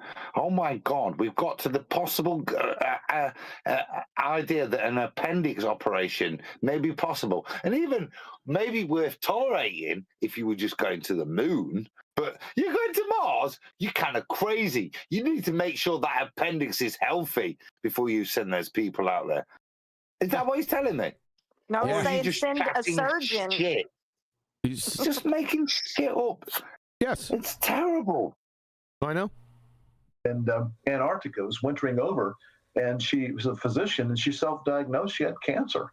And they went to extraordinary effort to evacuate her in the winter to get her out of there. That happened about 10 or 15 years ago. You can't do that. This one time, a band camp? Yeah, that's what I was thinking too. going to Mars. So it's a daunting task. We have the technology. It's a daunting task. They have the technology to traverse Narnia. And you know that because his auntie self-diagnosed cancer once at Bandcamp. We have the ability, but do we have the political will to do it? And what's the reason for going there? You're muted. We need a strong political will to traverse Narnia. A robotic spacecraft can do it much better. So as a taxpayer, I'm opposed to this. I think we can do it much better and cheaper without people getting involved. What about going back to the moon? Without people getting involved. That's correct. They don't want people going through Narnia, for fuck's sake, Adam. But they've got to be involved, even if you send in a dog, like the Russians would do. You're being quite pedantic at this point. I just think that, as you said, with a strong political will, we can violate natural law. Exactly. Carry on. Not a good reason to go back. I mean, the moon has no resources that we want. We went there 50 years ago to be. Bullshit. Bullshit. Bullshit. Okay. Beat the Soviets. It was a Cold War. It was done for nationalistic purposes. We kind of threw in a little science along the way too, and that. They threw in some science in there, man.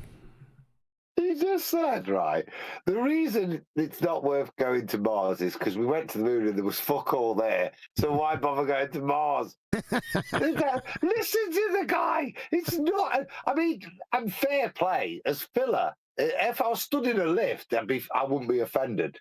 Asking to critique the words that come out of his mouth. Listen to it. That was good. It was a good thing to do, but it was also extremely expensive. The Apollo program was hauling down 3% of the U.S. budget at the time, which is a huge amount for an extravagance like that. So there's just no good reason to go back. I'm opposed to that as well. We can send robotic spacecraft now at a fraction of the cost. Right. What do you think about life on other planets? Pause. The thing is, right? Pause, John. Can a robotic spacecraft go back to Mars and twist the mechanism that requires a human hand in it to re-atmosphere Mars? No, I don't think so. There's a movie. There's lots of good reasons to go to Mars. Yeah, he's now that aside, listen to the rhetoric. No, it's probably just not worth. It's not cost effective. So I don't think we should.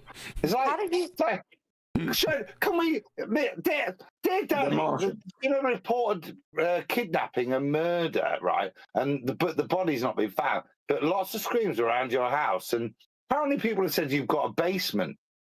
Yeah, but it's not worth looking in there, is it? It's not. The apologetics. It's just, like I said, it's nonsensical for somebody that believes in Mars. Yep. I don't believe in Mars. I wouldn't waste money going to Mars. But somebody that actually thinks Mars is a place you can go to, that's got, like, Olympus Mons, the biggest mountain in the solar system, that kind of shit. Somebody that believes in that bollocks, you'd say, just do for human endeavor.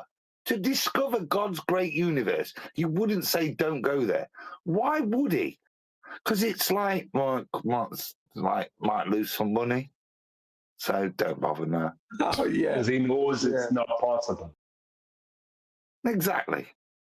It's bollocks. He knows it's bollocks, which is why he's saying, yeah, but from a capitalistic point of view, I don't see what we're going to get. We can't space mine the shit out of another planet that's got resources. Because, as he said, we went to the moon, sod all there was hollow, full of fucking Nazis. Annoying. A likely possibility? I don't think so. I've mentioned before the law of biogenesis. Life comes from life. If there is life elsewhere in the universe, I'm firmly convinced that God created it. So now it's not a scientific question at all. It's a theological and philosophical question. And the way I understand Scripture and the way that the world works, I believe that we are alone in the universe because God has ordained that we're like that. Now, Wouldn't you like to have somebody define what the universe is? Yes. I'd be interested in that. Maybe seem strange to people for a scientist to say that, but there is no science. Scientist, you wouldn't recognize him. scientific evidence that life exists You don't know what scientific evidence is. anywhere. In fact, there's good evidence that we are alone from science. So there's good evidence, science. That made no fucking sense.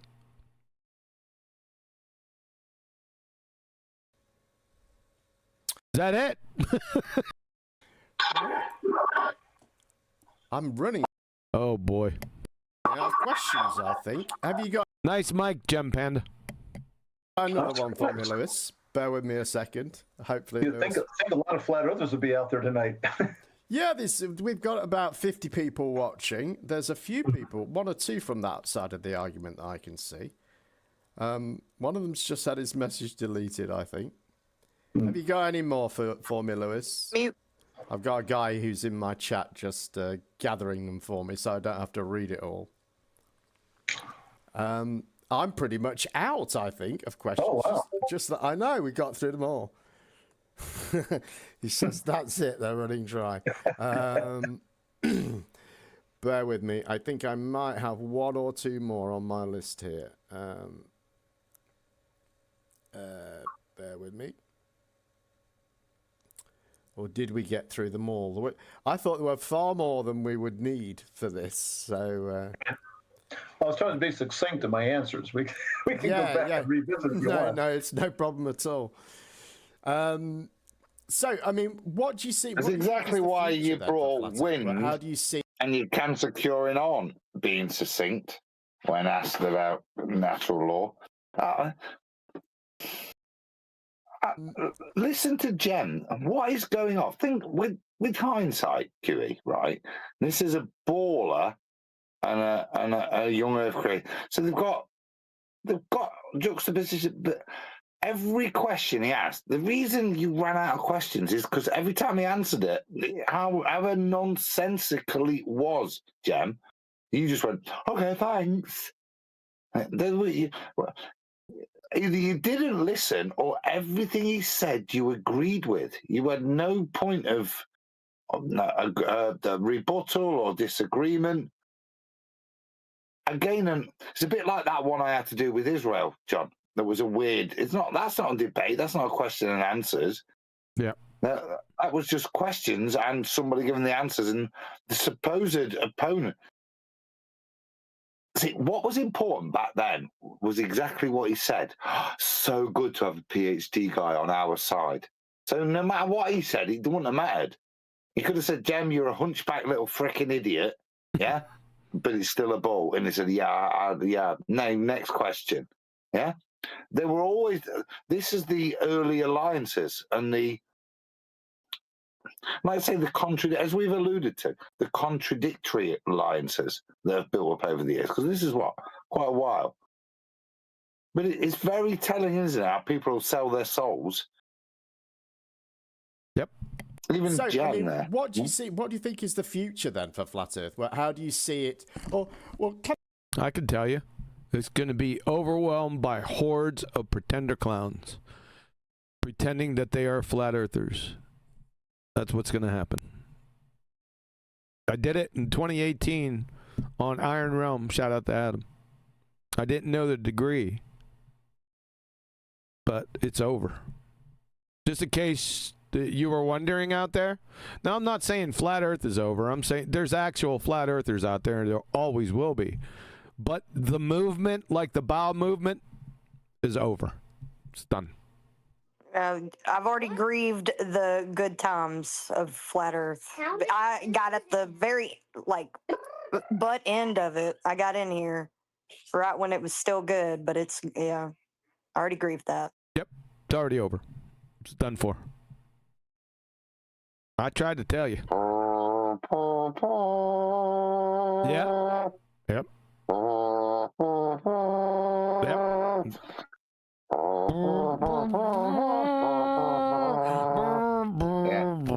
I don't disagree at all, mate. I think, as you said, that was a reality. I look around me today and what I watch and view.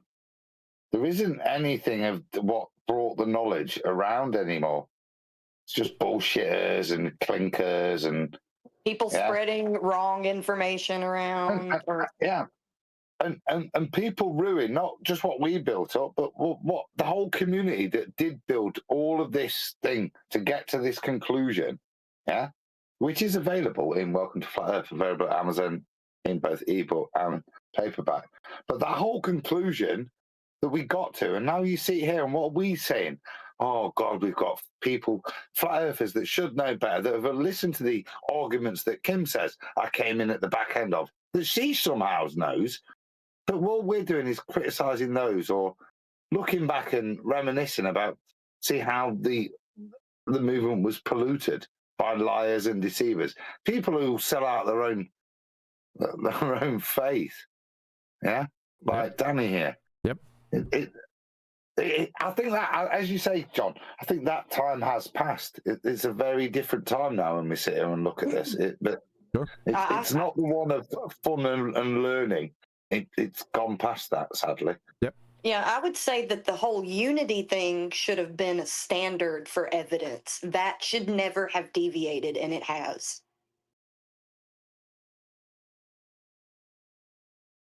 Yeah, it's just over. What do you mean, Kim? Say again. I'll just ask you what Kim means by that, please. I'm saying that the whole unity of flat earth movement, the people, the whole unity should have been a standard for evidence all along. Not people infighting groups, this and that. It shouldn't be that. It should be what is true and what isn't. Well, it doesn't really matter at this point. I mean, you already know who the pretender clown flat earthers were. The original ones, you already know. So, I don't know if you could blame anyone. I would blame them, personally. Because then the turds started rolling down the mountain. So, whatever you think that their mission was from the beginning, it doesn't matter anyway. It's fucking over. Go ahead. I would blame, personally, if I have to blame someone, I blame all the people who continued following these people when it became blatantly obvious that they were not the real deal. Right? People who dropped standards just to continue following Jaron or Witches or whoever. Not even Witches so much, more Jaron and Bob and all them. Do you know what I mean? People who dropped, and no, Witches deal with the ether and all the rest of it. Don't get me wrong, but Jaron and Bob and them were worse. Because people, even when they were shown to be wrong, even when they were shown to be bullshitting people, right, people kept following them. And anyone who called them out was attacked by these large group of subscribers. That's who I blame. So if you're out there and hearing this, you're to blame. Can I ask, how have you seen it change since you've been following it, and where do you see it going? Would probably. Well, I don't know if it's changed so much. It's been driven by the internet. The internet and YouTube has made it possible. If it weren't for the internet, we wouldn't be having this conversation. That's quite literal, actually, when you think about it. But really, it's being fed by this. We have a whole subculture of people who get all their information on YouTube and other internet. You're a dumb fuck. You're indicting YouTube and other mediums for providing faulty information. That's not the medium's problem. That's the people on the medium. Hey, you dumb fuck cracker. I've taken quantum mechanics courses from Yale and MIT on YouTube. What's your answer to that? You're just isn't he on YouTube now? He's just a dumb fuck, right? You know, I was thinking about this the other day. I was talking with my wife. I said, you know, we were right at the barrier, right on the edge of the barrier between needing a university education and not needing one. You follow this? Because now we live in the information age. Yeah, because the internet, it was just sprouting right? It wasn't even sprouting when I first started. Into my first year at university, it wasn't. The concept was it may have been talked about and other people may be going with it, but guess what? It wasn't at my fingertips. I'll tell you that much. Now it started to get at my fingertips about a year before I graduated. Just starting, right? Now maybe other universities and other places may have been a little bit different. The time scale is not going to be that off, right? But that's what I told my wife. I said, we were right on that cutting edge.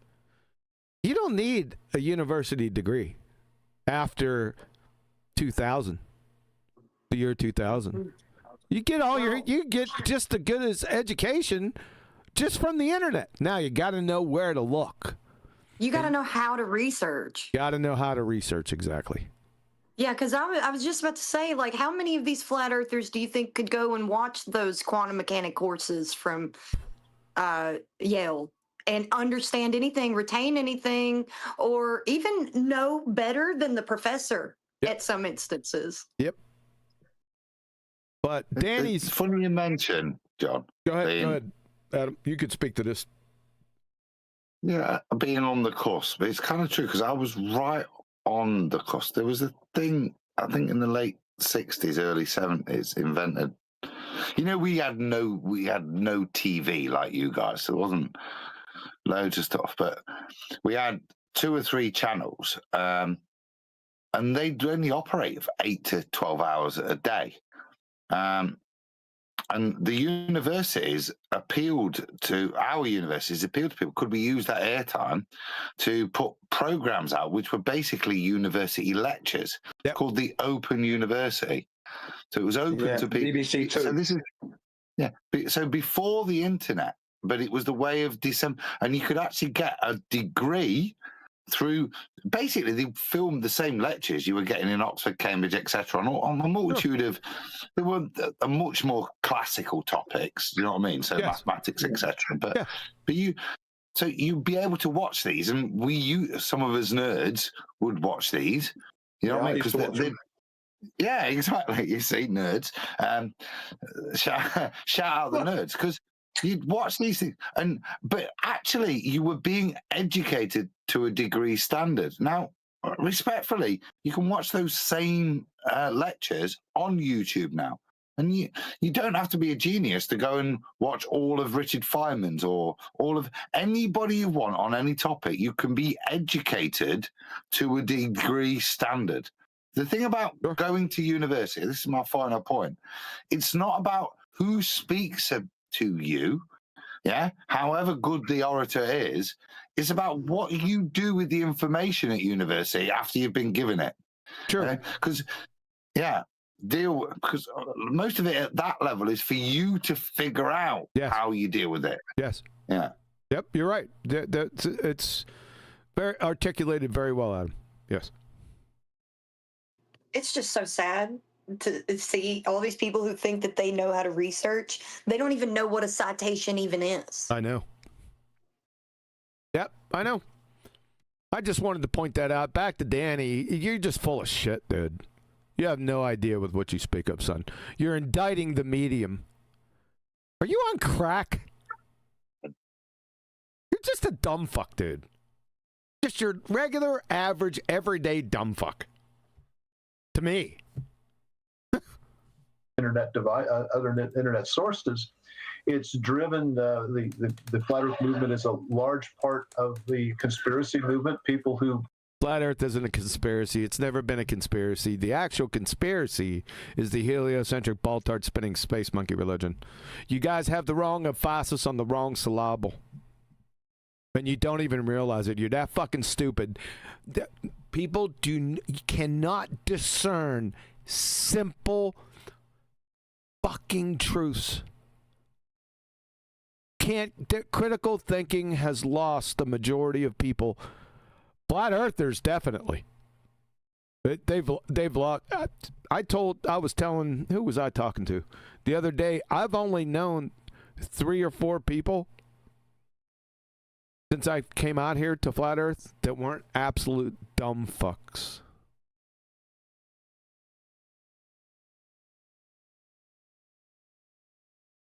put that in your pipe and smoke it. I had to find that out the hard way. And I'm not naming names. I wasn't expecting you to. I had to find that out the hard way because many people, I just gave them the benefit of the doubt. And then they lie. I mean, it's just crazy out here. Early on, we started saying, when Gem's there saying, oh, it's PhD, Danny, for we would often say, as with credentials, well, it doesn't mean anything. It's only those without credentials that look up. It's very much like the British class system. Once you've got them, just like I've not got a PhD. I was offered one. I don't want one. I wouldn't even bother and waste my freaking time and effort. I'd much sooner have fed my family. But they're lovely things, and like we extol their virtues, but they don't mean you're a better thing. In academia, it doesn't mean you're a better thinker. Yeah? So this falsehood that these things mean anything, and as we're alluding to, as you said, John, so we can all go out there, and actually, if we bother to digest the content, then we can be just as qualified. As I alluded to, it's not who says it to you, it's what you do with that information. And that's sadly the critique at Danny. What have you done with the information? You've got it all, biblical and academic, and yet you do this weird half-breed, which is incorrect from any of the two positions that you sit in the middle of, that you placate. For want of a better word. You're stealing my damn word. Things that work. I love it when I get a word. Yeah. It's not like I've never heard it. It's just so applicable to these guys. And like I said, yeah, to the Linuxers and the rest of them. It's so frustrating to us. Yep. That are very clear. And it's not to say we would never deny evidence if we're shown it. It's just this. You know what it's like? It's like cowardice, John. Yep. It's like you cowards. Yep. Man up. He's a pseudo-scientist, isn't he? Pseudo-PhD scientist is what he is. Yeah, but not all of them are like that. He is, most definitely. That word came naturally to me, Adam. I just, when I was going over this, I said placate. It just hit me. Because that's what they've been doing. I think that word encompasses all these dumbasses, all these clowns. Now, do I know their intent? You got Danny here. You got John Lennox. You got Stephen Meyer. You have the other guy that we exposed. Who is he, Flatsy? James Tor. James Tor, that we've more or less that we've already indicted. I had this problem back in when I first come out here, when I noticed it, mainly from Answers in Genesis, from their staff. I used to contribute to Answers in Genesis, provide monetary support. As soon as I realized that it was only like 2 months, I cut it right off the fucking cord because I seen it. I said, you have to be kidding me. And I wrote to these people. Specifically, I wrote to John Lennox about this very subject. About placating. Right? We could go down. I don't want to go down this road, though. But they're definitely placating. They're using their credentials. Danny, let's get back to Danny specifically. Danny is using his credentials and his position to lead people, specifically Christians, away from the truth. I told that to Danny straight to his face. He said I had a potty mouth. I said, yeah, you might be right. Here's what you do. And I listed 1, 2, 3, 4, 5, and I can support every single one. Mr. Holier Than Thou.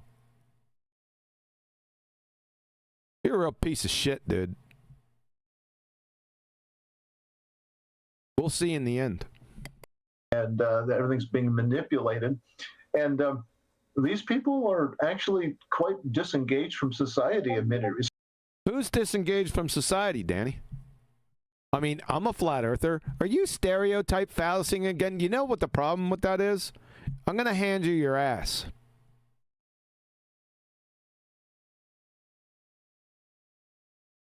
Respects. So it's an interesting sociological study. Fuck your sociology. I bet you don't even know what that is. I've had discussions with people. They ask, is it a cult? Because, you know, yeah, the heliocentric religion is a cult. Yes, it is. The flat Earth movement didn't start off that way. Smell one necessarily, again. This is appeal to like supremacy or something. He's now like setting himself up as if these people are somehow retarded, less humans than us because they're mugged off. They're desperate for something. There's something lacking in their life. This is the early days, isn't it? Where often these retards, these supposed, the reason why I'm here, well, I also find it an interesting psychological to study into the mind of the flat earther. Yeah, those wankers. Yeah. No? Yeah. Shove that up your arse, Danny. Yeah, what did you say, Adam? Go ahead, tell him, Adam. I asked him to place it firmly in his posterior. You didn't say that initially. I wanted the raw version. Told him to shove it up his ass. This is the shit we took for 10 years. The arrogance, the postulating, yeah, the superiority, the pretense that they somehow understood as poor, naive working classes. Yeah, yeah. It's a bit like British society. They talking. You should appreciate why you're poor. It's that kind of self-indulgent, instead of looking at the situation, just like affirming it attitude. It's very galling. He thinks he's like the bourgeoisie and shit. The way they talk to us is as if we have no intelligence, which is where the upper classes talk to the lower. Yeah, no, you don't know it's for your own good. No, I know natural law says that, but of course there's a force that overpowers it, except when you're experiencing it. Adam, they don't talk to us. Us. The actual flat earthers. Who they talk to? Well, it's the way they patronize in the argument. Well, they used to talk like that, and we that's why they ran from us. Yeah, that's why they've gone. So why, if you want these arguments outlining and addressing, so you don't have to placate them, yeah, that you can address them firmly at source when they bring each one up, you should maybe buy the book. It's called Welcome to Flat Earth, available at Amazon in both paperback and ebook. Danny, after Danny's discussion with me in 2016, I've seen him pop up, right, in Discord servers. It'd be in there, it'd be talking, right? And I'm not saying that he was scared of me, but when I'd come in, and then he would never come in. We never spoken to each other after that. Except in text the other day when I was messaging him underneath my video. Underneath one of my videos. The discussion would never fucking happen. I've talked to Danny Faulkner over in 24/7 before. Of course. They can't. They don't want to talk to us, and they won't talk to us. When they do, they get their ass handed to them. Exactly. I alluded to on the last show. Yeah. Well, now, look at all these people. That book's out there. If you wanted to rip the supreme flat earthers, not supreme in like the actual spiritual, but in terms of the people that presented the supreme argument, and through all these years have brought it together through all their combined wisdom and got the best rebuttals to everything. It's there. It's there for all these guys. Danny, yeah, Ruhif. It's been out now a while. Nothing other than nonsense from any of them. Yeah, it's all there. All the arguments that they supposedly can rebut, it's laid out for them to just add a bit of text after what we've written and rebut and go, no, that's wrong. Well, See that citation there? Yeah, that's bollocks. That's cherry picking. I'll show you why. All of these things, it's there. It's been there for a while, and yet they've done nothing. Nothing. Yep. It's very, very. Honestly, genuinely, it's how long now, and there's nothing from these guys. Not a murmur. Not even. The worst is a prompted snide comment from Ruef, and he's ran off since. Yep. He's got the book. I know he has. Not sold that many books in Australia. Yeah, I know you got it, baby, and you got nothing, and none of them have. Well, he has the pirate. Look how many hate. How many hate you? All they've got to do is there's your words and rip you a new one. And how many have done nothing? The best they can go is, actually, in the disclaimer, it says this book's fiction. Yeah? So you got. You got AI pictures. These, they got the pirated copy. Parks already admitted that twice. Roofy's already admitted that he picked up the pirated copy. So, just to let you know. But it certainly has a strong. Oh, that is Slit. Sorry, someone might be trying to get in for. Yeah, well, I've been quiet. I've been trying. Yeah, just because Adam goes on for 20 minutes doesn't mean you have to get in. Well, I was trying to get in, and you and Adam are going on, not just Adam, right? Oh, yeah, right. Brian. Yeah, right. No. Brian, turn it in. Make your point, turn it into a book promotion, and then make him feel guilty. Do it. Well, I don't know how to turn it into a book promotion, but I will say that we know when right people like Danny Faulkner start bringing up sociology studies and blah blah blah, it's an interesting sociology study kind of rubbish. That's no different than the idiots to come to my channel and other people's channels saying, when is there going to be more comedy gold coming out, when the last thing they're doing is laughing.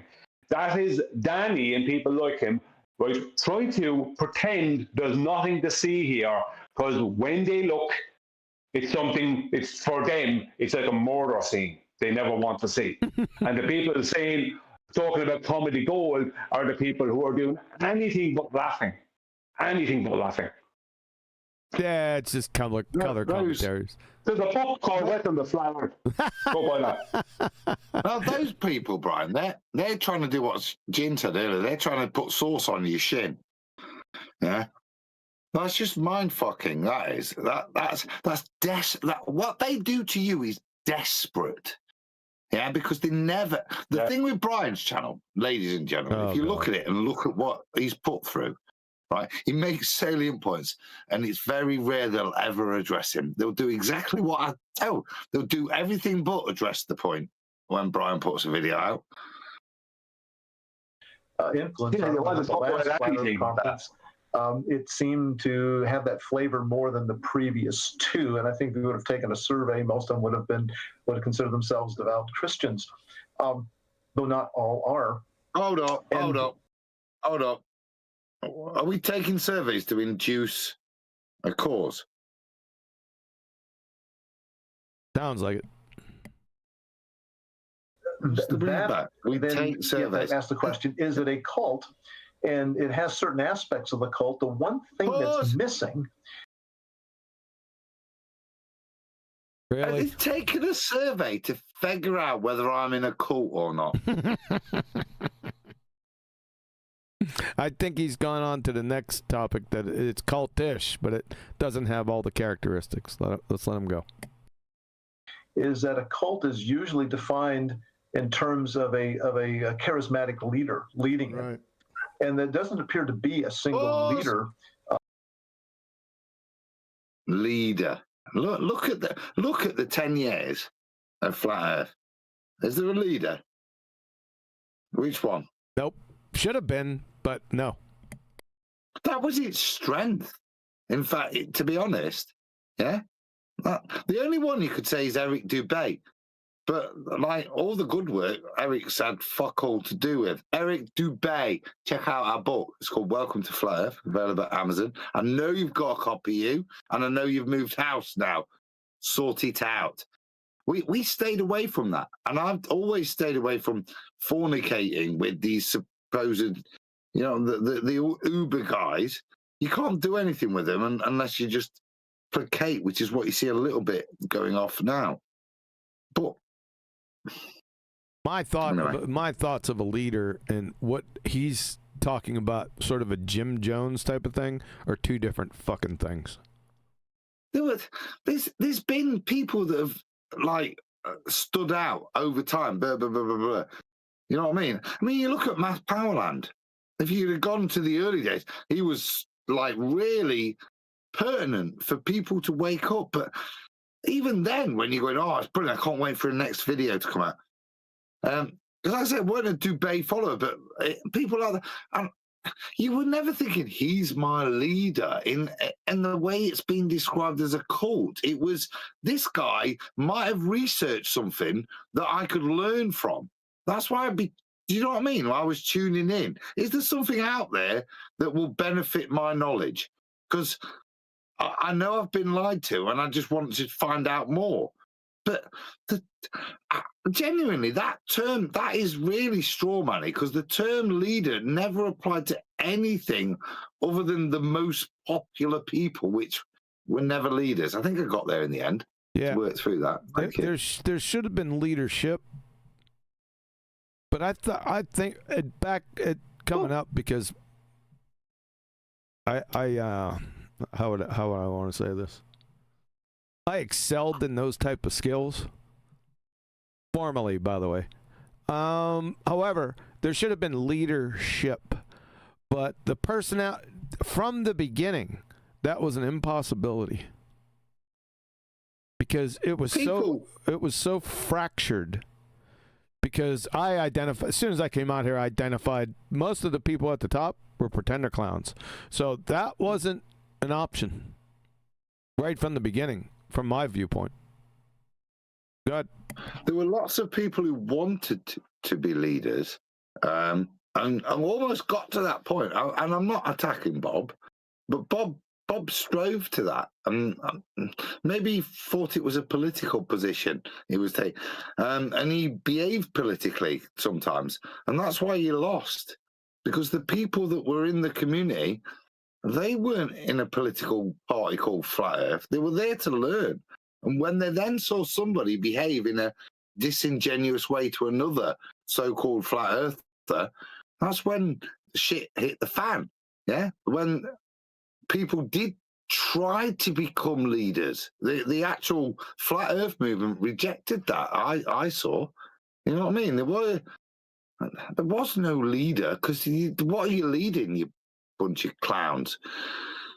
That was never my. Do you know what I mean, John? So for them to paint that, I think is wholly disingenuous, unless there's another Flat Earth movement he's relating it to. Yeah, it's just nonsense. He's just giving his op-ed color commentary. It's just horseshit. In the Flat Earth movement, there's several out there, but no single one at all.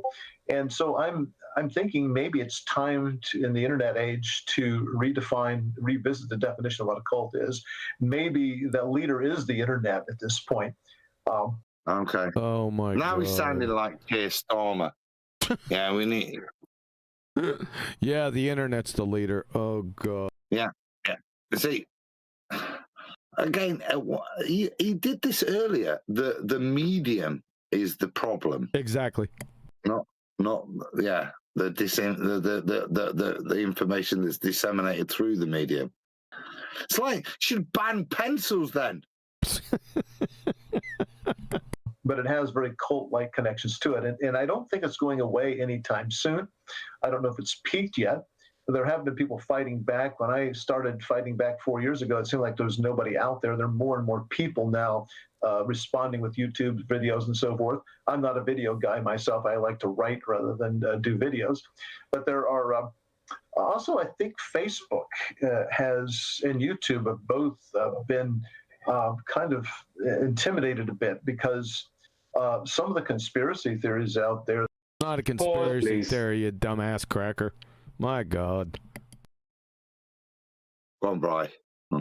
Yeah, he said he likes to. I was away from the phone. He said he likes to write as opposed to do videos. Yes, Danny, because when you write, you can write any horse manure you want, and there's nobody there to critique you.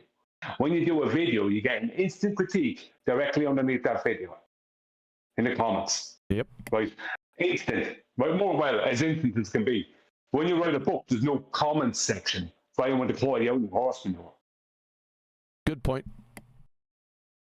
That have been promulgated on those two platforms have come back to bite people. You know, people have taken action sometimes. There was one particularly here in the United States, who somebody went to go rescue some kids at a pizza parlor, and it turned out he was completely wrong, and he'd been misled by this. And so, because of all of this, and with the arguments about fake news, both YouTube and holy shit. These are the times that make me piss. It's called hindsight. Oh, how well did that comment age, Danny? So, how long ago was this, John? 6 years ago? I don't even know what he's talking about, actually. I will avoid the topic, and I want everybody else too. But imagine the topic. There was this one kid went to a pizza place and a bad thing happened, and it turned out it wasn't true because the internet said it was true. So say no more. That has not aged well, Danny. Not at all, son. And Facebook. The point I want to make in that is, this is what he's alluding to here is what's called disinformation. So whenever you see stuff that comes out and you know is true, and the system reacts, and it says, "Oh, it's false, it's false, it's false." There's something that's come out this week. The Scottish girl that held up the machete to people. So this is the example I'll give, because that's clean, it's less indicative. But there was, you might have seen it on the internet, a young Scottish girl she's 12, and she's going, "Yeah, fuck you bastard, get away from my sister," like this. And it's held, and she goes viral, and the system says, no, it was her, it was just a couple of poor immigrant couple that were just a bit confused, and they were just filming the video because they were a bit lost in Glasgow. And then it actually turns out today, even though the system did exactly what Danny's just invoked, it turns out today or yesterday that it was true, and these people did try to abduct this younger than the 12-year-old's sister away nefariously, and said a lot of things that were inapplicable. All of the things that the so-called conspirators said, and this is the trouble, where they try to mingle conspiratoria, all of the things that were said turn out to be true at the end. And this is where these guys are playing on this misinformation role. It's funny, John, like how time shows this bollocks. This is somebody that's actually been taught to say these sort of shit. That is naughty what he's just said there. Really quite, to be a conspirator, to invoke that is really weird. Done. Sorry for the ramble. To rein in some of the more crazy things out there, and it has forced down some of the channels that flat earthers had. And of course, to them, it just feeds their conspiracy mind. So people are combating it, but the movement continues to grow. And I don't know when this thing will peak out. I hope it. I have yet to have somebody explain to me the flat Earth conspiracy. What the fuck is that? Do they know what a conspiracy is? How does that apply to flat Earth? Anyone? Can you explain? I have no idea.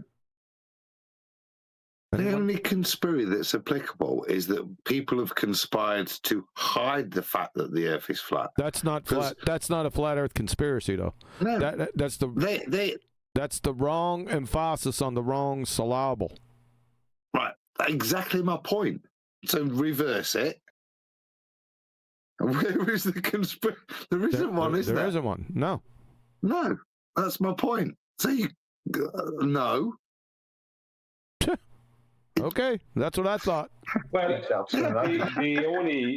only conspiracy that would be even connected to would be the conspiracy of implying that the Earth is a sphere, as opposed to, you know what I mean? That's the only conspiracy. That's not a flat Earth conspiracy.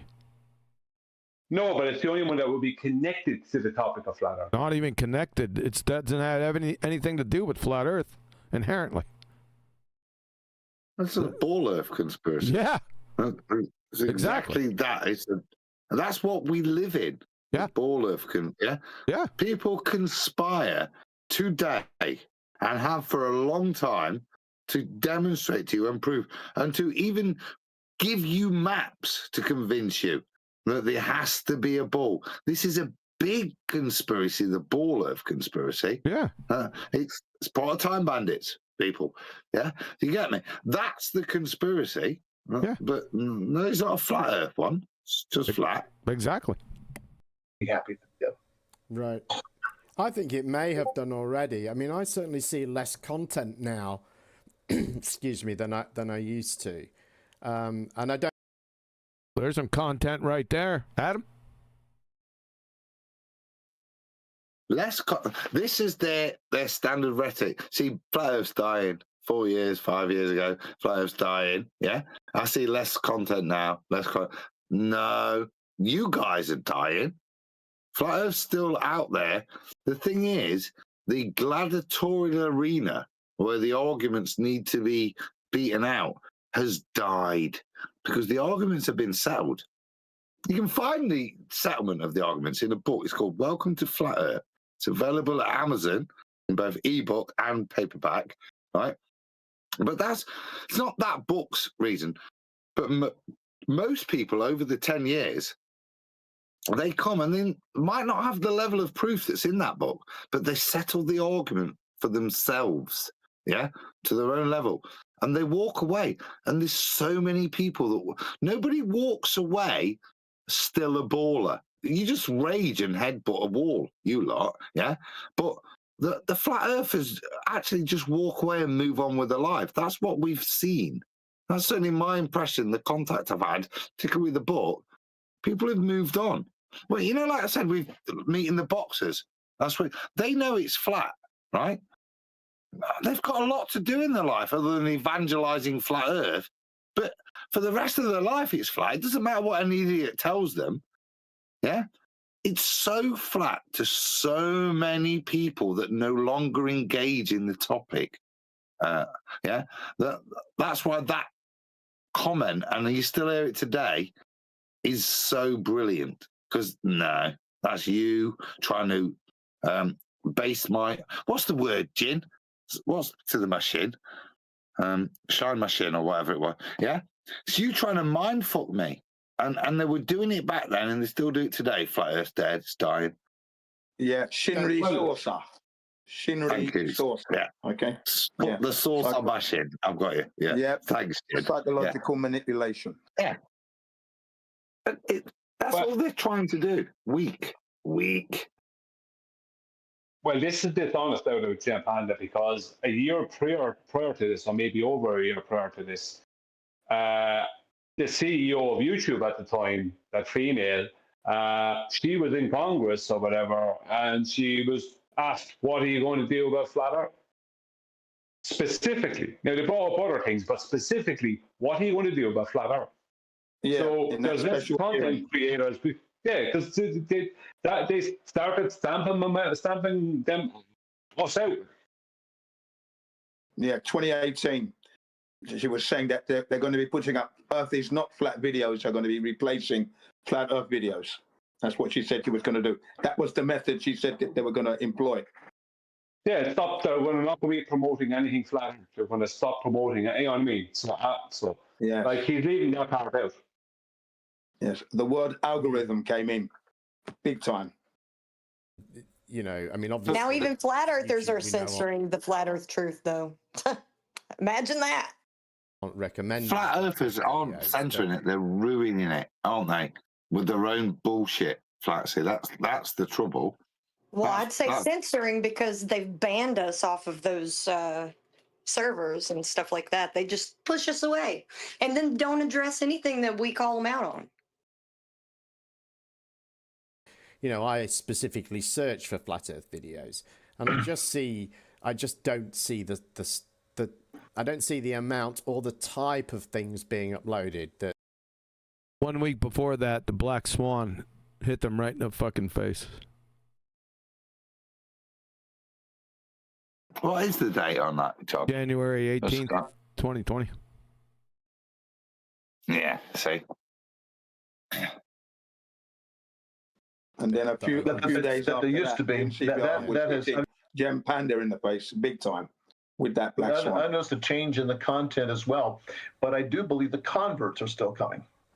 Yeah, and that's true. That concerns me. I do still come across new people, although we have a few fence jumpers the other way from time to time. They do come along, so they don't always win. Okay, a couple more questions now. Oh, that's telling. What is the origin? See, even then, we have a few fence jumpers, although we don't always win. And that's what I'm alluding to. See, people don't join these servers, these arguments to become Jem's friend or my friend. They come to reconcile something in their own head. And respectfully to all of us, and it doesn't feed your family knowing it's flat. Yeah? So when you've reconciled that, and you've maybe heard a load of dickheads like us argue for a while, a couple of months maybe sometimes, maybe just a week, maybe a year and a half, doesn't matter, you move on with the rest of your life. And that's the reality that I've noticed over 10 years. People don't leave going, there's one or two examples, isn't there? Ranty, those that do turn, they made a great example of. They probably paid money to, you might even suggest. But the reality is we've influenced a lot more than the little group. The little group is month on month. And they go out there and they don't give a shit because it's... So some of the people, I would say, just to make this point, would be some of the, like, the flat earthers that just take it as read, be them the new agers that want to paint a moon map. They don't come in and do this. They move on and make maps of the earth from the moon. So all the hippies, then you've got all the Christians that move on and take this flat earth knowledge to reaffirm scripture. Then you've got the other ones that will move on and use scripture and use parts of it to illuminate how Jerusalem has already descended as a post-millennial. But there's all these groups of people that all, in all of the different opinions that Pseudo alluded to, all sit there with the knowledge that the earth is flat as they go on and argue further topics. And when I look at these further topics, whether that's Tartaria, look at Martin Leaker, who's one of the... But the channel's still called Flat Earth British, but he's out there. He does nothing to do with Flat Earth. Yeah, it's to do with Tartaria and the corruption of history. Yeah, but the Earth's always flat to him. And I think if you look at it autodidactic, look, people in Australia, so many of the community that have integrated or are contacted over the 10, they've moved on, and they got other passions. But the Earth's flat to them, and this is the trouble for these guys when they try and put that point out to us. Oh, it's dying. It's not, mate. It's just not that pertinent to the web of lies that you try to allude to that we live in. And actually, if it's not your passion, which it was for us, but if it's not your passion, actually a lot of them take it and they move forwards knowing it's flat and go and slap you with all of the other things I've just alluded to. Thank you for your patience. What I would say, background radiation, if not the Big Bang. Very good question. I've been asked for many years, and for many years I didn't have an answer. But about 4 or 5 years ago, I developed one. I wasn't even looking for it. My thinking about biblical cosmology changed about 4 or 5 years ago. I was looking at this Rakia in great depth, and I didn't always believe it was the space of the universe. One thing I left out when I mentioned the Rakia earlier, its purpose in day 2 was to separate waters above from waters below. How do you do that with an expanse and not a container or not a solid, Danny? How do you do that? Can you explain it to everyone? So I've come to believe that the He's come to accept without evidence. Universe has an edge to it. That the universe has an edge to it. Because the Rakia has an edge to it. Does the rakia have an edge to it?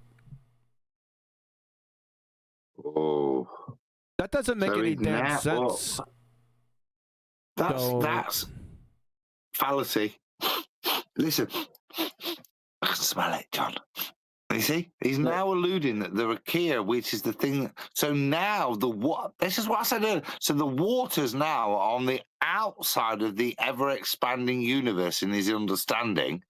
That's what the rakia is the expanse of the universe. It's not the thing that separates the waters from above from below. Yeah, it's the thing that separates the waters from above from the vacuum, and then the second law of thermodynamics violation and the waters below. That's what he's just outlined. You shithouse, Danny. Now, your description betrays you, sir. Yep. And that's anathema to modern cosmology. There is anathema, right, to modern pseudoscience. Who gives a shit? No edge. And if it hasn't... Yeah, there's no edge with a barrier. It's not an edge. It's called a barrier. Not an edge, dumbass. Edge, then biblically speaking, there's water at that edge. Oh my God. And that's what he's doing, isn't there's it? water, He's then it is made out of shit out.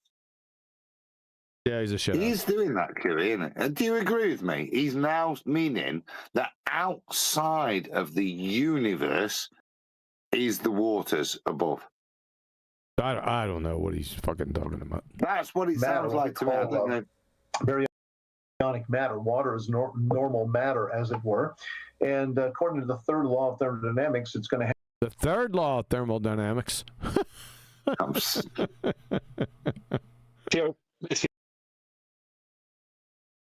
do you want, Brian? You're chopping. I said, let's hear this. All right. Have to radiate. And so imagine you're sitting here at the Earth, somewhere near the center of the universe, and I believe the Earth is somewhere close to the center. Can't prove that, but that's my cosmology. That's his pseudoscience. He can't prove that, but that's his pseudoscience. That's what he just said. Yeah, he's getting that from the Principle documentary. You might remember in that documentary they said that the universe was flat. That's where he's getting the edge from. Silly ass. Yeah, I remember now. No, this again is problematic from knowledge of truth and his paradigm. See, his paradigm paints him on the outer rim of a spiral galaxy, millions away from the center. We're just nothing, remember? Yet Hubble presents the paradigm. And that's what he's saying. See, what he's saying is, I don't really believe the data, because if you believe the data, he can't be in the position he says, which is close to it's nonsense. I'd like to hear what the third law of thermodynamics said. All I heard that water radiates. Does water radiating somehow connect to the third law of thermodynamics? You dumbass. I snorted like a pig when he said that, and when I'll leave that to QE, like that. And when he said third law, boom. Yeah. Yeah, water. But he's moved on, he said. Yeah, water radiates. I was waiting for him to go back to it, but there was nothing else. Water radiates. That's the third law of thermodynamics, eh?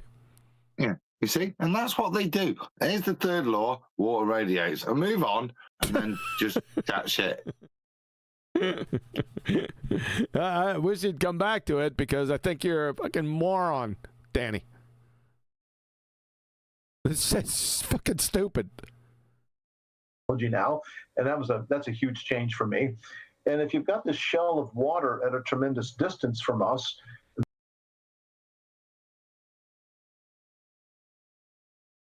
then there must be radiation coming to us from all directions. And you're on mute, QE. You were. So you're this is the answer for the CMB?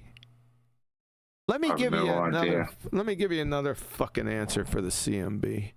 It's called the water of the oceans, Danny. Danny.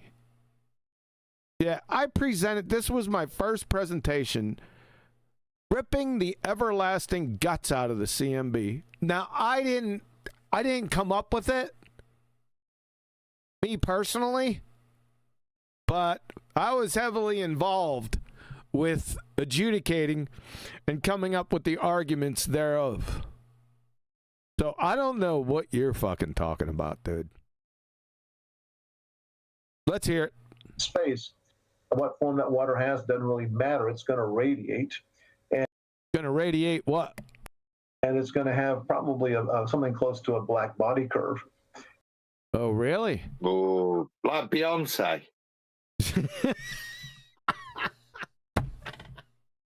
I'm going to have to admit to you, I wasn't thinking that.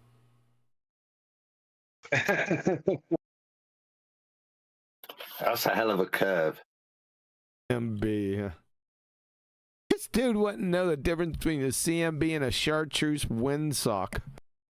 And it's a fact that distant objects, their light is redshifted. That's called the Hubble. I also destroyed that.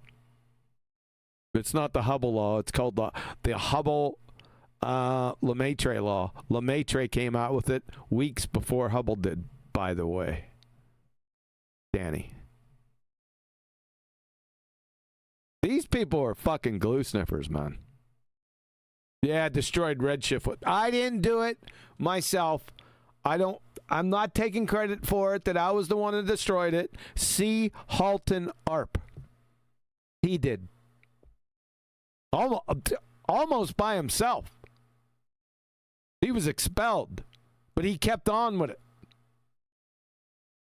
So just go back and see my presentation on the CMB and redshift and turn out the fucking lights, baby. Relation that was established almost 100 years ago now by Evan Hubble. It's been confirmed many times since. So whatever this water giving off radiation, it's radiation from what? Radiation is going to be redshifted. How much I don't know. The radiation from the water, wherever the water is, way out there somewhere, is going to be redshifted. What? Is the water moving away from us at light speed or some shit? Danny. My God, you're confused at best. No, but it's going to be redshifted. It's going to be pretty cool radiation. So I think the CMB is actually water emission from water coming from where God put it on the second. Oh, it came from the water in our oceans. That's where it's coming from. Idiot. Day of creation. Cool. Okay, here's an interesting one. Do you believe any kind of prophecy? Well, Paul, see what I mean there? So Danny's just said, yeah, and what's Jem said? He's not. Oh, I think that's a bit of a load of bollocks, man. like he would to a flat earther. He said, "Oh, I'll lap that up because you've got a PhD and you said the Earth's not flat." Yep. So I'll take any old cockamamie bullshit you say from your early Earth nonsense, and he'll just take it on the chin. Listen to it. I know. It's really interesting. Yeah, I heard him. Non-rebuttal to something that would be so egregious. If you get me from any other position, there is a clear agenda between the two people here. It's not to discuss biblical cosmology or anything like that. It's just let's do a bit of that. And whenever we can stick the knife in on flat Earth, let's do it together.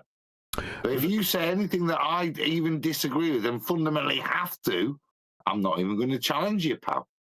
Well, what could he challenge? When Danny first started talking, the first thing he said was, "I think." So this is nothing. Yeah, well, I mean, there's nothing there. No. So just his imaginary, just those fairy tale stories. I mean, what's Jem Panda going to say? They could argue and compete with imaginative fairy tale just those stories, I suppose. But he did qualify it when he first started talking. He's a real weasel, this guy. Yeah, I think that similarity. Sorry, Jen. Well, go ahead. I'm just saying that similarity, yeah. So all they've got is to compare just so similarity, but they are fundamentally different. That's what I'm saying. But because they're not anything to do with flat Earth, even though they're more egregious to each other, yeah, or just as egregious as flat Earth is to a ball Earth, he's not disagreeing. He's not being the venomous little turd that he always is. Oh, Jim Panda. No, because Danny's got a PhD. Oh, is it this the enemy of my enemy is my friend? Yes. Thing? Perfect, Flatsy. Yeah. Yes. Exactly. You got it. That's it. Particularly biblical prophecies.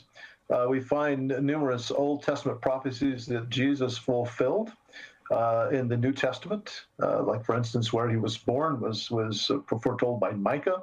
The book of Isaiah talks about his suffering, which was something that the Jews at the time couldn't really comprehend.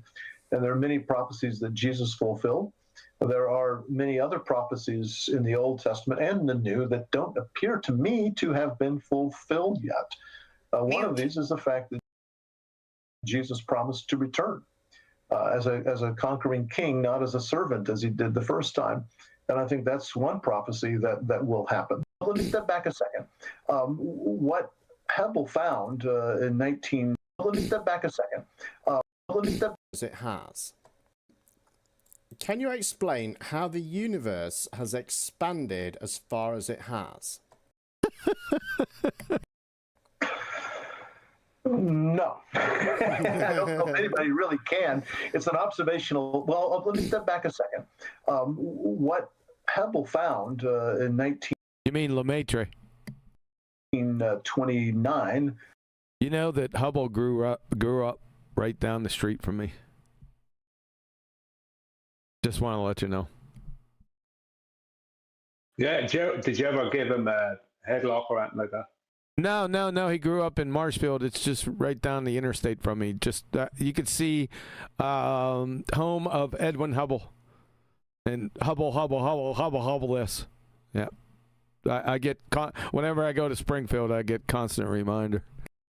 And when I go get the taters, which is coming at the end of August, by the way, because that archery shoots in Marshfield, so I'm gonna get hazed again with Hubble. Was that redshift? What? I'm talking to Brian. Oh, right. You know, the more Americans talk about. So, as a kid growing up watching Dallas and Dynasty, Springfield was never mentioned. You look at maps, and there it is in the center of America, and they all mention Springfield, and then The Simpsons allude to it. What is going off in Springfield? Have you actually been to Springfield? What's special about it? Springfield, I kind of like it. Yeah, I actually been there. Like, I don't know, maybe 500 or so times. But what's special about it? Springfield rifle. See what I mean? It's like part of that Stepford Wives feel, isn't it? I've been there 500 times. What's special? Well, nothing really. Why did you go 500 times? No, I don't know. Something happens in Springfield. They got big malls. They got malls and stuff and archery shops and my daughter lives. I shouldn't have said that. You see? But all of you get brainwashed in Springfield's it's not the bad place. I'm thinking it's a bit like the Upside Down Springfield. Brad Pitt was born in Springfield. How about that? See? The most beautiful man in the world was born there. I think I could be mistaken. Let's check it.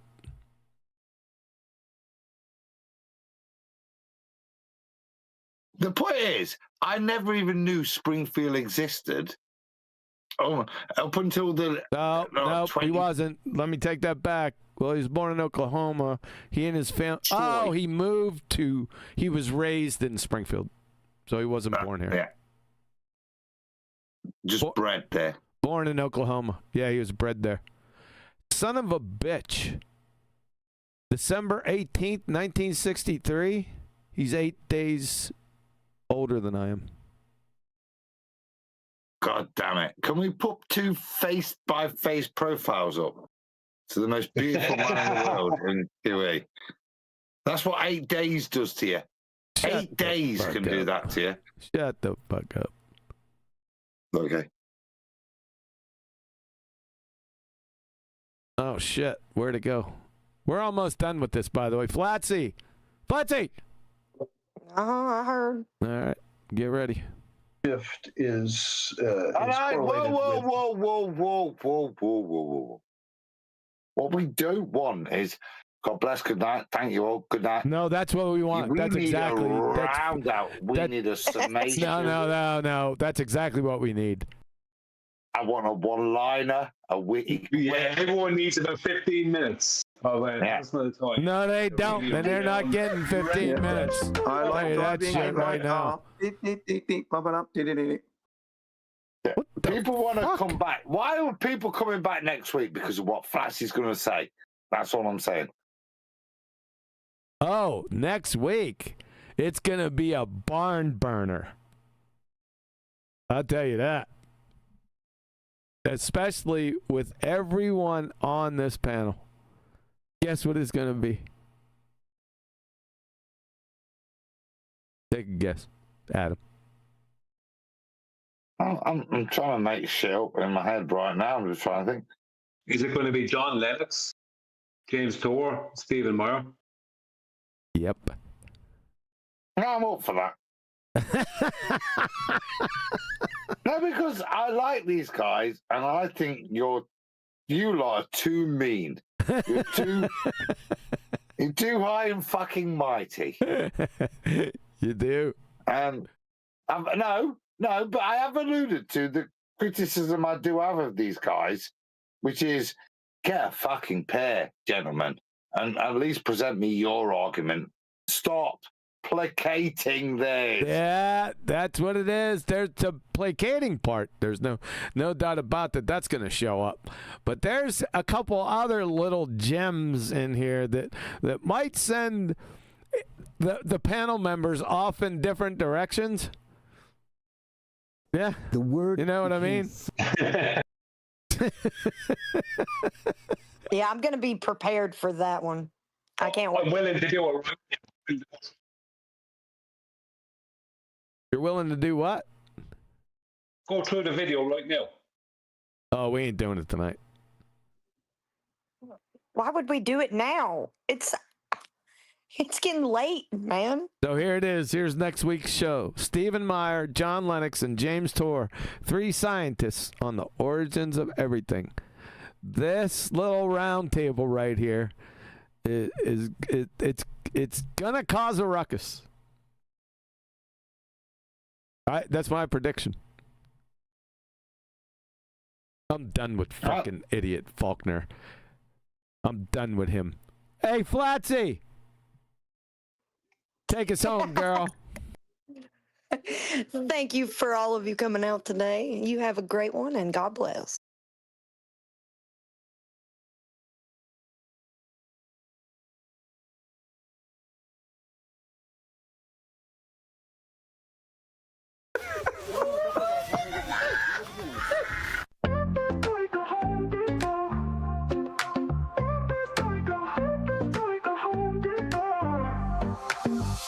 Step up in this game like I'm hammering nails. Earth so flat, plain, listen up, I'll tell you tales. Home Depot vibes on my tools, no fails. Level up my vision while the world just derails. Jared said it first, now I'm chasing the truth. First wanna know, is he shilling or aloof? Now I'm flexing with the facts while they playing the fool. Flat earth, no curve, I'm breaking all the rules. Release the tapes. Earth is like home, people got my crew on deck. Home Depot, we ballin'. All this knowledge better show respect. Home Depot, flat earth, they say no way, but we out here grind. Home Depot, motivated, determined, leave the lies behind. Rolling deep through Antarctica, you know what's up. Snowflakes in the air, yeah, we sipping from the cup. Well, Duffy said, trust me, I came out of the blue. Started from the hustle, now I'm building my crew. Wait, I'm stacking up truth like I'm lumber from the store. Got the blueprint, baby, I'm ready for war. See the horizon straight, no dip in my sight. Thug life on the flat, bringing knowledge to the fight. Release the tapes. I triple dog dare you. Earth is like home Depot, got my crew on deck. Home Depot, we ballin'. All this knowledge better show respect. Home Depot, flat Earth day saying no way, but we out here grind. Home Depot, motivated, determined, leave the lies behind.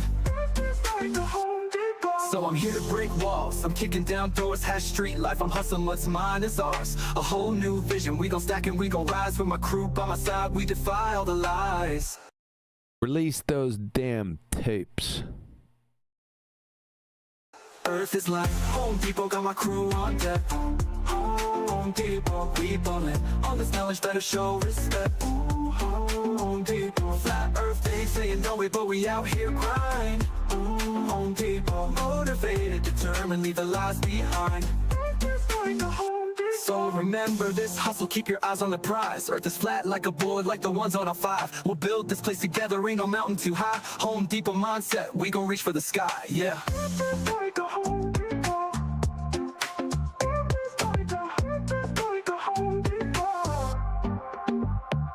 So remember this hustle, keep your eyes on the prize. Earth is flat like a board, like the ones on our 5. We'll build this place together, ain't no mountain too high. Home Depot mindset, we gon' reach for the sky, yeah.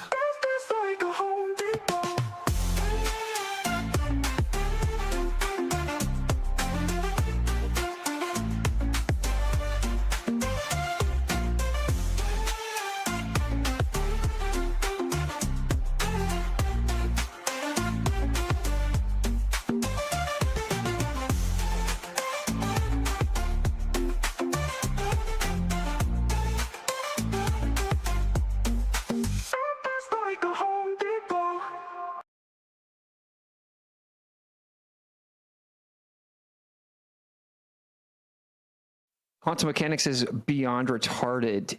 I think quantum is the most impressive and precise and advanced field of science in the history of mankind. And we have incredible advancement and precision and predictive capabilities. Like, it's amazing what we do on the quantum scale. Quantum mechanics is beyond retarded. I think quantum is the most impressive and precise and advanced field of science in the history of mankind. Quantum mechanics is beyond retarded. I think quantum is the most impressive and precise and advanced Quantum mechanics is beyond retarded. Field of science in the history of mankind. Quantum mechanics is beyond retarded. Quantum mechanics is a real field of science where we do scientific experiments. It's probably the most precise science known to man. Quantum mechanics is beyond retarded. It's amazing what we do on the quantum scale. And this then takes you down into the problem of quantum mechanics. The reason quantum mechanics is a thing that people love so much is because they believe you have to be able to quantify everything. And since you actually cannot quantify everything on the smallest scale, quantum is just a shit show where they have no idea what they're doing. And they have a bunch of like nonsense, paradoxical beliefs that will never work. I think quantum is the most impressive and precise and advanced field of science in the history of mankind. And we have incredible advancement and precision and predictive capabilities. Like, it's amazing what we do on the quantum scale. Quantum mechanics is... Thank you.